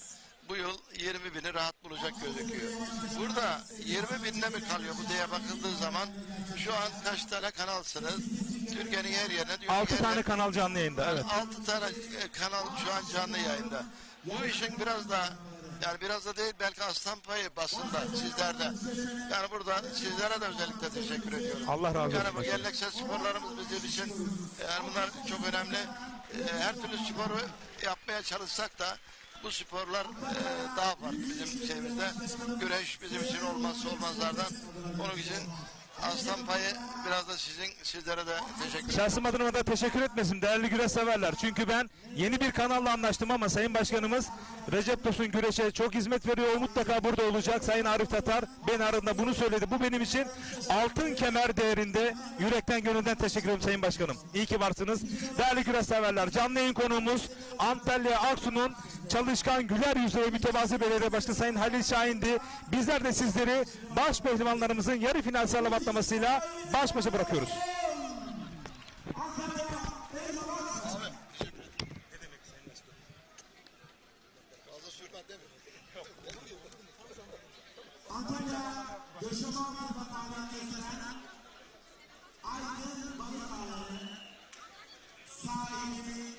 iş adamı Sayın Aydın İnce adına güreşiyor. Yine bugün burada Antalya Ağzı'da faaliyet gösteren hukuk eğitimi önceki dönem ilçe başkanımız Avukat Sayın Durmuş Şahin adına güreşiyor. Cengizhan Şimşek Antalya Siz Meryem'e Özbağlar Şirketler Grubu Yönetim Kurulu Başkanı. Aynı zamanda Meryem'e Özbağlar Spor Kulübü Kulüp Başkanımız Sayın Mehmet Özbağlar adını görüşüyor. Yine bunlara MD İnşaat, MD Nakliyat, MD Harekatların sahibi, Pehlivanlarımızın hamisi, genç iş adamı Sayın Mehmet Danacı adına görüşüyor. Kürşat Korkmaz, Ankara Sizin. Balıkesir Büyükşehir Belediye Başkanımız Sayın Yücel Yılmaz adına görüşüyor. Yine bunlara 15 Ekim tarihlerinde Türkiye sıralarımızı siz Kadıköy Meydanı'na davet eden Denizli'nin otomatik Denizli'nin Yolu Yönetim Kurulu Başkanı aynı zamanda Silk Yağlı Pehlivan Kardeşleri Güneş Ağamız Sayın Veli Deniz adına görüşüyor. Yine Aslı Messi Antalya Aksu Karaözü İl Başkanımız Sayın Ali Çetin'e Ataspor'un güreşe vermiş olduğu değerden katkılardan dolayı teşekkürlerimi sunuyorum. 2009-2010 Evet, yarı final özelinde yorumlarınızı bekliyorum değerli güreş severler. Osman Küyük, Haydi Sarı Fırtına gönlümüz seninle demiş. Ahmet Hamdi, Ekin Türk TV'ye çalışmalarını yapan ekip arkadaşlara teşekkürler demiş. Hidayet Palat Ataspor'umuza verdiğiniz olumlu hizmetlerden dolayı ekibimize teşekkür ediyoruz demiş. Ferhat Karaboğa, İsmail Balaban baş pehlivan olur demiş. Evet, yorumlarınızı, mesajlarınızı Ekin Türk TV Facebook adresine yollayın. Bizler de yer verelim. Değerli güreş severler.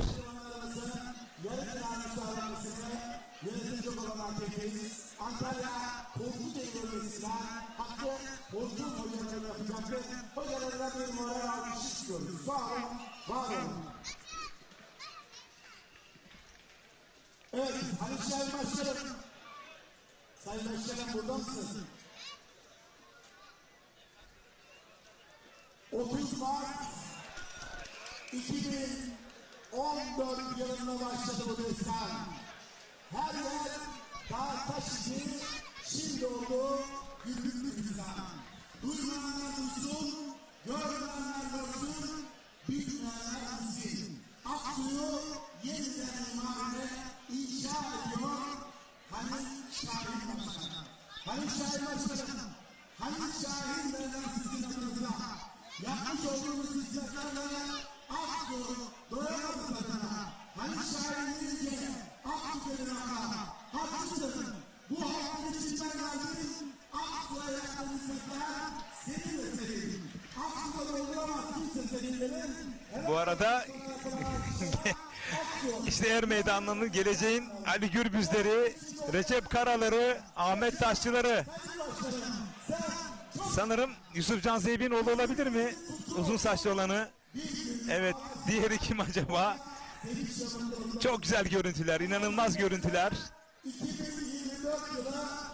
Tam ekran alabiliriz değerli yönetmenim. Bu gençlerimiz. İşte çocuklarınızı alın, Er Meydanlarına getirin değerli güreş severler. Burası yiğidin harman olduğu Er Meydanları burası. Bakın yağlanıyorlar hiç çekinmeden. İsmail Balaban yağlıyor iki küçük güreşçi kardeşlerini, yeğenlerini. Onlar bizim geleceklerimiz. Çok güzel bir fotoğraftı İsmail Balaban.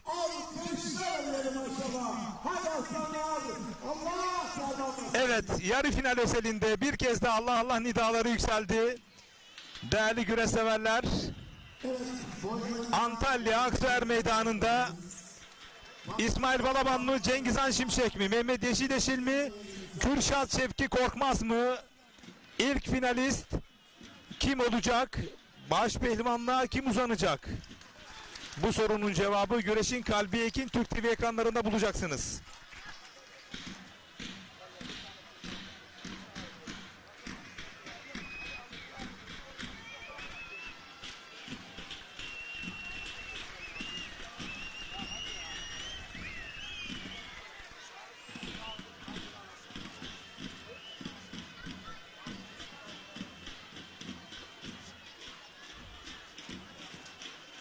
Mustafa Gümüş güzel bir yarı final olsun, Türk güreşi kazansın demiş.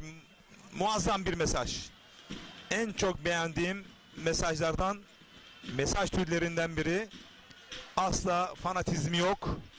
Buram buram burada fair play kokuyor.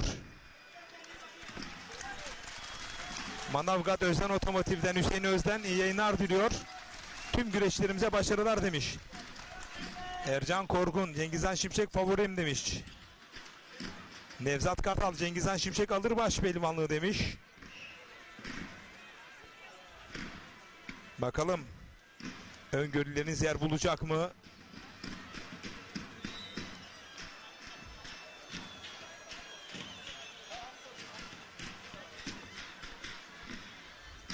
Yorumlarınızı Ekin Türk TV Facebook adresine yollayın değerli güreş severler. Ankara'dan Uğur Çakır. Güreş severler ve pehlivanlarımıza selamlar demiş. İyi yayınlar diliyorum demiş. Teşekkür ediyoruz. Mustafa Çelik, haydi yörük oğlu göster kendini demiş. Cengizhan Şimşek özelinde.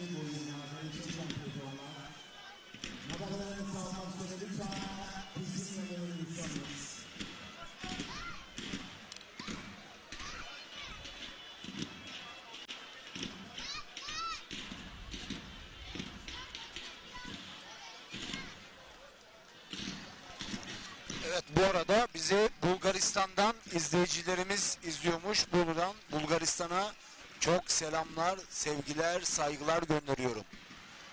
Evet, sadece Bulgaristan'dan değil, Almanya'dan, Fransa'dan, Yunanistan'dan, Makedonya'dan, Türkiye'nin en ücra köşelerinden, köylerinden, ilçelerinden ve illerinden bizleri takip eden tüm güreş severlerimize Antalya Aksu'dan selam, saygı ve hürmetlerimizi yolluyoruz.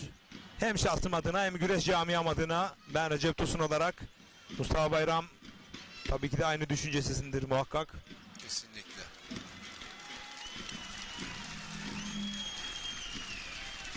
Bugün Makedonya'da yağlı güreş organizasyonu vardı. Geçen haftalarda Bulgaristan'da 2 haftalarıyla Şumlu ilinde 2 defa Kocaüstük güreşleri oldu, Almanya'da güreşler oldu. Türk güreşi, yağlı güreşimiz artık Avrupa'ya ve Balkanlara açılmış durumda. Güreşçilerimiz de, pehlivanlarımız da yağlı güreşimizi, atasporumuzu en güzel şekilde temsil ediyorlar, tanıtıyorlar. Ankara'dan Doçent Doktor Harun Şahin, yeni kanalın hayırlı olsun. Pehlivanlarımıza yarı finalde başarılar demiş. Teşekkür ediyorum değerli hocama.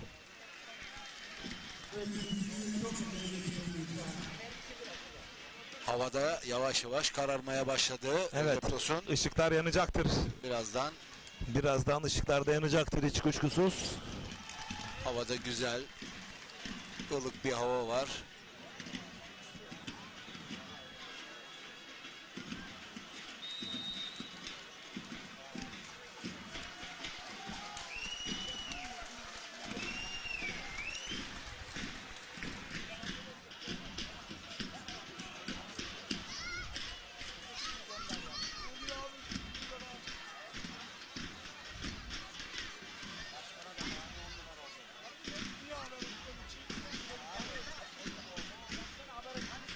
Evet, Yalova Altınova'dan beslen unlu mamullerin sahibi Süleyman Arslan bizleri izliyormuş. Buradan selamlar gönderiyoruz.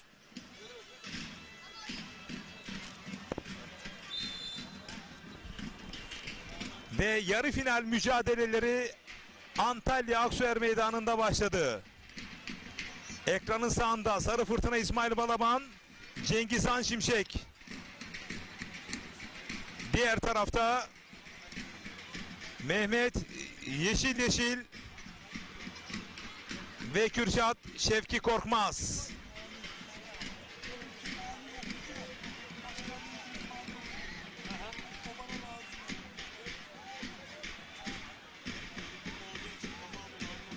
Ömer Aydoğdu, Mahir Ünlü, Basri Akgül, Alper Yaşıtlıoğlu, Kürşat Kaan Özdilek. Alper Yaşıtlıoğlu nereden mesaj yollamış? Norveç'ten. Alper Yaşıtlıoğlu Norveç'ten selam gönderiyor bize. Kürşat Kaan Özdilek, Mehmet Durmaz, Ege Bölge Sorumlumuz. Denizli Acıpayam'dan Özkan Koparan bizleri izliyormuş. Herkese selamlar. Mehmet Durmaz değerli büyüme, kucak dolusu sevgiler yolluyoruz. Eski milli güreşçimiz, tam bir güreş neferi. Bunu belirtebilirim. Normalde görev yapan yetkililer para alırlar ama o cebinden para harcayarak güreşlere gider. Almış olduğu hacirahları pehlivanlara yiyecek olarak dağıtır. Eve eli boş gider ama gün sonunda atasporuna yapmış olduğu hizmetin vermiş olduğu gururu ve huzuru en derinden yaşar. Selam, saygı, hürmetler Mehmet Durmaz hocama.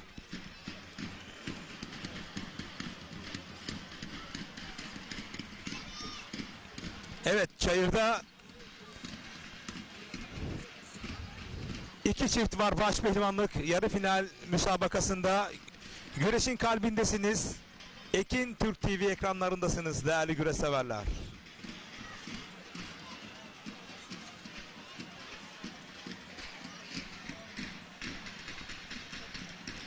Önümüzdeki hafta pazar günü Pehlivanlar Diyarı Antalya Serik yağlı pehlivan güreşlerinde olacağız. Serik Belediye Başkanımız Sayın Enfer Aputkan himayelerinde tertip edilecek. Güreş ağırlığını ve hamiliğini de Veli Demir Otomotiv Yönetim Kurulu Başkanı Sayın Veli Demir himayelerinde yapılacak. Bu arada Kürşat Şevki Korkmaz yan kasık yan paşada yine tek daldı. İsmail Balaban da tek daldı. Bir anda budadı Cengizhan Şimşek. Tek dalmak isteyen İsmail Balaban'ı bir anda budadı. Açık düşürebilirdi, toparlandı Sarı Fırtına İsmail Balaban.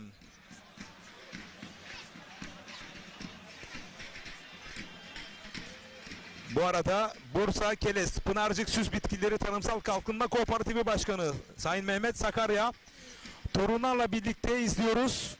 Bu imkanı sağladığınız için çok teşekkür ediyorum. Mehmetcan, İsmail Metehan, Selim hepsi çok selam yolluyor demiş. Biz de buradan selam, saygı ve hürmetlerimizi yolluyoruz.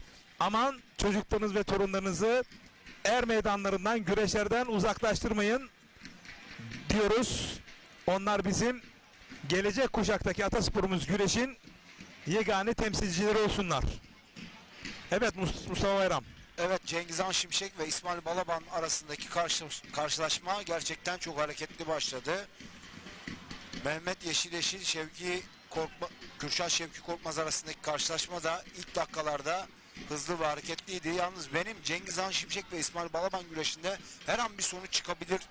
Bir süpleks arayışı içerisinde olabilir ama İsmail Balaban da paçaya doğru hamle yaptı. O süpleksi atmak isterken tekrar düşünmeli, ipleri aldı çünkü İsmail Balaban. Evet, vazgeçti. Bir kez daha havalandırdı. Hayır, toparlandı. Bu arada Suud Cici'nin sana çok selam var. Yeni kanalınız hayırlı olsun demiş. Teşekkür ediyoruz. Suud Cici abime buradan selamlar. Biliyorsun Cengizhan Şimşek'in en güzel, en iyi yaptığı oyunlardan bir tanesi suflex. İnatla yapmaya çalışıyor. Patlayıcı özelliği yüksek olan oyunları seviyor. İsmail Balaban adeta ok gibi fırladı, altından kalktı.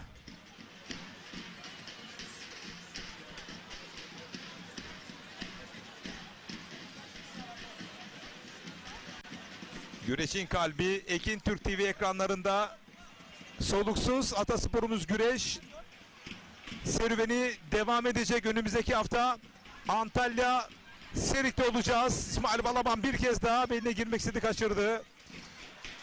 15 Ekim Pazar günü Antalya Serik, 22 Ekim Pazar Kocaeli Derince İshakçılar, 29 Ekim Çorum Kargı ve Hatay Yaylada.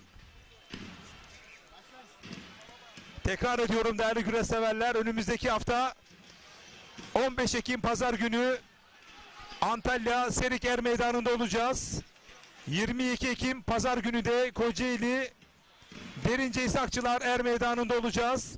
29 Ekim'de de Çorum Kargı ve Hatay Yaylada ve son kapanışı da Muğla Fethiye Er Meydanı'nda 12 Kasım Pazar günü. Tabii bu güreşlerinde ciddi katkı sağlayan Naz Oteller Yönetim Kurulu Başkanı Sayın Mesut ve Mithat Dim bu güreşlerde pay sahibi hiç kuşkusuz. İsmail Balaban çift paçaya uzandı. Boyundurukta karşılık verdi. Cengiz Han Şimşek ekranın sağında çok daha hareketli. Beline girdi. Bir kol bastan dolanmak istedi. Dış kasnakta koltuk altından geçti. Beline girdi. Mücadele yerde devam ediyor.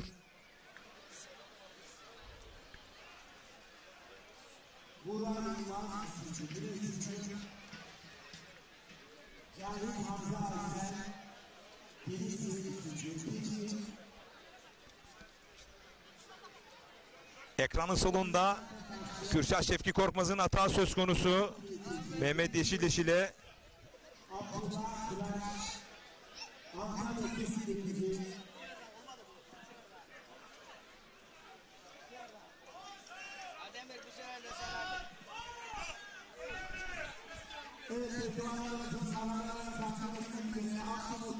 sarmayı vurdu. Ekranın solunda Kürşat Şevki Korkmaz.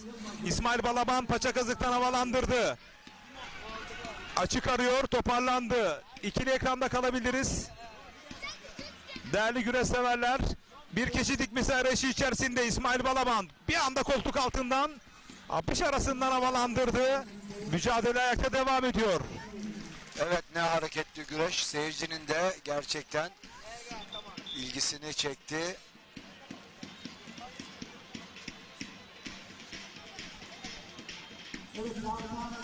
Denizli'den Profesör Doktor Murat Başar.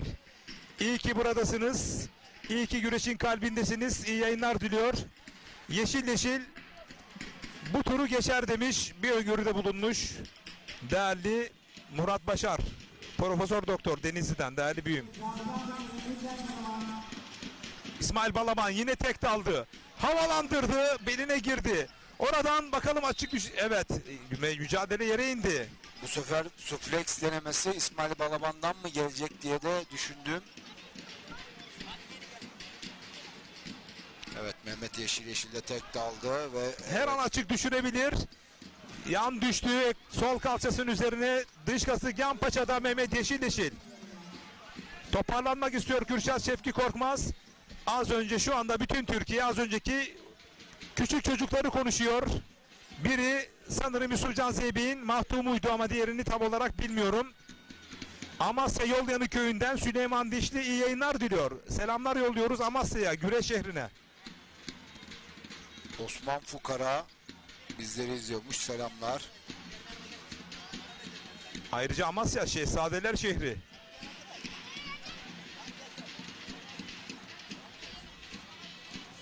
Bakalım Mehmet Yeşil buradan bir yeniş çıkarabilecek mi derken ayakta. Evet, bu arada bir açık düşürme var mı? Devam diyor çayır hakemi. 2 numaralı hakem Elmalılı Özcan hocamız devam diyor.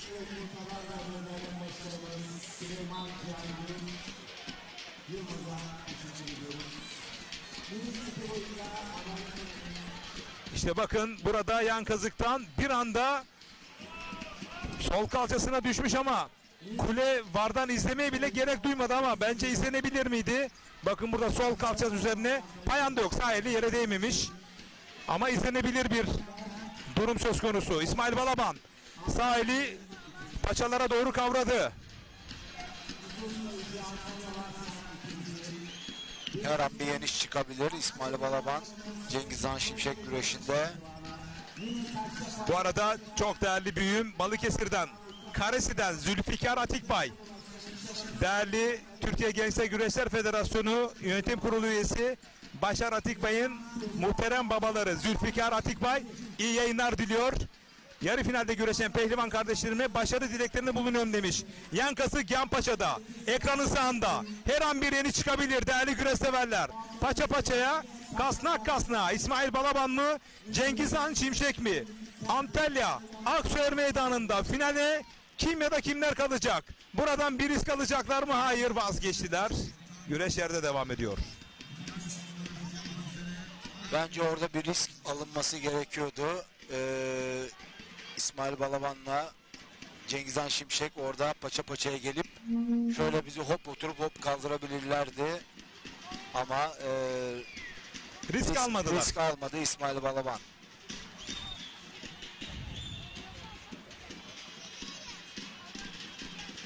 Ekranın solunda Kürşat Şevki Korkmaz Mehmet Yeşileşil mücadelesinde %51 Mehmet Yeşileşil, %49 Kürşat Şevki Korkmaz.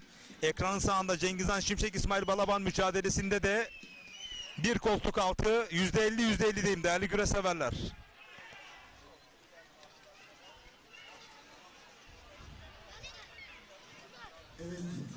Bu arada Tokat'tan Mansur Aytaç iyi yayınlar diliyor. Çift sarmadan önüne düştü Cengizhan Şimşek'in. Tokat'a Almus'a kucak dolusu sevgiler Mansur Aytaç. Almus'ta muazzam bir kara kucak güreşleri yapıldı bu yıl. Allah ömür verirse seneye de oradayız Mansur Aytaç. Evet, çok hareketli geçiyor Cengizhan Şimşek ve İsmail Balaban güreşi. Gerçekten zevk ve keyif alıyoruz. Yorumlarınızı, mesajlarınızı Ekin Türk TV Facebook adresine yollayın değerli güreş severler. Buradan yer verelim. Finale kim ya da kimler kalır? Bu arada bir budama uzak kaldı. Mustafa Bayram bu arada refleks yaptı. O budamadan kurtulmak istercesine. Evet, bu arada Cengizhan Şimşek'ten dış kasnaktan. Evet, İsmail Balaban yankası Gianpaşa'da. Bir ters çangal gelebilir mi? Ya da iç çangal gelebilir mi? Bakıyoruz. Bu kez risk aldı iki baş pehlivanda. Ekranın sağında bir tırpan. Vay vay vay. Akıl dolusu bir hareket yaptı Cengizhan Şimşek. Cengizhan Şimşek neler yaptı öyle değerli güreş severler. Akıl dolusu, akıl dolusu. Biz ters çangal, dış çangal beklerken bir anda ters tırpanla İsmail Balaban'ı adeta şaşırttı. Aynı odaktaydılar ikisi de, risk aldılar bakın. Bir anda sağ ayağıyla bakın tırpanı vurdu destek ayağına. Bir anda vazgeçti düştü. İşte bakın bitirici darbe bu. Cengizhan Şimşek finalde değerli güreş severler. Sarı Fırtına İsmail Balaban bugün için 3. ligde kürsüde yer buldu. Gerçekten akıl dolusu bir oyun yaptı. Ayağı aldı, boşalttı ve orada o fırsatı değerlendirdi. Cengizhan Şimşek'in bu oyunu bana eski başpehlivanlardan Ziya Ünlü bu tarz oyunları çok yapardı. Onu anımsattı. Cengizhan Şimşek'i kutluyorum. İsmail Balaban da gerçekten bugün gerçekten nefes kesici güreşler yaptı. Yarı final güreşi de çok hızlı ve hareketliydi. Yani iki başpehlivanımıza da tebrik ediyorum. İnşallah Cengizhan Şimşek'le devam edeceğiz final güreşinde. Evet, farklı bir açıdan bir kez daha ekranlara geliyor. Bakın, normalde paça paçaya, kasnak kasnağıyken dış çangal ya da iç çangal vurmanız gerekirken Ziya Ünlü Usta'ma buradan selamlar yolluyoruz. En iyi yaptığı oyunu işte burada sağ ayağıyla bir anda topuk kesti. Bakın işte topuğuna çok güçlü bir hamle. Ben bu oyunla Recep Kılıcı yendiğini gördüm. Nerede? Elmalı güreşlerinde. Yıl 1990 yılıydı. Evet değerli güreş severler. İlk finalist Cengizhan Şimşek. Bakalım rakibi Mehmet Yeşil mi yoksa Kürşat Şevki Korkmaz mı olacak? Mehmet Yeşil bakalım oradan. Bir keçi dikmesi yapar mı Mustafa Bayram? Dener mi? Risk alır mı? Buradan sonuç çıkacak gibi geliyor bana. Buradan sonuç çıkacak gibi geliyor. Muhtemelen de öyle oldu. Evet, keçi dikmesiyle Mehmet Yeşil ikinci finalist Mehmet Yeşil oldu.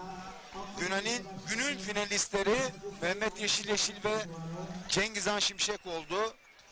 Bakalım bizi nasıl bir final bekliyor Recep Tosun. Bir kez daha tekrarını izliyorsunuz değerli güreş severler. Ekin Türk TV farkıyla çok güçlü bir keçi dikmesi. Paça ve kasnağı çok güçlü yakalamış. Kürşat Şevki Korkmaz'ın yapabilecek pek bir şey de kalmamış. Finalin adı Cengizhan Şimşek ve Mehmet Yeşil oldu. Değerli güreş severler, sanırım 2 yıl ya da 3 yıl önce yine Mehmet Yeşil Cengizhan Şimşek finalini sanki anlatır gibi hafızamda bir yer var ama bunu ne zaman? Reklamdan hemen sonra açıklayacağız. Kısa bir reklam arası, daha sonra Antalya Aksuer Meydanı'nda baş pehlivanlık final güreşiyle Ekin Türk TV ekranlarında birlikte olacağız. Bizden ayrılmayın.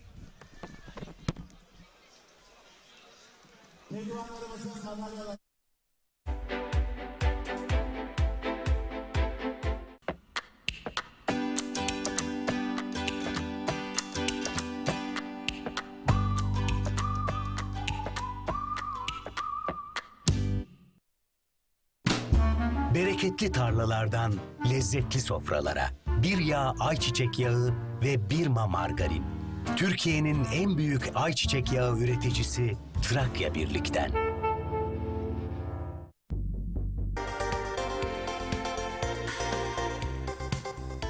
Sevgili izleyenler, herkese merhabalar. Emrah Binici ben, Ekin Grup Genel Müdürü. Şu anda Çanakkale, Gelibolu, Bolayır'dayız. Evet, çok güzel bir projenin tanıtımını yapacağız. Bundan bir ay önce yine Bolayır'da hemen mahalle içerisinde bir tanıtım yapmıştık ve orayı tükettik. Herkes çok güzel beğendi, talebi çok iyiydi ve o yüzden çok kısa bir zamanda bitti. Şimdi yine Bolayır'dayız. Yine ikinci projemiz ve bu projede de elektrik mevcut, su mevcut, kanalizasyon mevcut ve ana yolun hemen kenarında. Bakın şöyle gösterdiğim zaman burası arazimize giriş yolu. Yolun kenarındayız ve hemen yanı başında Gözdekent sitesi var. Yani sitenin hemen yanında imarlı bir projeden bahsediyoruz. Temelden 40 metrekare oturum var. 2 kat imarlı. Şu anda buraya bungalov evlerinizi yapabilirsiniz. Prefabrik koyabilirsiniz. Etrafını çevirebilirsiniz ve arazinin tamamı şu anda çevrili bir vaziyette. Parselasyonu tamam. Haritamız mevcut. Siz sadece istediğiniz yeri beğenin, yeterli. Hemen tapunuzu alabiliyorsunuz.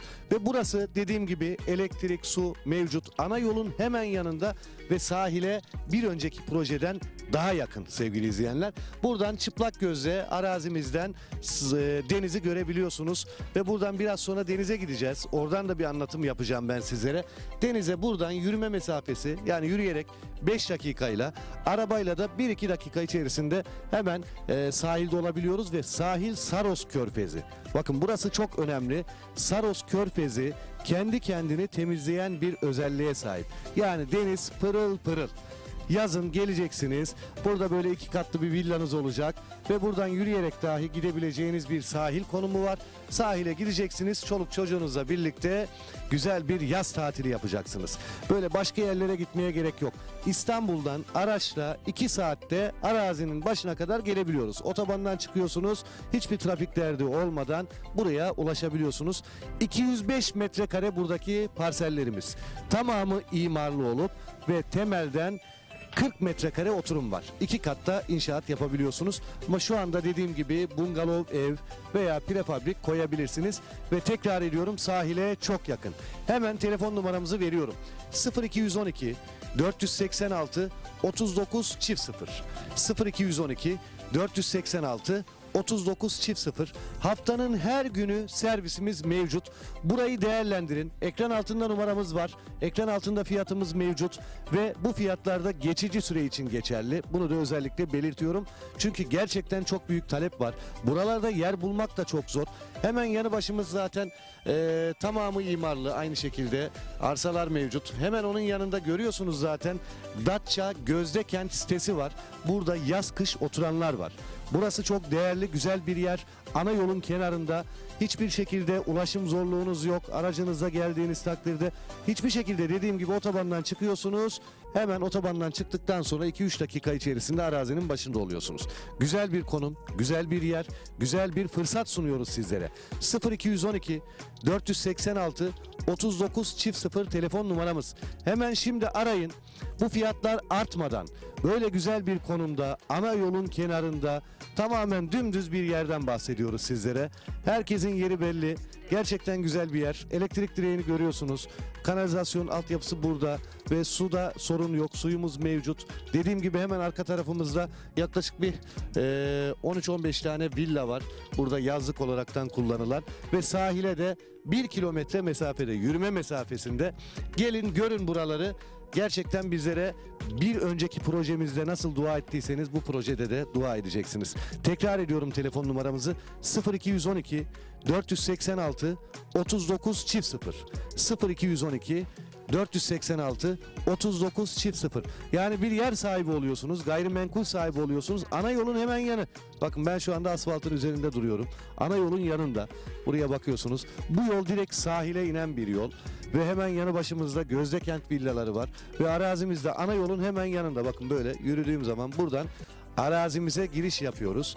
Burada da gerçekten sınırlı sayıda parsellerimiz var. İmarlı, temelden 40 metrekare 2 kat imarlı, 2 kat inşaat yapabiliyorsunuz.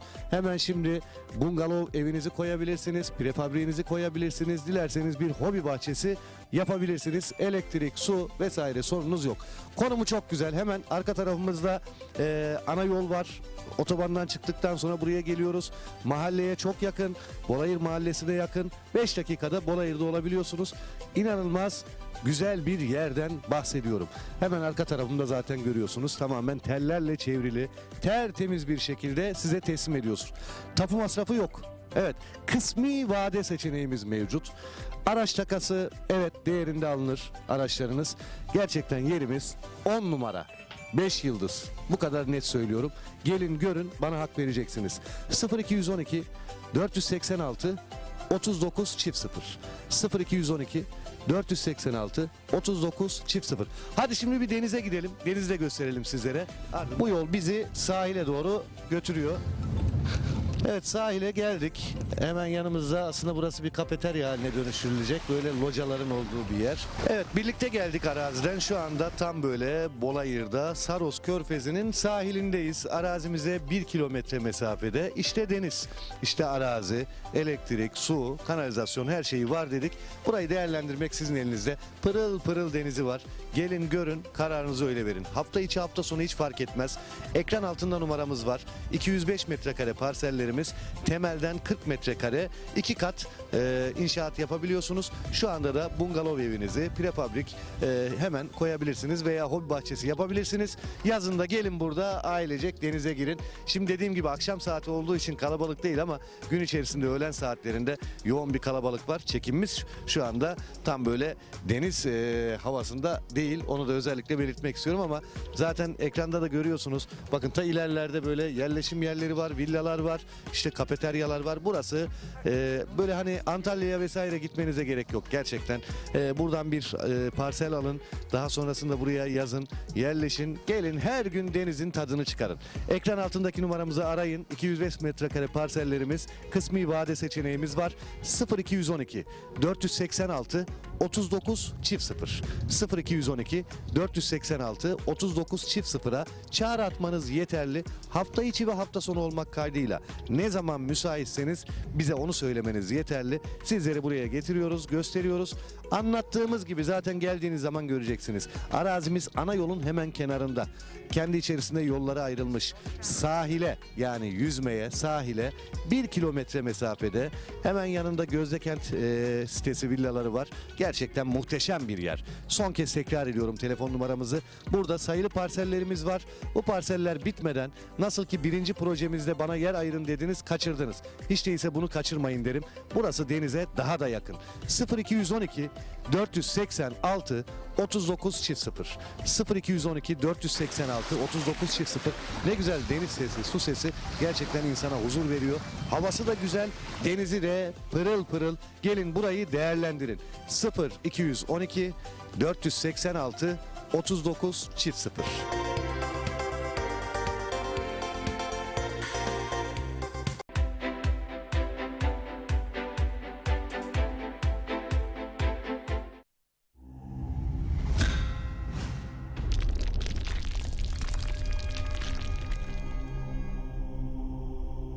Bizi izlemeye devam edin. Hasan Şimşek adına güreş yapıyor. Aslı Nesli bu toprakların evladı. Muhammed Can Güzel. Antalya Aksu. Final müsabakasını Evet değerli güreş severler, tekrar Antalya Aksu Er Meydanı'ndayız.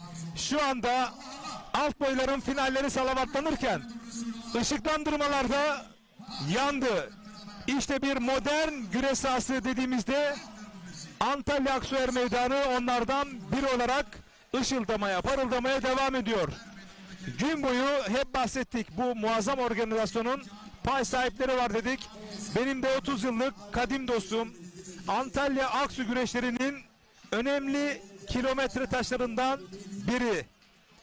Bu güreşleri koordine etme noktasında köprü olan Antalya Aksu Spor Kulübü Başkan Vekili Sayın Arif Tatar, hoş geldin değerli üstadım. Hoş bulduk Sayın Tosun. Öncelikle şunu Ekin Türk TV yeni kanalımız, Atasporumuz ve güreş camiamıza hayırlı uğurlu olsun. Sizlere de hayırlı olsun. Allah mahcup etmesin. Amin. Değerli güreş severler, ben daha önceki kanalımda ilk güreş yayınımı burada yaptım. Sayın Arif Tatar dedi ki sen bu sahalardan geldin, burada olacaksın dedi. 8 yıl önce beni buraya davet etti ve bugün de yeni kanalım Ekin Türk TV'de burada olacaksın dedi. Sen güreş neferisin dedi. İlklerde hep yanımda oldu. Bana sırtını değil yüzünü dönen değerli dostuma, tüm ekranları başındaki güreş severler önünde gönülden teşekkür ediyorum. İyi ki varsın. Allah her zaman yar ve yardımcın olsun Arif Tatar. Şimdi şöyle söyleyeyim Sayın Tosun. Yani neden sen varsın? Sayın Eczacı Halil Şahin Başkanımız da özellikle vurguladı. Recep Tosun dedi, bu Ataspor'un dedi, kitabın tam ortası dedi. Allah razı olsun başkanımızdan. Olmazsa olmazımız dedi. Sunumu, anlatımı, güreşin mutfağından gelen bir isim olarak dedi. Olmazsa olmazımız dedi. Gelecek, diğer kanallar gibi en güzel şekilde misafirperverlerimizi göstererek burada yayını yapacak. Ataspor'una katkısını koyacak. Bu kadar dedi. Gelecek dedi. Sayın Başkanımız da yapmış olduğumuz röportajda şunu söyledi. Biz artık tüm spor branşları gibi Ataspor'un güreşini buraya tutturduk ama önemli isimler var dedi biz bunu tuttururken. Sayın Mehmet Selvi ve Sayın Arif Tatar dedi. Sizden övgüyle bahsetti. Burada gerçek kahramanlar onlardır dedi. Bu cümleden olmak üzere Sayın Başkanımızın cümlesi özelinde neler eklemek istersin Sayın Arif Tatar? Sayın Başkanımızın göreve geldiğinden bu yana seçim çalışmalarında sahada mazbatasını almadan önce bir sözü vardı. Halen bu söz devam ediyor, geçerli. Ben değil biz olalım. Biz olursak dedi başarılı oluruz dedi.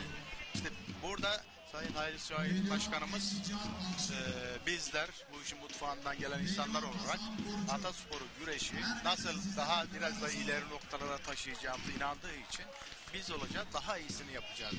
Hatırlıyorsunuz bir önce ilk canlı yayını burada yapmıştık biliyorsunuz. Evet, evet. Kanalında. Evet. O zamanlar 2014'te oradaki sahamız vardı biliyorsunuz. Dışişleri Bakanımız geldi, yağmurlu hava, bayağı bir meşakkatli bir yol yürüdük. Sayın Başkanımız da öyle söyledi. Zor başladık ama artık dedi zirveye doğru çıktık. Sayın Başkanımız ondan sonra dedi ki niye bizim dedi güzel bir kalıcı, kapalı, konforlu, yani seyircilerimizin rahat bir şekilde güreşçilerimizin, sporcuların rahat bir müsabakalar yapacağı alan, zemin, çim saha, tribün niye yapmayalım? Yapalım el birliğiyle. Gerçekten çok güzel bir şey çıktı ortaya. Şu anda baktığınız zaman böyle Ali Sami Yen stadı gibi değil mi? Işıl ışıl, pırıl pırıl. Şu anda zaten güreş severlerimiz farkında. Evet. Sayın Arif Tatar, başkanımız göreve geldiği andan itibaren bir kırılmadan bahsetti. Dedi ki herkes makus talihini bir kenara itecek ve risk alacak, çalışıp çabalayacak ve ekibiyle doğru timingler yapacak. Hep devletten beklememeli, proje üreterek devletimizin de buraya katkı sağlaması noktasında da onların önünü açmalıyız dedi. Burada çok ciddi bir doktrin ortaya koydu. Eklemek istediklerin var mı? Başkanımın şöyle bir yöntemi var. Şimdi tamam biz bu tesisler kim için yaptık? Buranın halkı, gençleri için Ataspor'un hizmet anlamında düşüncesiyle yola çıktık, yaptık. Kime yaptık? Bu da devletin yeri. Bu devletin çocuklarına, bu devletin Ataspor'un sahiplenme adına yaptık bunlar hepsini. Her şey yani hemen kanunla, yazıyla, kalemle değil. Bazen de biz buraya ilk başladığımızda buraya çok ciddi bir dolgu yapıldı. Evet. Bu Expo Buraları bataklıktı. Ama şimdi bataklıktan gül çıkardı Sayın Ali Şahin. Hatta bize derlerdi ki burayı yaparken o zaman siz yarın orada kayıkla gezersiniz derlerdi başkana. Çünkü Sayın Başkan Expo projesini bildiği için, buranın sel almayacağını bildiği için biz yapalım enişte dedi. Ve yaptık bugün, onu diyen insanlar özür diliyor. Gelinen nokta bu. Evet, gelinen nokta bu. Şimdi Sayın Arif Tatar, Türkiye'nin muhtelif il ve ilçelerinde güreş organizasyonları tertip ediliyor. Bir organizasyona bakıyorsunuz, bir yıl sonra olmuyor. 2-3 yıl olan daha sonra 5-6 yıl olmuyor. Ama Aksu'ya bakıldığında, Antalya Aksu'ya bakıldığında inanılmaz bir istatistiki sabırla hep her yıl yükselen bir seviyesi var. Şimdi güreşin içerisinden gelmiş bir kulüp başkanı ve köprü olan senin gibi bir değerlerin bu güreşe ve başkanlar arasındaki bu vazifeyi doğru orantılı kullandığında, kendi âli menfaatleri dışında, bunu parantez içerisinde söylüyorum çünkü onlar zarar veriyorlar güreşe. Ama siz göreve geldiğinizde kendi imkanlarınızla yeri geldiğinde buraya gelen güreşçilerin yolluklarını, yeri geldiğinde de tüm boylarda ilk turda yenilenlere ekstra yolluklar verilmesi noktasında bir çığır açtınız. Şimdi biz bunları konuştuğumuzda hayal deniyordu ama bugün bakıldığında bütün organizasyonlar Aksu'yu örnek alıyorlar. Yine çok yani değerli bir tespiti de yine gündeme getirdik ve doğru. 2014'te Sayın Başkanımızın biz bu çocuklara zaten bu baş pehlivanlar, başaltı bunlar zaten parasını alıyor. Neden biz güreşen minik birden başa kadar standart herkese, kura çekmiş güreşen herkese neden para vermiyoruz? Verelim başkanım. Ve 2014'ten bu yana veriyoruz. Ve belki de Halil Şahin'in bugün Halil Şahin olmasındaki halkın gözündeki teveccühü, o sempatisi, sevecenliği çocuklar insana duası. Kendisi dedi ki Allah'ın bereketidir bu dedi. Evet. Şimdi biz mutfağından geldik.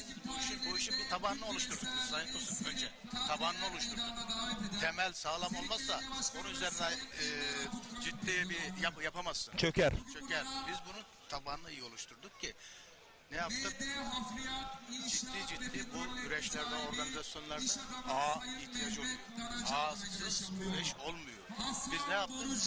Kırbıyı, holding gibi bir Harun Şahin Kırbıyı güreşi bu insan bilmiyor. Yani nasıl? Biz buna güreşi sevdirdik. Bugün Aksu Belediye Spor Kulübü'nün bütün malzemelerinden tut her türlü harcamalarında elinde taşın altına da gövdesini koyuyor. Bu yılda 3.sünü kemer aldı. Ağalık kemeri aldı. 3 yıldır ağamız hiçbir zaman desteğini esirgemiyor. Bu güreşi öyle bir sevdi ki şu anda biz desek ki Sayın Şahin Harun Bey bırakalım bu işi. Hayır. Bırakmam dedi. Sayın Başkan 1 milyon dedi ama Şahin Kırbıyık 10 milyon dedi. 10 katını söyledi. Evet. Bu Sayın Başkan'a olan saygısı, sevgisi ve atasporumuz olan gönül bağını mı? Hangi perspektifte algılarsınız? Biraz önce bir ifade ettiğim gibi güven. Başkanımız da orada kırmadı, seyirciyi kırmadı. Zaten o gönlünden zaten onu hazırlamış zaten. Ve o paranın da alt boylardaki bütün çocuklara dağıtıldığına adı gibi emin. Kimse kendi hali menfaatini düşünmüyor burada. Bravo, bravo. Biz 2014'ten bu yana mesela ilk bütün ağalarımızdan Allah razı olsun. Allah sağlık, sıhhat versin. Biz burada Kadro İlişkiler Grubu sahibi Fikret Öztürk ağamız 3 yıl ağamızlık yaptı bize. Yani Allah kendine razı olsun. Yani daha önceki diğer ağalarımız olsun. Hepsine buradan ayrı ayrı teşekkür ederim. Bugünlere kolay gelmedik. Değerli güreş severler, bakın ben yakinen biliyorum. Sayın Arif Tatar aynı zamanda bir iş insanı. İlk güreşlerde belediyemiz Sayın Ali Şahin de dile getirdi. Kendi imkanlarımızla zorlanabilirdik dedi. Ama şimdi çok değerli bir yağımız var dedi. Sayın Şahin Harun Kırbıyık olmadığı dönemlerde zorluklar yaşandığını biz de biliyoruz. Ve çok değerli Arif Tatar bir iş insanı olarak anlaşmalı ve yolluklu gelenlere bazı ödül ve yolluklar yetmediği yerde kendi bütçesinden onlara para yolladı. Kendi bütçesiyle bu açığı kapattı. Ben bunlara şahit oldum. Bu demek ki burada gönülden verirseniz, gönülden sahip çıkarsanız Allah da ödüllendiriyor. Evet, işte biz olduk biz. Şahin Harun Kırbıyık gibi birini burada buyurun dedi, size taşlandırıyorum Cenab-ı Allah. Burada çok güzel bir, hatta herkesin gıptayla baktığı bir güreş ağımız burada sizin yanınızda birlikte güreşe hizmet ediyor. Dolayısıyla güreş özeline gelirsek bugünkü atmosferi nasıl değerlendireceksin? 30 yıl bu meydanlar kol bağlamış Arif Tatar olarak. Öncelikle şunu söyleyeyim, yani burada bu güreşleri 8.siz yapıyoruz. Burada belediye başkanım Sayın Eczacı Halil Şahin ve ekibi, başkan yardımcıları, yerin müdürleri, bu sahanın içinde bizi biliyorsun 3 gündür sünnet şölenleri, konserlerimiz, bugün güreşle taşlandırdık bunu. Bütün belediye personelimiz, çaycısından, temizlikçisinden en üst noktasına kadar gizli kahramanlar. Gizli kahramanlar burada. Hepimiz el birliğiyle çok güzel bir burada şey ortaya koyduk. Ev sahipliği ortaya koyduk, evet. Ortaya koyduk. Bugün gelen seyircilerimiz, bugün gelen insanların, bürokratlarımız gerçekten bunu daha da taşlandırdı. Demek ki Aksu'da 8 değil, 18 yıllar, 28 yıllar bu devam edecek. Temeli biz sağlamadık. Ne gördüm? Bunu ekranlarda söyledim. Protokole gelen ikramların aynısı seyircilere de dağıtıldı. Burada ayrımcılık, ırkçılık yapılmadı. Ayrımcılık yapılmadı. Hem Cuma günü sünnet şöleni, sanatçılar aynı ikramlar. Cumartesi günü Yıldız Doğan, Sevgi Betek, bunlar da aynı şekilde bütün halkımıza protokole neyse herkese aynı eşitlikte ikramlar yapıldı. Yani Ali Şahin niye seviliyor işte anlatmaya gerek yok. Eşit. Final özelinde, evet final özelinde Cengizhan Şimşek ve Mehmet Yeşileşir kapışması olacak. Final nasıl bir final bizi bekliyor? Ekranları başında güreş severlere. Şu anda madalya seremonisi de başladı. Birinci olan evet Mehmet Selvi'nin mahtumu oğlu Ziya Alp Selvi. Gelecek vaat ediyor. Aksu emin ellerde. Aksu altyapısı. Evet dedesi madalyasını taktı Ziya amca.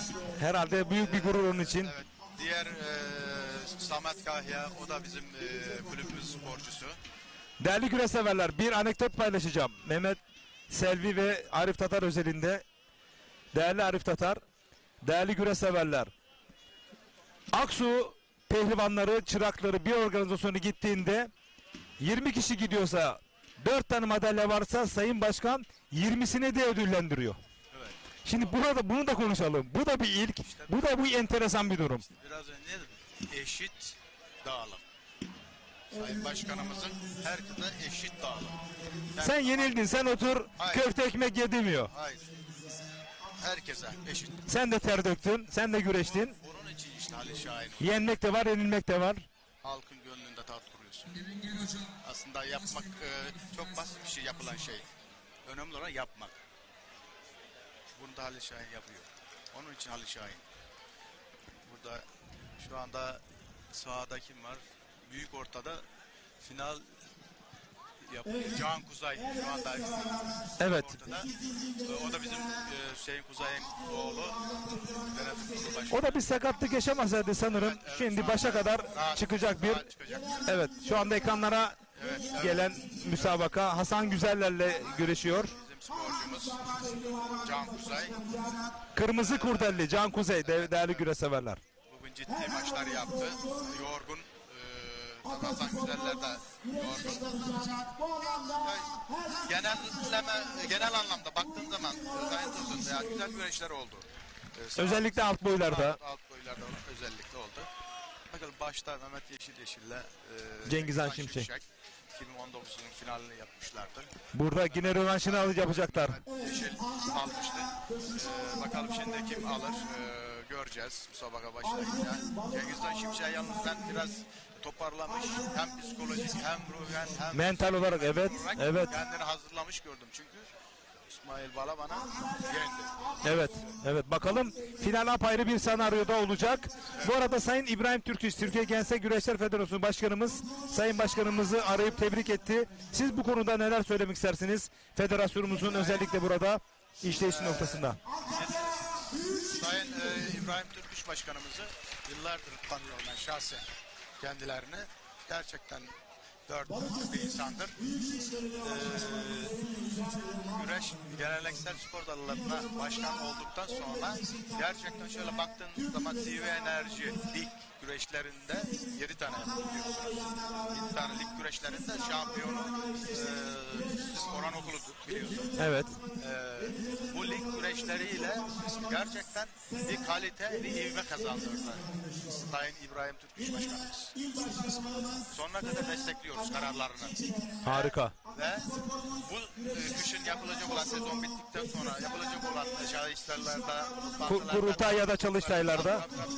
buralarda da daha revize edilecek şeyler var. Bunları el birlik söyleyeceğiz. Notlarınızı alıyor musunuz? Alıyoruz. Harika. Alıyoruz. Harika. Çünkü gözlemliyoruz. Biliyorsunuz hep güreşlere gidiyoruz. Spor kulübü olarak sporcuların arkasından gidiyoruz. Ve hata, eksik, şunu da yapsak Ataspor'u bir adım öne çıkar. Notlarımızı alıyoruz. Bunlar hep çalışmalarda hepsini bunu dile getireceğiz. Sayın Başkanım bunlar hep çok önem veriyor çünkü dikkat alıyor. Sayın Arif Tatar, baş pehlivanların final salavatlaması başlıyor. Senle inan saatlerce konuşacağız ama program yapacağız. Mutlaka bir program şart. Evet. Yeşil de benim köylüm. Evet. Yani küçükten beri benim köylüm. Şimdi öbür Cengiz Han bizim yine çırağımız. Küçükten bir oyna. İkisi de bu bölgenin insanı. Burada centilmence bir müsabaka yapmalarını ben arzuluyorum. Öncelik bu sakatlanmamaları. Evet arzuluyorum. Hiçbir sporcunun burada bir sakatlık yaşayıp üzülmesini yani istemem. Yani sporcunun en büyük kabusu sakatlıktır biliyorsun. Kesinlikle öyle. En ağır yaşayanlardan biriyim. Geçmişte, illerde, onun için İnşallah güzel bir final olacak. Aksu Er Meydanı'na yakışacak bir final maçı olacak.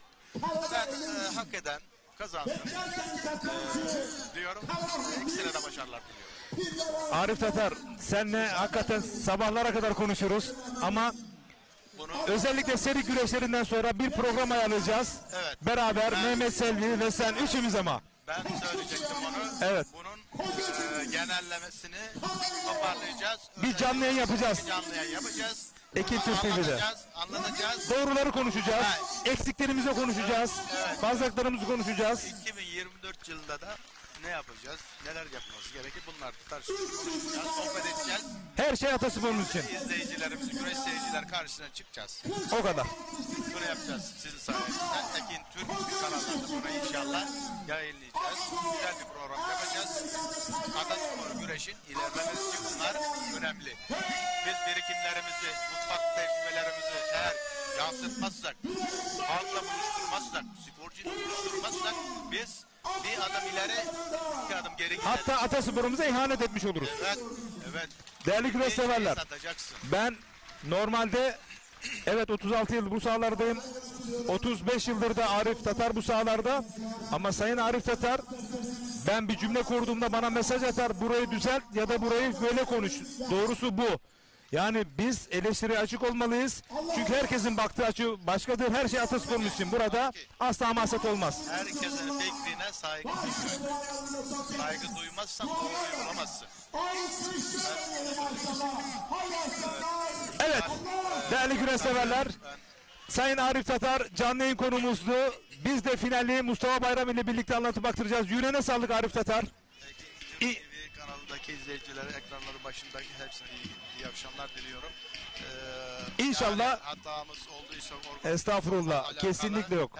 Hepsinden özür diliyorum. Kesinlikle yok. En güzel yapmaya çalıştı Sayın Eczacı Halil Şahin Başkanımızın takım kaptanlığında en güzel yapmaya çalıştı. Yani olabilir. Hatasız olmaz zaten.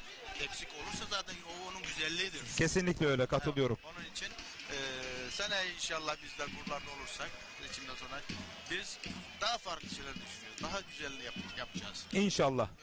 Şunun altını çiziyorum. Siz Tabii de ki. bunu takdir edersiniz Sayın Tosun. Yani her yıl üstüne koyduğun bir şey burada gözlemliyorsunuz değil mi? Kesinlikle, kesinlikle. İnsani ihtiyaçlar en önemlisi. Her şey burada tasarlanmış ve planlanmış. Evet. Evet değerli güreş severler, Arif Tatar'la doyumu hakikaten çok yüksek bir röportaj oldu ama ne zaman devam edeceğiz biliyor musunuz? Seri güreşleri de, güreş sezonu şöyle bir bitsin. Hemen ilk fırsatta Antalya Aksu'da Mehmet Selvi, değerli Aksu Spor Kulübü Başkanımız ve Arif Tatar ile birlikte şöyle üçlü canlı yayında Ekin Türk TV ekranlarında hem Aksu güreşlerini hem Atasporumuz güreşi A'dan Z'ye konuşacağız, tartışacağız Hodri Meydan programında ve biz de sizleri baş pehlivanların final müsabakalarıyla baş başa bırakıyoruz. Teşekkür ederim. İyi yayınlar. Biz teşekkür ederiz.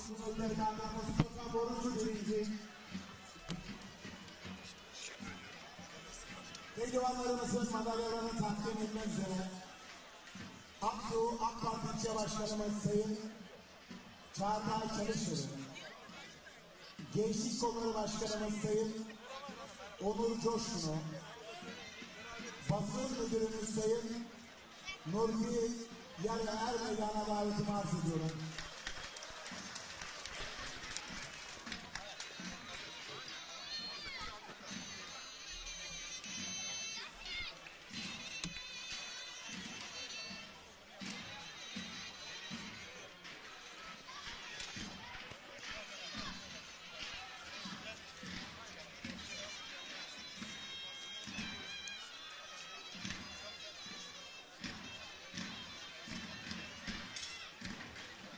Sekizincisi düzenlenen Antalya Aksu Belediyesi Geleneksel Yağlı Pehlivan Güreşlerinin final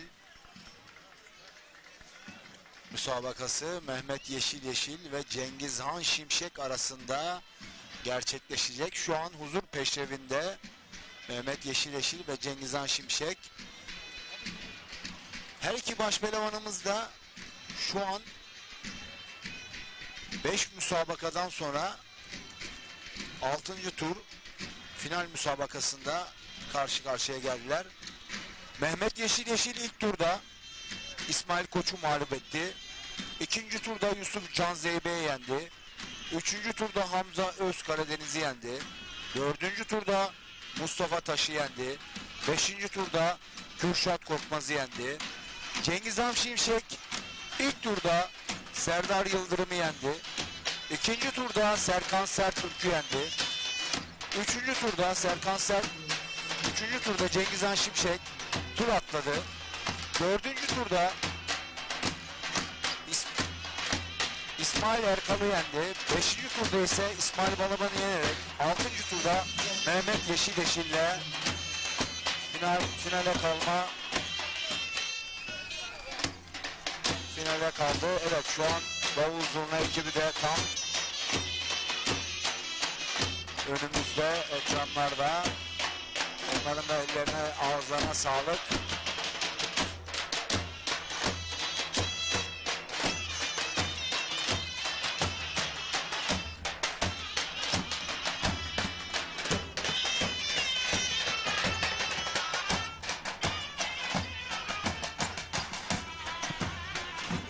Evet değerli güreş severler, final özelinde Mehmet Yeşil mi, Cengizhan Şimşek mi, soru bu.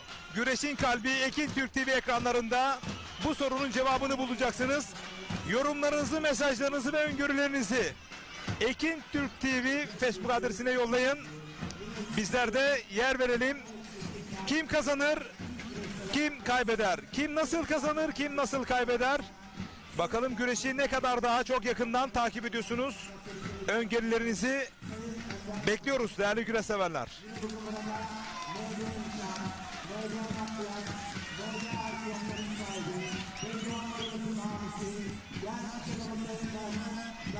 kuvvetli eski baş pehlivanlardan Mustafa Tülü bizleri izliyormuş. Buradan selamlar ustaya.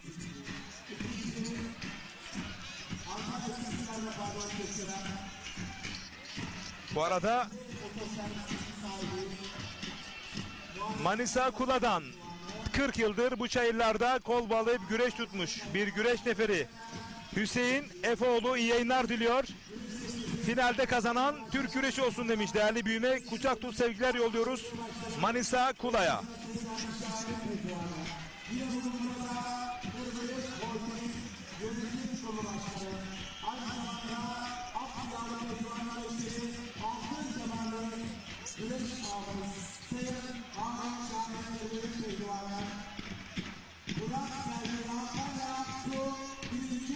Recep Başaran, Haşim Saraç, Osman Fukara, Altan Kahraman, Ercan Korgun bizleri izliyormuş. Buradan sevgili izleyicilerimize selamlar. Recep Başaran, Şükrü Orhan, Mustafa Zeybek.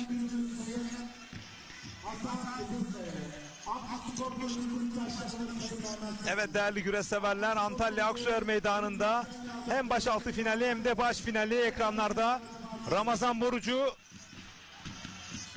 Engin Can Akşit. Engin Can Akşit, evet, ekranın solunda. Ramazan Borucu, düzeltiyorum, Hasan Borucu, Engin Can Akşit. Ekranın sağında da Mehmet Yeşil, Cengizhan Şimşek. Tekrar ediyorum, ekranın solunda başaltı finali. Engin Can Akşit ve Hasan Borucu. Başaltı finali.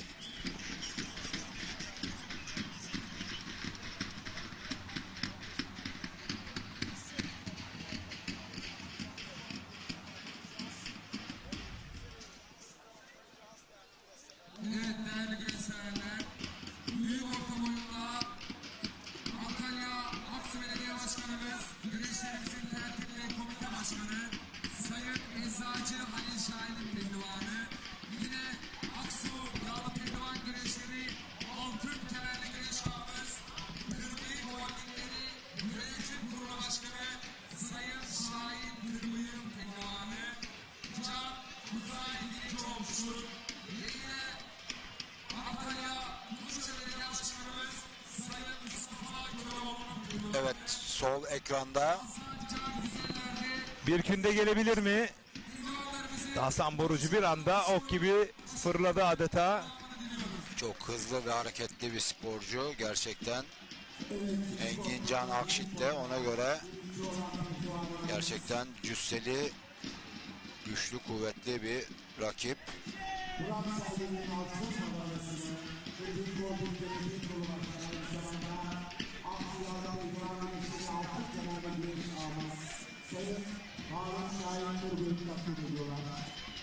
Evet, baş pehlivanlık finali sağ pencerede izliyorsunuz.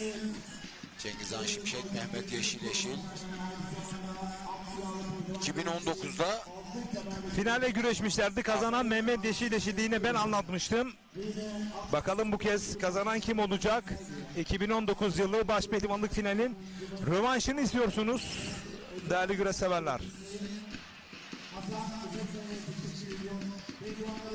Mürsel Vural, baş altında Engin Can, başta da Cengizhan favorim demiş.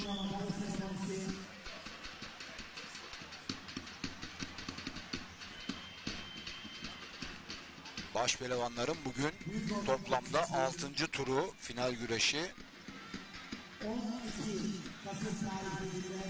Mehmet Yeşil ilk turda İsmail Koçu, ikinci turda Yusuf Can Zeybe'yi, üçüncü turda Hamza Özkaradeniz'i, dördüncü turda Mustafa Taş'ı, beşinci turda Kürşat Korkmaz'ı yenerek finale yükseldi.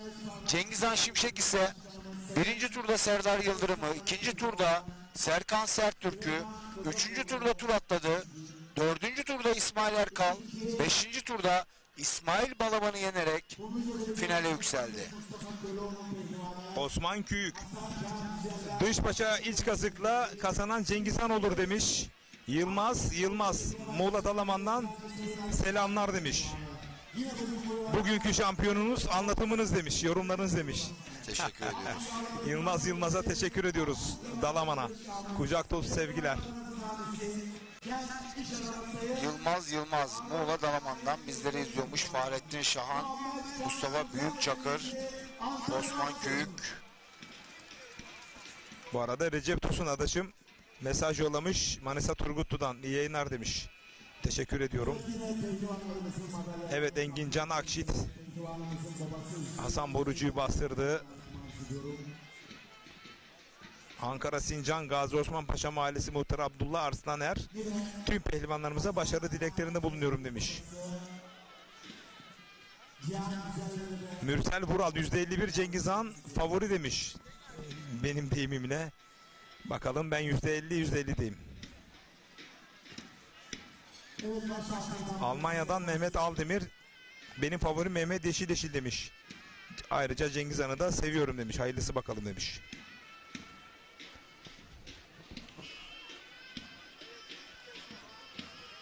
Basri Akgül Mehmet Yeşil'i severim ama gönlüm Cengiz Han'dan yana demiş.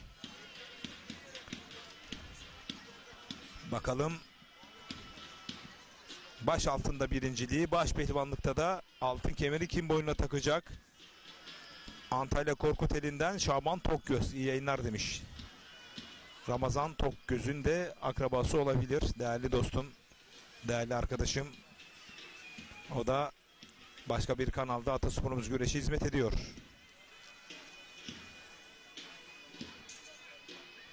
Bugün ayrıca değerli kardeşim Ramazan Toksöz'ün ve Türkiye Geleneksel Güreşler Federasyonu Başkanımız Sayın İbrahim Türkiş'in güzel kızının doğum günleri, gönülden kutluyorum. Rabbim acılarını göstermesin inşallah. Sevdiklerini bağışlasın her ikisini de. Sen doğum günlerini söyledin. Ben de dünya evine girenleri söyleyeyim. 2 hafta önce Hüseyin Gümüşalan ve geçen hafta Turan Balaban dünya evine girdiler. Her iki baş pehlivanınızda ömür boyu mutluluklar diliyorum. Harika.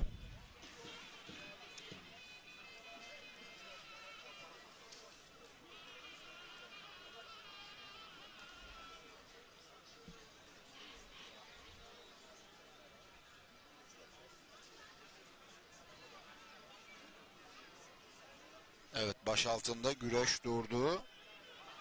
Engincan Akşit. Kaşında herhalde bir sıkıntı var.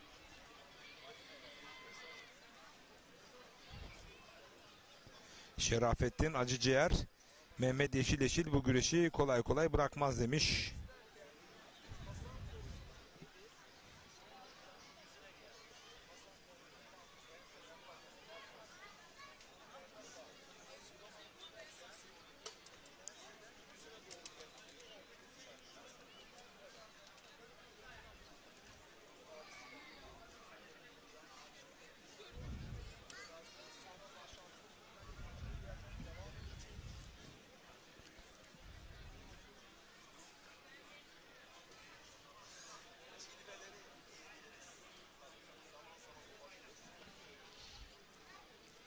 Evet, baş altında bir sakatlık söz konusu. Çayırda tek bir mücadele kaldı. Mehmet Yeşil ve Cengiz Han Şimşek mücadelesi. Bu arada çok değerli Korkuteli'nin altın kemerli güreş ağası Sayın Hamdi Sarıcan'ın oğlunun bu akşam düğünü var. Ahmet'in. Değerli güreş severler, Antalya Korkuteli'nde ebedi altın kemerin sahibi olmuş değerli Hamdi Sarıca, muhterem hanımefendi eşi Hanife Sarıca'nın oğulları Ahmet Sarıca'nın bugün cemiyeti var. Dünya evine giriyor Yıldırım Düğün Salonu'nda.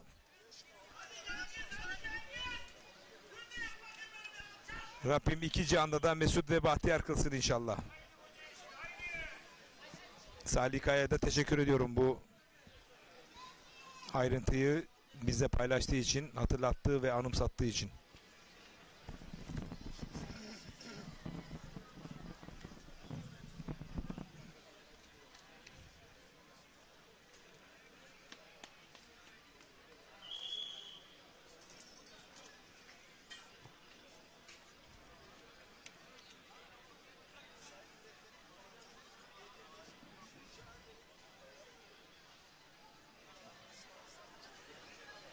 Bu arada Er Meydanı Yiğitleri sosyal medya portalı yöneticisi Ali Coşkun, Uşak Eşme Yeleğen'deki tüm güreş severlere selamlarımı iletir misin demiş.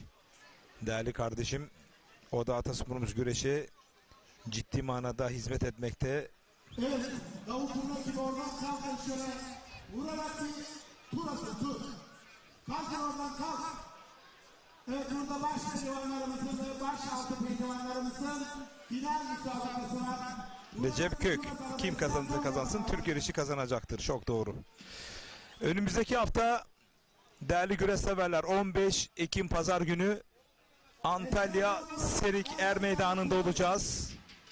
Güreşin kalbi Ekin Türk TV olarak Serik Belediye Başkanımız Sayın Enver Aputkan himayelerinde tertip edilecek ve çok değerli güreş ağamız Sayın Veli Demir himayelerinde olacak değerli güreş severler. 22 Ekim Pazar günü de Kocaeli Derince İshakçılar Er Meydanı'nda olacağız Ekin Türk TV olarak.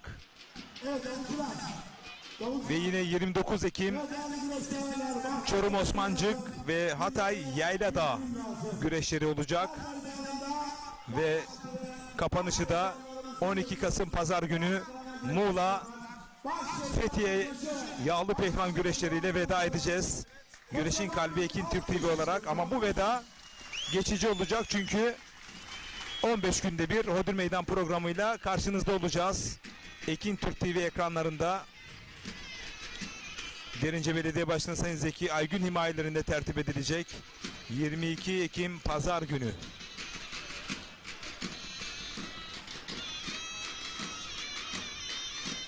İsa Türkoğlu, Mehmet Yeşileşili istikrarından Cengiz Han Şimşek'i de süpleksten ötürü çok seviyorum demiş. Evet, süpleks oyunu gerçekten Cengiz Han Şimşek her an yapabiliyor ve yapmak için de çok çabalıyor. Patlayıcı kuvveti olan.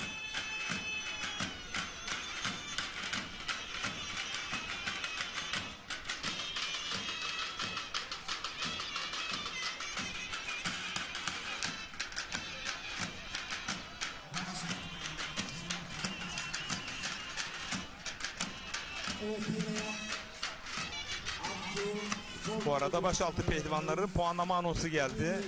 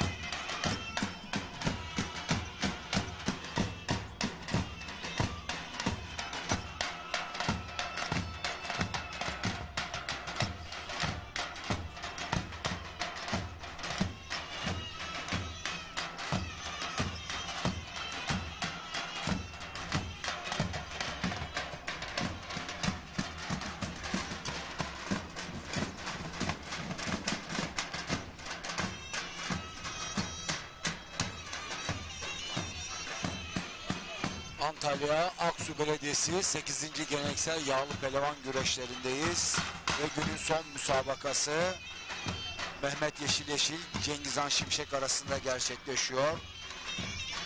Bir ara karşılıklı dalışlar söz konusuydu, uzak kaldılar.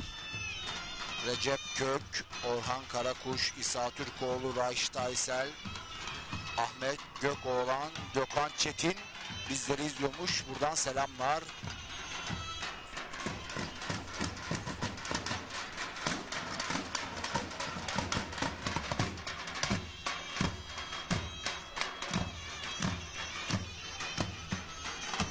Evet, Hasan Borucu ve Engin Can Akşit arasındaki başaltı finali puanlama süreci başladı. Günün sonunda bakalım başaltı birincisi kim olacak?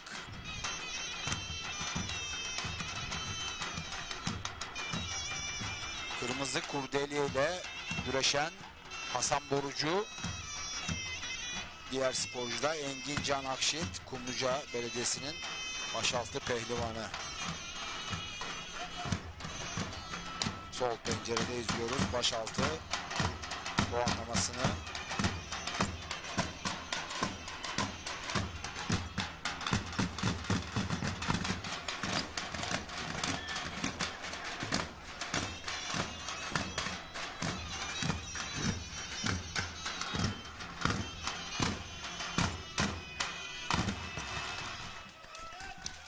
Mehmet Yeşil bir ara Elense ile rakibi Cengizhan Şimşek'i dağıttı. Güzel bir final bizi bekliyor, özellikle puanlama evresinde.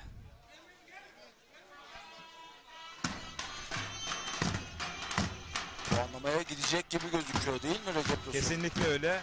Çünkü her iki baş pehlivanımız da normal seyirde güreş yapıyorlar. Bir hareket yok.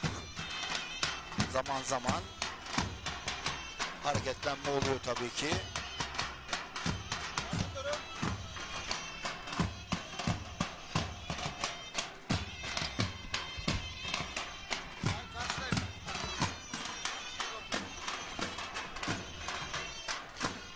Evet, İsa Kale eski milli güreşçi bizleri izliyormuş. Yalova Altınova Belediyesi meclis üyemiz Hasan Karabacak bizleri izliyormuş. Dilaver Altuntaş, Gökhan Karakuş bizleri izliyor. Selamlar.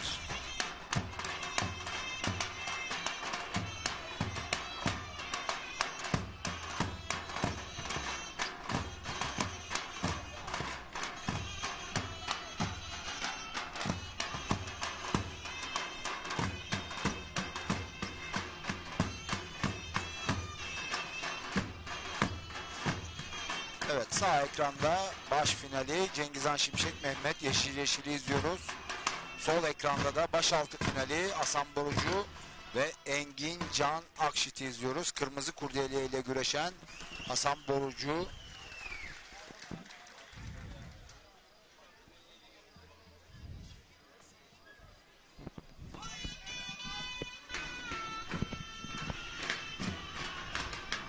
Beş numaralı hakem de bu çayırlarda güreş tutmuş olan Antalya bölgesinden Osman Yasak hocamız sevk ve idareyi yapıyor.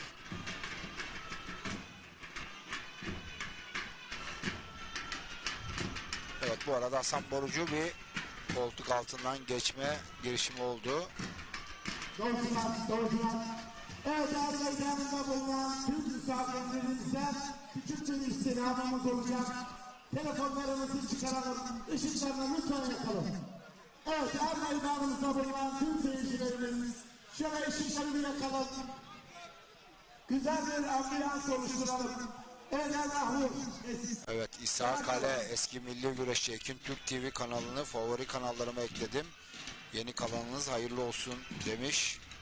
Yalova Altınova Belediyesi meclis üyemiz Hasan Karabacak da selamlar, seviliyorsunuz yazmış. Teşekkür ediyoruz. Özellikle Mehmet Yeşil ve Cengizhan Şimşek mücadelesinde o puanlama anlarında bakalım nasıl bir atraksiyon bizleri bekliyor.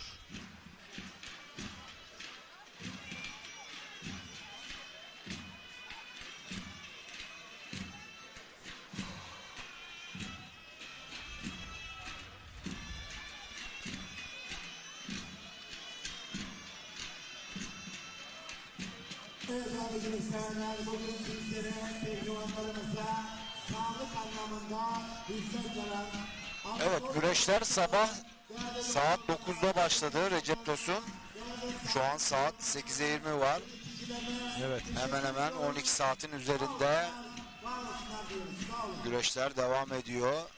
Gerçekten geniş bir katılım oldu, sporcu katılımı.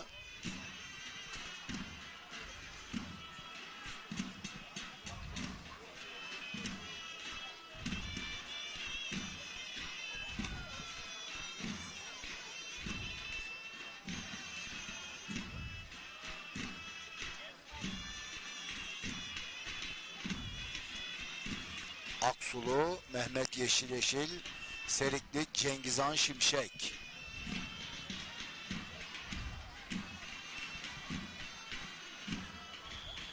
Hasan Borucu, o da Aksu bölgesinde yaşıyor.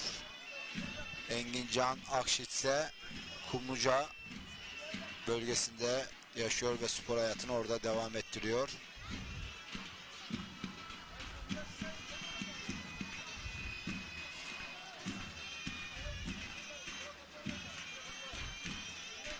Evet değerli güreş severler, final özelinde hem başaltı hem baş pehlivanlıkta öngörüleriniz, yorumlarınız. Ahmet Gökoğlan, Hasan Borucu diyor eski formunda olsaydı diyor şimdiye kadar yenerdi diyor.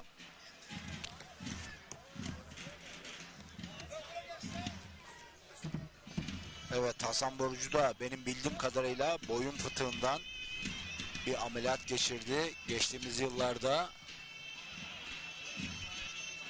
Orhan Karakuş, o da Haydi Şimşek demiş.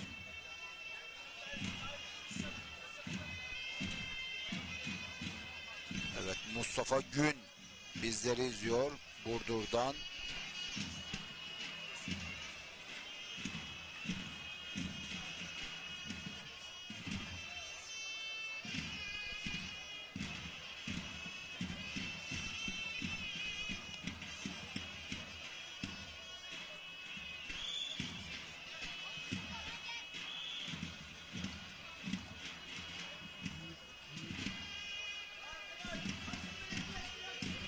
Sağ pencere Cengizhan Şimşek, Mehmet Yeşileşil baş pehlivanlık finali.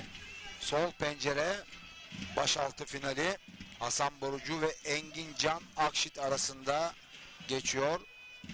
Ayağında kırmızı kurdeli olan Hasan Borucu sol ekranda. Puanlama sürecinde başaltı finali.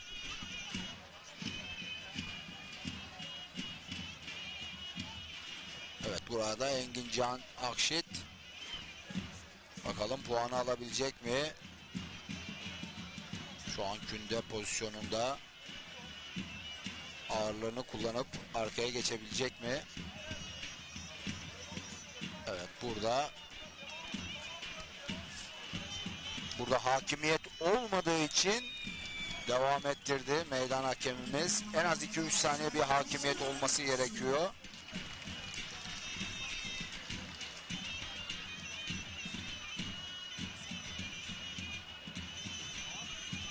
Alaplı'dan, Zonguldak Alaplı'dan İlker Atar selamlar göndermiş. Karpuzcu Hüdayi Korkuteli'nden bizlere selam göndermiş.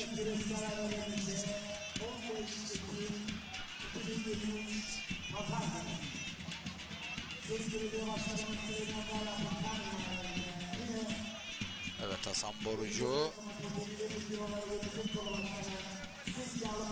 Engincan Akşit bakalım arkaya geçebilecek mi? Arkaya geçip bastırıp birkaç saniye hakimiyeti sağlaması gerekiyor. Artık güçlü kuvvetli bedeniyle buradan kaçırmaması gerekiyor Engincan Akşit'in. Evet, artık tamam, burada puan var.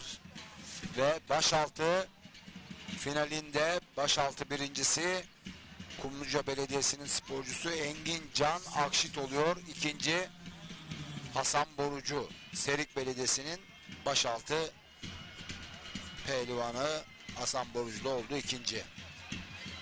Evet, günün son müsabakası, günün son güreşi, baş pehlivanlık finali Mehmet Yeşileşil ve Cengizhan Şimşek arasında. Evet, başaltı finalinin puanlaması, puan alındığı an tekrarı. Engincan Akşit, Kumluca Belediyesi'nin başaltı pehlivanı, günün birincisi oluyor.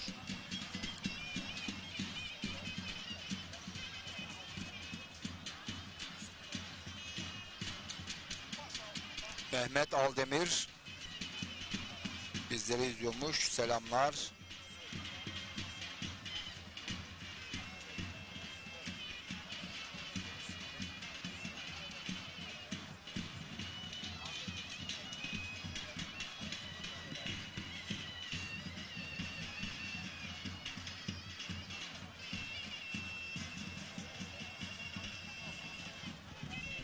Evet, tekrar söylemek istiyorum. Bu baş pehlivanlarımızın 6. turu finale gelene kadar Mehmet Yeşileşil ilk turda İsmail Koç'u eledi. 2. turda Yusuf Can Zeybek. 3. turda Hamza Özkaradeniz. 4. turda Mustafa Taş. 5. turda Kürşat Şevki Korkmaz'ı yendi. Gerçekten çok ciddi ve güçlü rakiplerini yenerek finale geldi Mehmet Yeşileşil. Cengizhan Şimşek ise 1. turda Serdar Yıldırım'ı mağlup etti. 2. turda Serkan Serttürk'ü yendi. 3. turda tur atladı. 4. turda İsmail Erkal'ı yendi. Ve 5. turda İsmail Balaban'ı yenerek finale kaldı. Şu an Mehmet Yeşileşil ve Cengizhan Şimşek günün son karşılaşmasını Aksu Belediyesi'nin 8. geleneksel yağlı pehlivan güreşlerinin finalini yapıyorlar.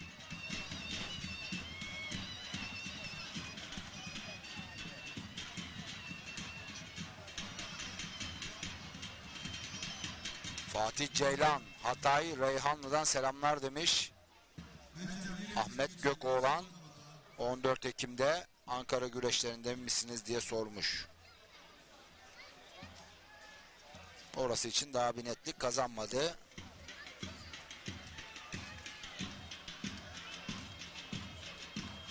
Güreşin kalbi Ekin Türk TV'desiniz. Bundan sonra güreşin tohumlarını Ekin Türk'te biçeceğiz, ekeceğiz.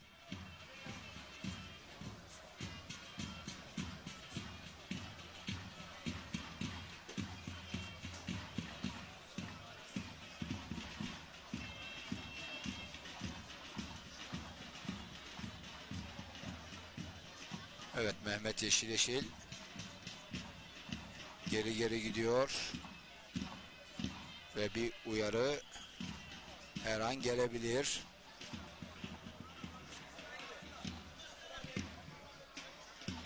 Üç defa üst üste böyle geri gelirse kule hakem heyeti tarafından bir ihtar verilir. Ama şu ana kadar ilk defa bu durumla karşılaşıldı. Birazdan da puanlama sürecine muhtemelen geçilecek.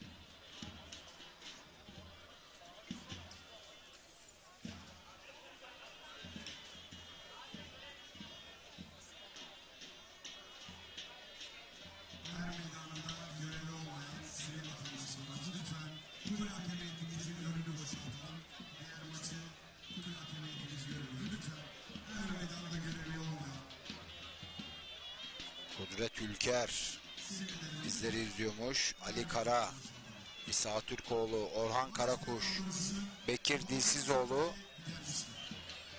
Er Meydanı yiğitleri bizleri izliyormuş. Teşekkürler.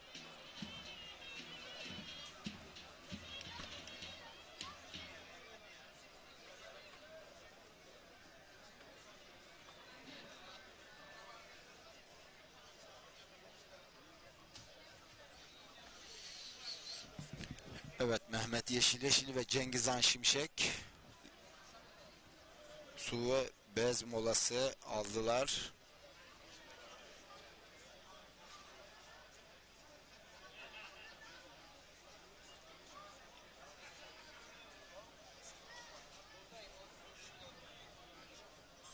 Er Meydanı yiğitleri.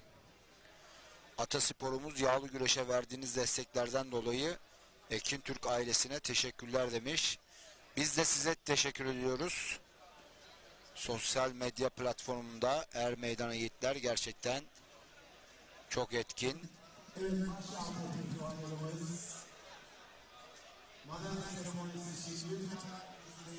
Mehmet Senay Avcı 2021 rövanşını Cengizhan alır demiş. Biz de 2019 diye hatırlamıştık.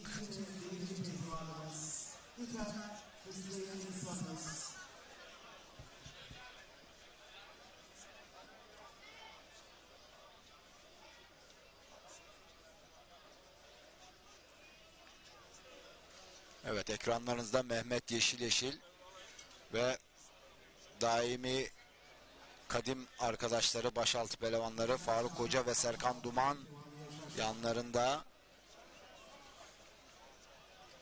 Evet, puanlama sürecine geçildi. Cengizhan Şimşek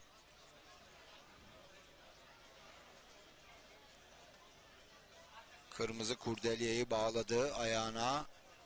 Evet değerli izleyenler, baş pehlivanlarımız normal sürede güreş şeklinde Evet, sol ayağında kırmızı kurdeleyi görüyoruz Cengizhan Şimşek'in. bu aradan pehlivanlarımızın galip ilan edilince puanlama evresine geçtiler. Pehlivanlarımıza şöyle kocaman bir alkış istiyoruz. Evet, puanlama süreci başlayacak.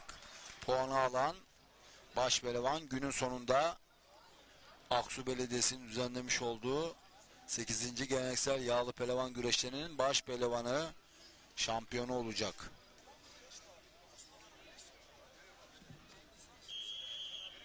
Evet, start verdi meydan hakemimiz.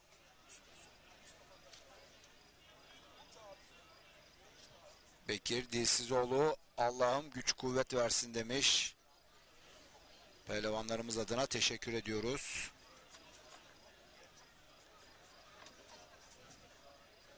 Günün sonunda Mehmet Yeşil mi yoksa Cengizhan Şimşek mi kazanacak? Nazım Kızıl, değerli arkadaşım, değerli yorumcum bizleri izliyormuş. Ramazan Seren, Mehmet Yeşil'e başarılar diliyorum demiş. Orhan Karakuş bizleri izliyormuş. Selamlar.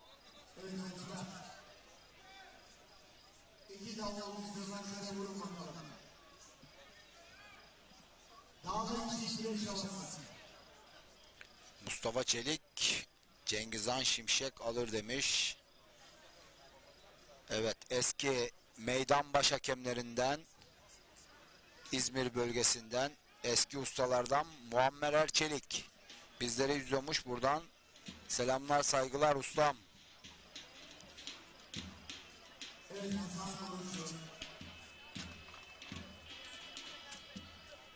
Başaltında dönüşeceğim pehlivanlarımız.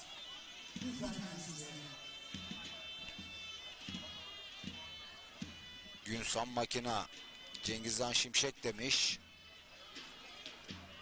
Günün sonunda belli olacak. Cengizhan Şimşek mi yoksa Mehmet Yeşil mi? Ahmet Türkoğlu Ordu Kumru'dan bizleri izliyormuş. Selamlar. Muammer Erçelik ustam kolay gelsin demiş. Teşekkür ederiz değerli ustamız. Levent Mine Yılmaz İnşallah Cengizhan Şimşek demiş.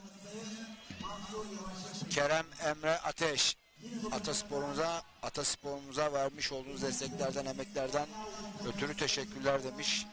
Biz de sizlere teşekkür ederiz.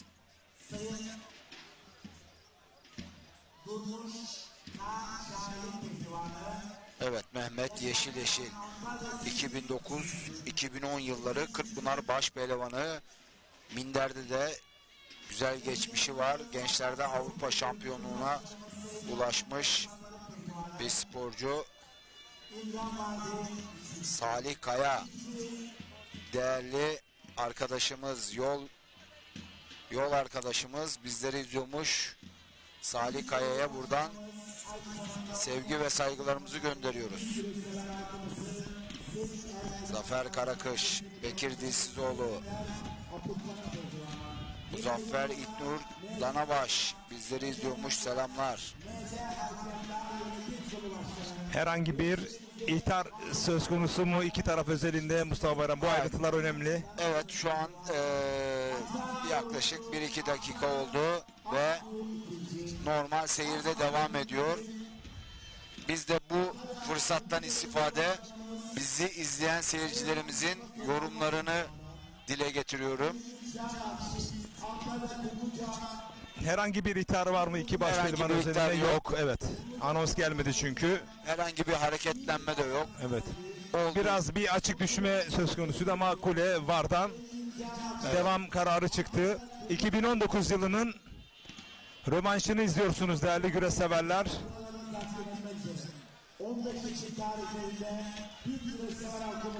2019 yılında kazanan Mehmet Yeşileşil'di finalde. Bakalım bu kez kazanan kim olacak? Tekrar ediyorum, önümüzdeki hafta pazar günü Pehlivanlar Diyarı olarak adledilen Antalya Serik Er Meydanı'nda olacağız. Ekin Türk TV ekranlarından canlı olarak izleyeceksiniz. Serik Belediye Başkanı Sayın Enver Aputkan himayelerinde tertip edilecek ve güreş ağası Sayın Veli Demir himayelerinde olacak. 22 Ekim Pazar günü de Kocaeli Derince İshakçılar Er Meydanı'nda olacağız. Derince Belediye Başkanı Sayın Zeki Aygün himayelerinde tertip edilecek. Ve 29 Ekim'de de Çorum Kargı Sayın Zeki Şen Belediye Başkanı ve Hatay Yayladağ güreşleri olacak.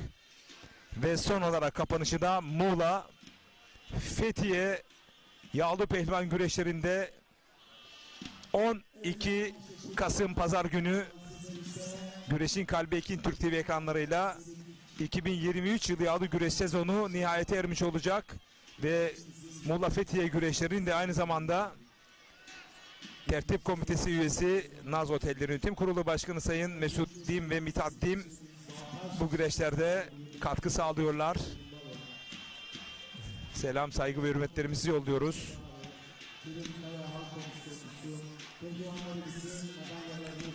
Abdullah Bolgü, Ordu Korgan'dan, Sefa Öner Manisa Şehzadeler şehrinden bizleri izliyormuş. Aziz Gamze Metin bizleri izliyormuş. Selamlar. Fatih Uzala, Recep abim kolay gelsin demiş.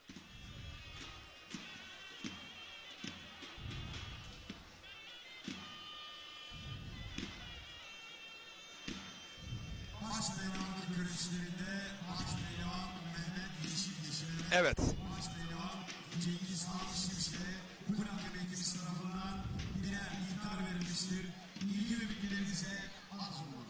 Evet, aslında bu beklenen bir ihtardı.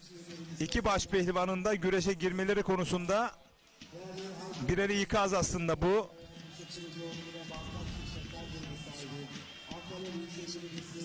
Adem Türkoğlu, Haydi Cengizhan yazmış.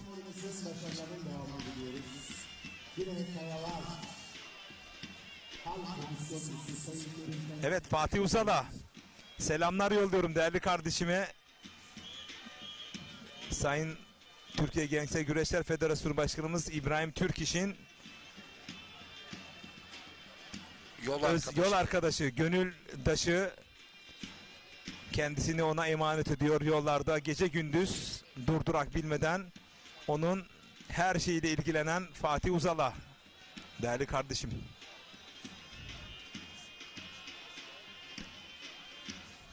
Mehmet Üstboğa finalde güreşçilere başarılar diliyorum demiş.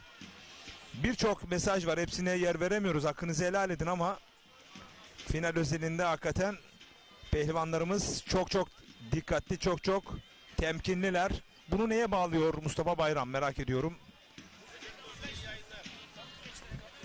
Evet değerli güreş severler, Sayın Emin Bal değerli başkan vekilimiz, gün boyu röportaj yapmak için bekledik ama final özelinde artık çok yoğun, misafirleri protokolde oldukça yoğun olduğu için alamadık, hakkını helal etsin. Ama muazzam bir organizasyon var, güreş severler zaten takdir ediyor. Estağfurullah Emin Bal başkanım. Helal olsun başkanım, ne demek. Allah razı olsun. Evet değerli güreş severler, Sayın Emin Bal hakikaten gün boyu misafirleri ayakta karşıladı. Yüreğine sağlık. Misafirperverlik örneği ortaya koydu. Kendisini röportaj almayı çok arzuladık ama nasip değil diyelim. Artık başka bir organizasyonda inşallah.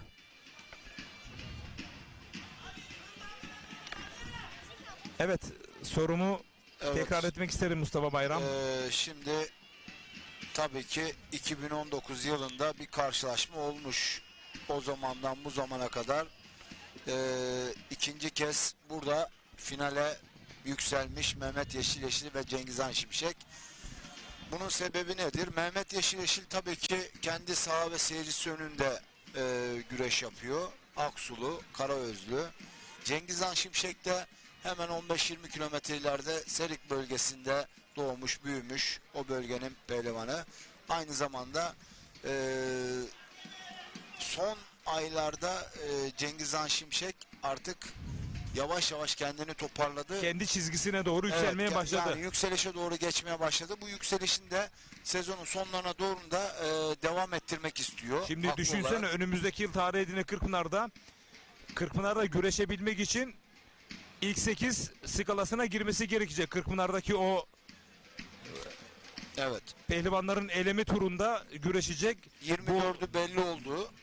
Diğer 8'i de ilk 8'in, son 8'in içerisinde yer bulmak isteyecek Cengizhan. Dolayısıyla bu form grafiğini bu yılın sonuna, hatta önümüzdeki yılın sezon başına kadar sürüklemesi gerekiyor. Evet.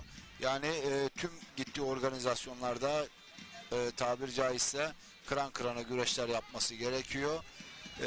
Form grafiği dediğin gibi yüksek olması gerekiyor. Yani finalde de her iki baş pehlivanımıza başarılar diliyorum. Günün sonunda bakalım Mehmet Yeşileşil mi yoksa Cengizhan Şimşek mi? Balıkesir'den Ferro Özbayrak, Süleyman Bozdemir, Harun Ertaş ve değerli Ramazan Seren birlikte izliyoruz. İyi yayınlar diliyor. Teşekkür ediyorum. Değerli büyüklerime Samim Okur, sana çok selamı var. Samim Okur abimize ve selamlar.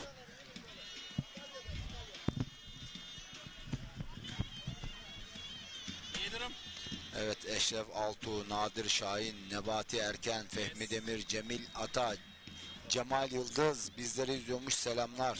Enver Türkoğlu, Yasin Balcı.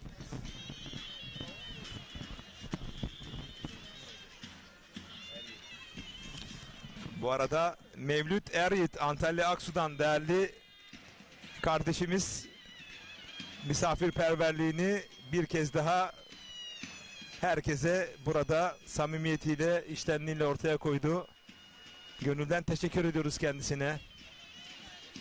Evet, ara ara paça arayışları içerisinde ama uzak kalıyor. Daha yakına girmesi gerekecek ama Mehmet Yeşileş'in oradan dolanışları, tek dalışları çok tehlikeli. Sen ne öngörüyorsun acaba? Tek dalış yapan Mehmet Yeşileşil mi? Kontra bir hücum yapan Cengizhan Şimşek bir sonuca gider. Şimdi şöyle, son zamanlarda Mehmet Yeşileşil'in güreşi biraz daha kontratak güreşler yapıyor. Ama tek dalışları gerçekten nefes kesici. Mehmet Yeşileşil'in sonucu odaklı. Gerçekten buttan girip havalandırıp affetmiyor oralarda. Oradan puanı alabilen bir sporcu. Ben Cengizhan Şimşek biraz daha kasnak oyunlarında başarılı olabileceğini düşünüyorum. Bakalım nasıl bir sonuç çıkacak. Mehmet Yeşileşil tek dalarak mı bastıracak yoksa Cengizhan Şimşek kasnaklardan çekerek mi? Ya da paçaya uzanarak mı? Bir de böyle sağdan sola İşte oradan çekiyor böyle dağıtarak, evet, bir anda peline girebiliyor. Evet, ikisine de ikaz mı geliyor? Adil'de de ikisini de mi ikaz etti yoksa birini mi? Vallahi ikisini de ikaz etmesi gerekiyor çünkü ikisinde de bir hareketlenme yok. Her ikisinin de birer ihtarı var. Güreşi biraz daha hızlandırmaları, hareketlendirmeleri gerekiyor. Sanki her ikisi de bir fırsat bekliyormuş gibi bir durum var ortada. Bir işte bahsettiğim buydu. Bir anda boşluğa düşürüp beline girebilir mi derken kaçırdı.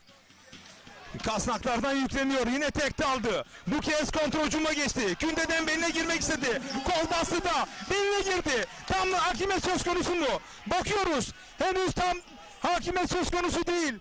Eğer dizlerini yere değdirirse Mehmet Yeşileşil baş pehlivanına uzanacak. Bakıyoruz. Kolunu sokmak istiyor. Sürdü, ayağını taktı. Bastırdı. Blok etti ve Mehmet Yeşileşil rüştünü ispatladı. Ben Mehmet Yeşilleşilim diyor. Bir kez daha tekrarını izleyeceksiniz değerli güreş severler. Bir anda güreş karıştı. Daha geriden alabiliriz. Mücadele Cengiz Han Şimşek'in, evet, burada tam hakimiyet söz konusuydu. Cengiz Han Şimşek'in o ilk yaptığı hamle, sağdan sola doğru çekişi muazzamdı ama oradan Mehmet Yeşilleşil inanılmaz derecede güçlü bir şekilde kurtuldu. Anında kontra bir hücum yaptı. Kündiye doğru dolan işte burada bakın. Bir anda bakın işte bakın boşa düşürdü. Tam burada tam hakimiyet söz konusu derken toparlandı. Kasnaktan hücum yaptı. Ardından da tam zamanı dedi. Tek daldı ama Mehmet Yeşilleşil'in o kontra hücumunu burada kol bastığıyla dağıtmak isterken bir anda beline girdi. Tam hakimiyet söz konusu mu derken mücadele ayakta devam etti. Mehmet Yeşilleşil ısrarla bırakmadı. Tam hakimiyeti aradı.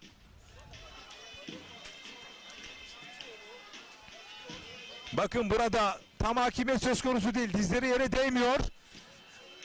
Kolunu kurtarmak isterken bakın burada elini sokup kolunu kurtarmak isterken ama Mehmet Yeşilleşil bele girdiğinde Cengiz Han Şimşek için her şey çok ama çok geçti. Ve kazanan Antalya Aksu Karaözlü Mehmet Yeşilleşil oldu. Cengiz Han Şimşek'i finalde mağlup etti. Altın kemeri boynuna takacak. Birazdan. Evet Mustafa Bayram, neler söyleyeceksin? Evet, 40 dakikadan sonra gerçekten mükemmel bir puanlama güreşi izledik.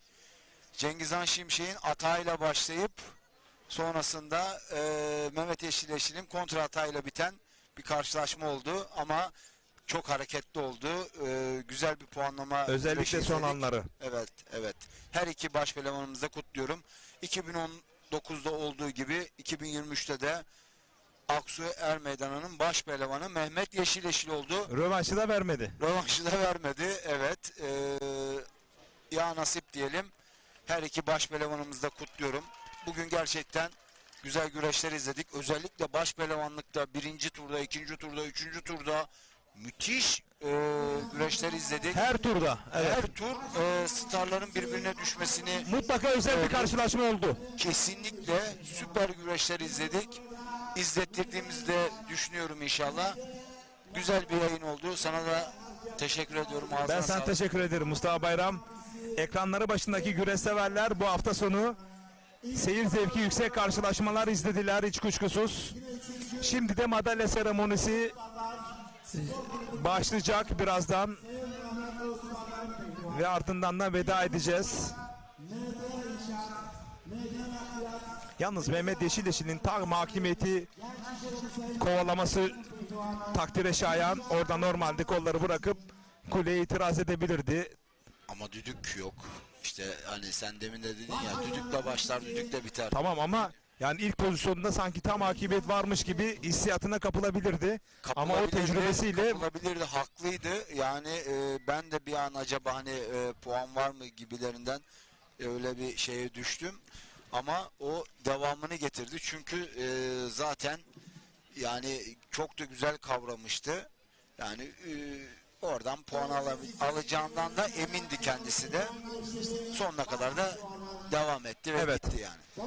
Balıkesir Büyükşehir Belediye Başkanımız Sayın Yücel Yılmaz'ın baş pehlivanı Mehmet Yeşilleşil çok sevindi. Bunu neye bağlayacaksın? Ya kendi saha ve seyircisi önünde baş pehlivan oldu. Buna sevindi. Evet, gidiyor ve rakibi çırağı Cengiz Han Şimşek'ini alnından öpüyor. Evet. Madalya seremonisi birazdan Sayın Halil Şahin Belediye Başkanımız altın kemeri boynuna takacak.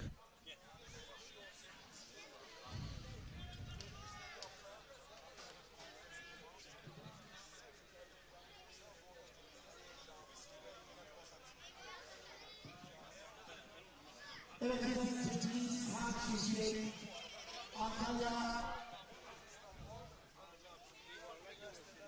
döşemanlardan bayrak gösteren Aydın Balık Ağlarına sahibi iş adamı Sayın Aydın Çelik Pehlivanı. Aynı zamanda yine bugünlerde Aksulu Hukuk Beyliği Avukatımız Sayın Durmuş Şahin Pehlivanı. Cengiz Şişli ikinci kürsüye lütfen. Başbakanlarımızın madalyalarını kupalarına takdim etmek üzere. AK Parti Antalya İl Başkanımız Aslı Eski Aksu Karayüzümüzün evladı Sayın Ali Çiçek. Yine AK Parti Antalya'nın vekilimiz Sayın Mustafa Kötü, Sayın Kemal Çiçek, Sayın İbrahim Arkadaşım ve yine İl Devlet Müdürümüz Sayın Fatih Kasapoğlu. Başbakanlarımızın kupalarını, madalyalarını takdim etmek üzere her meydanda almak istiyorum.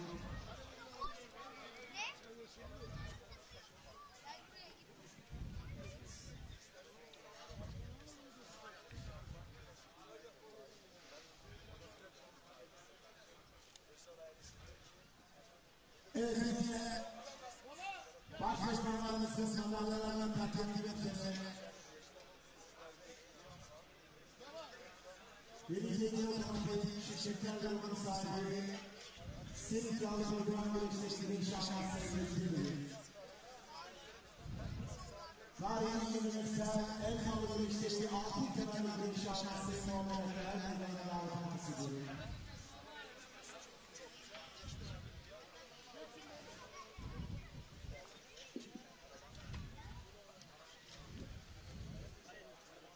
Evet, Antalya AK Parti Başkanımız Sayın Ali Çetin, çok kıymetli vekilimiz Sayın Mustafa Kötü, Sayın Kemal Çelik, Sayın İbrahim Ertaş, İl Devlet Müdürümüz Sayın Fatih Kasapoğlu ve Sesin Güneşleştiriş Ağamız Sayın Emir'dir.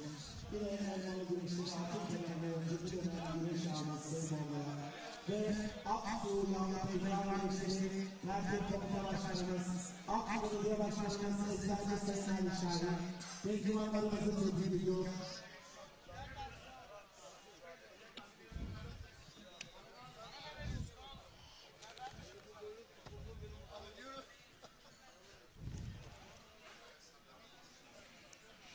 Evet, madalya seremonisi şu anda altın kemeri takacaklar.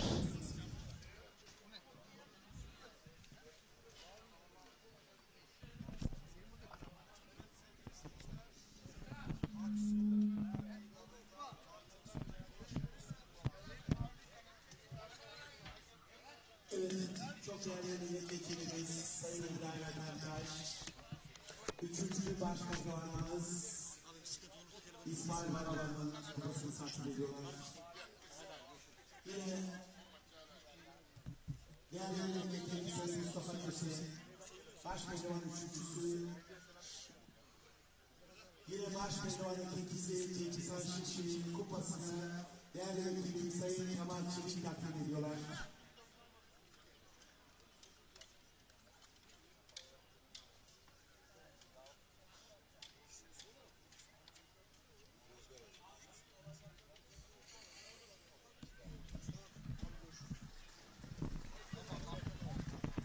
Evet, Başpehlivan Belediyesi Mehmet Yeşil Yeşil'in birincilik kupasını Aksu Belediye Başkanımız Eczacı Sayın Ali Şahin, Aksu Güneşleştirici Ağamız Sayın Harun Şahin Gürgür'e, kıymetli vekillerimiz, İl Başkanımız Sayın Ali Çeçik, birlikte takdim ediyorlar.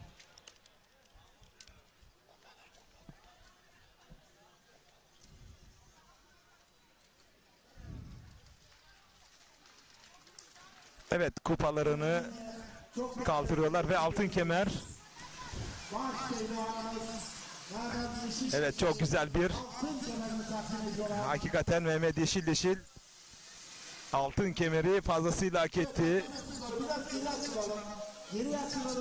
Muazzam bir atmosfer söz konusu. Bunu fazlasıyla hak etti Mehmet Yeşil. Gün boyu yapmış olduğu mücadeleler sonrasında altın kemerini boynuna taktı. Evet değerli güreş severler, bugünün yayınımızın sonuna geldik. Mustafa Bayram, teşekkür ediyorum. Son sözlerini alalım. Ben de çok teşekkür ediyorum. Kürsü yapan tüm başpehlivanları kutluyorum. Gerçekten çok güzel güreşler izledik ve izlettiğimizi umuyorum. Ağzına sağlık Recep Tosun, teşekkürler. Evet değerli güreş severler, yayınımızın sonuna geldik. Önümüzdeki hafta Antalya Serik Er Meydanı'nda buluşmak ümidiyle. Hoşça kalın, dostça kalın. Güreşin kalbi Ekin Türk TV ekranlarında kalın. Allah'a ısmarladık. Mutlu akşamlar Türkiye.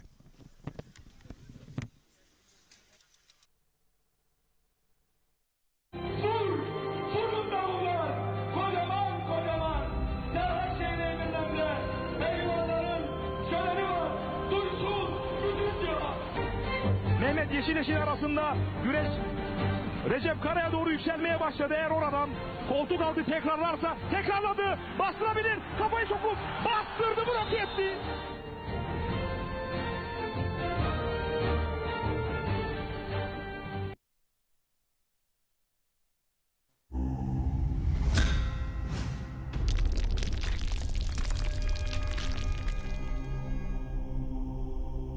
Bizi izlemeye devam edin.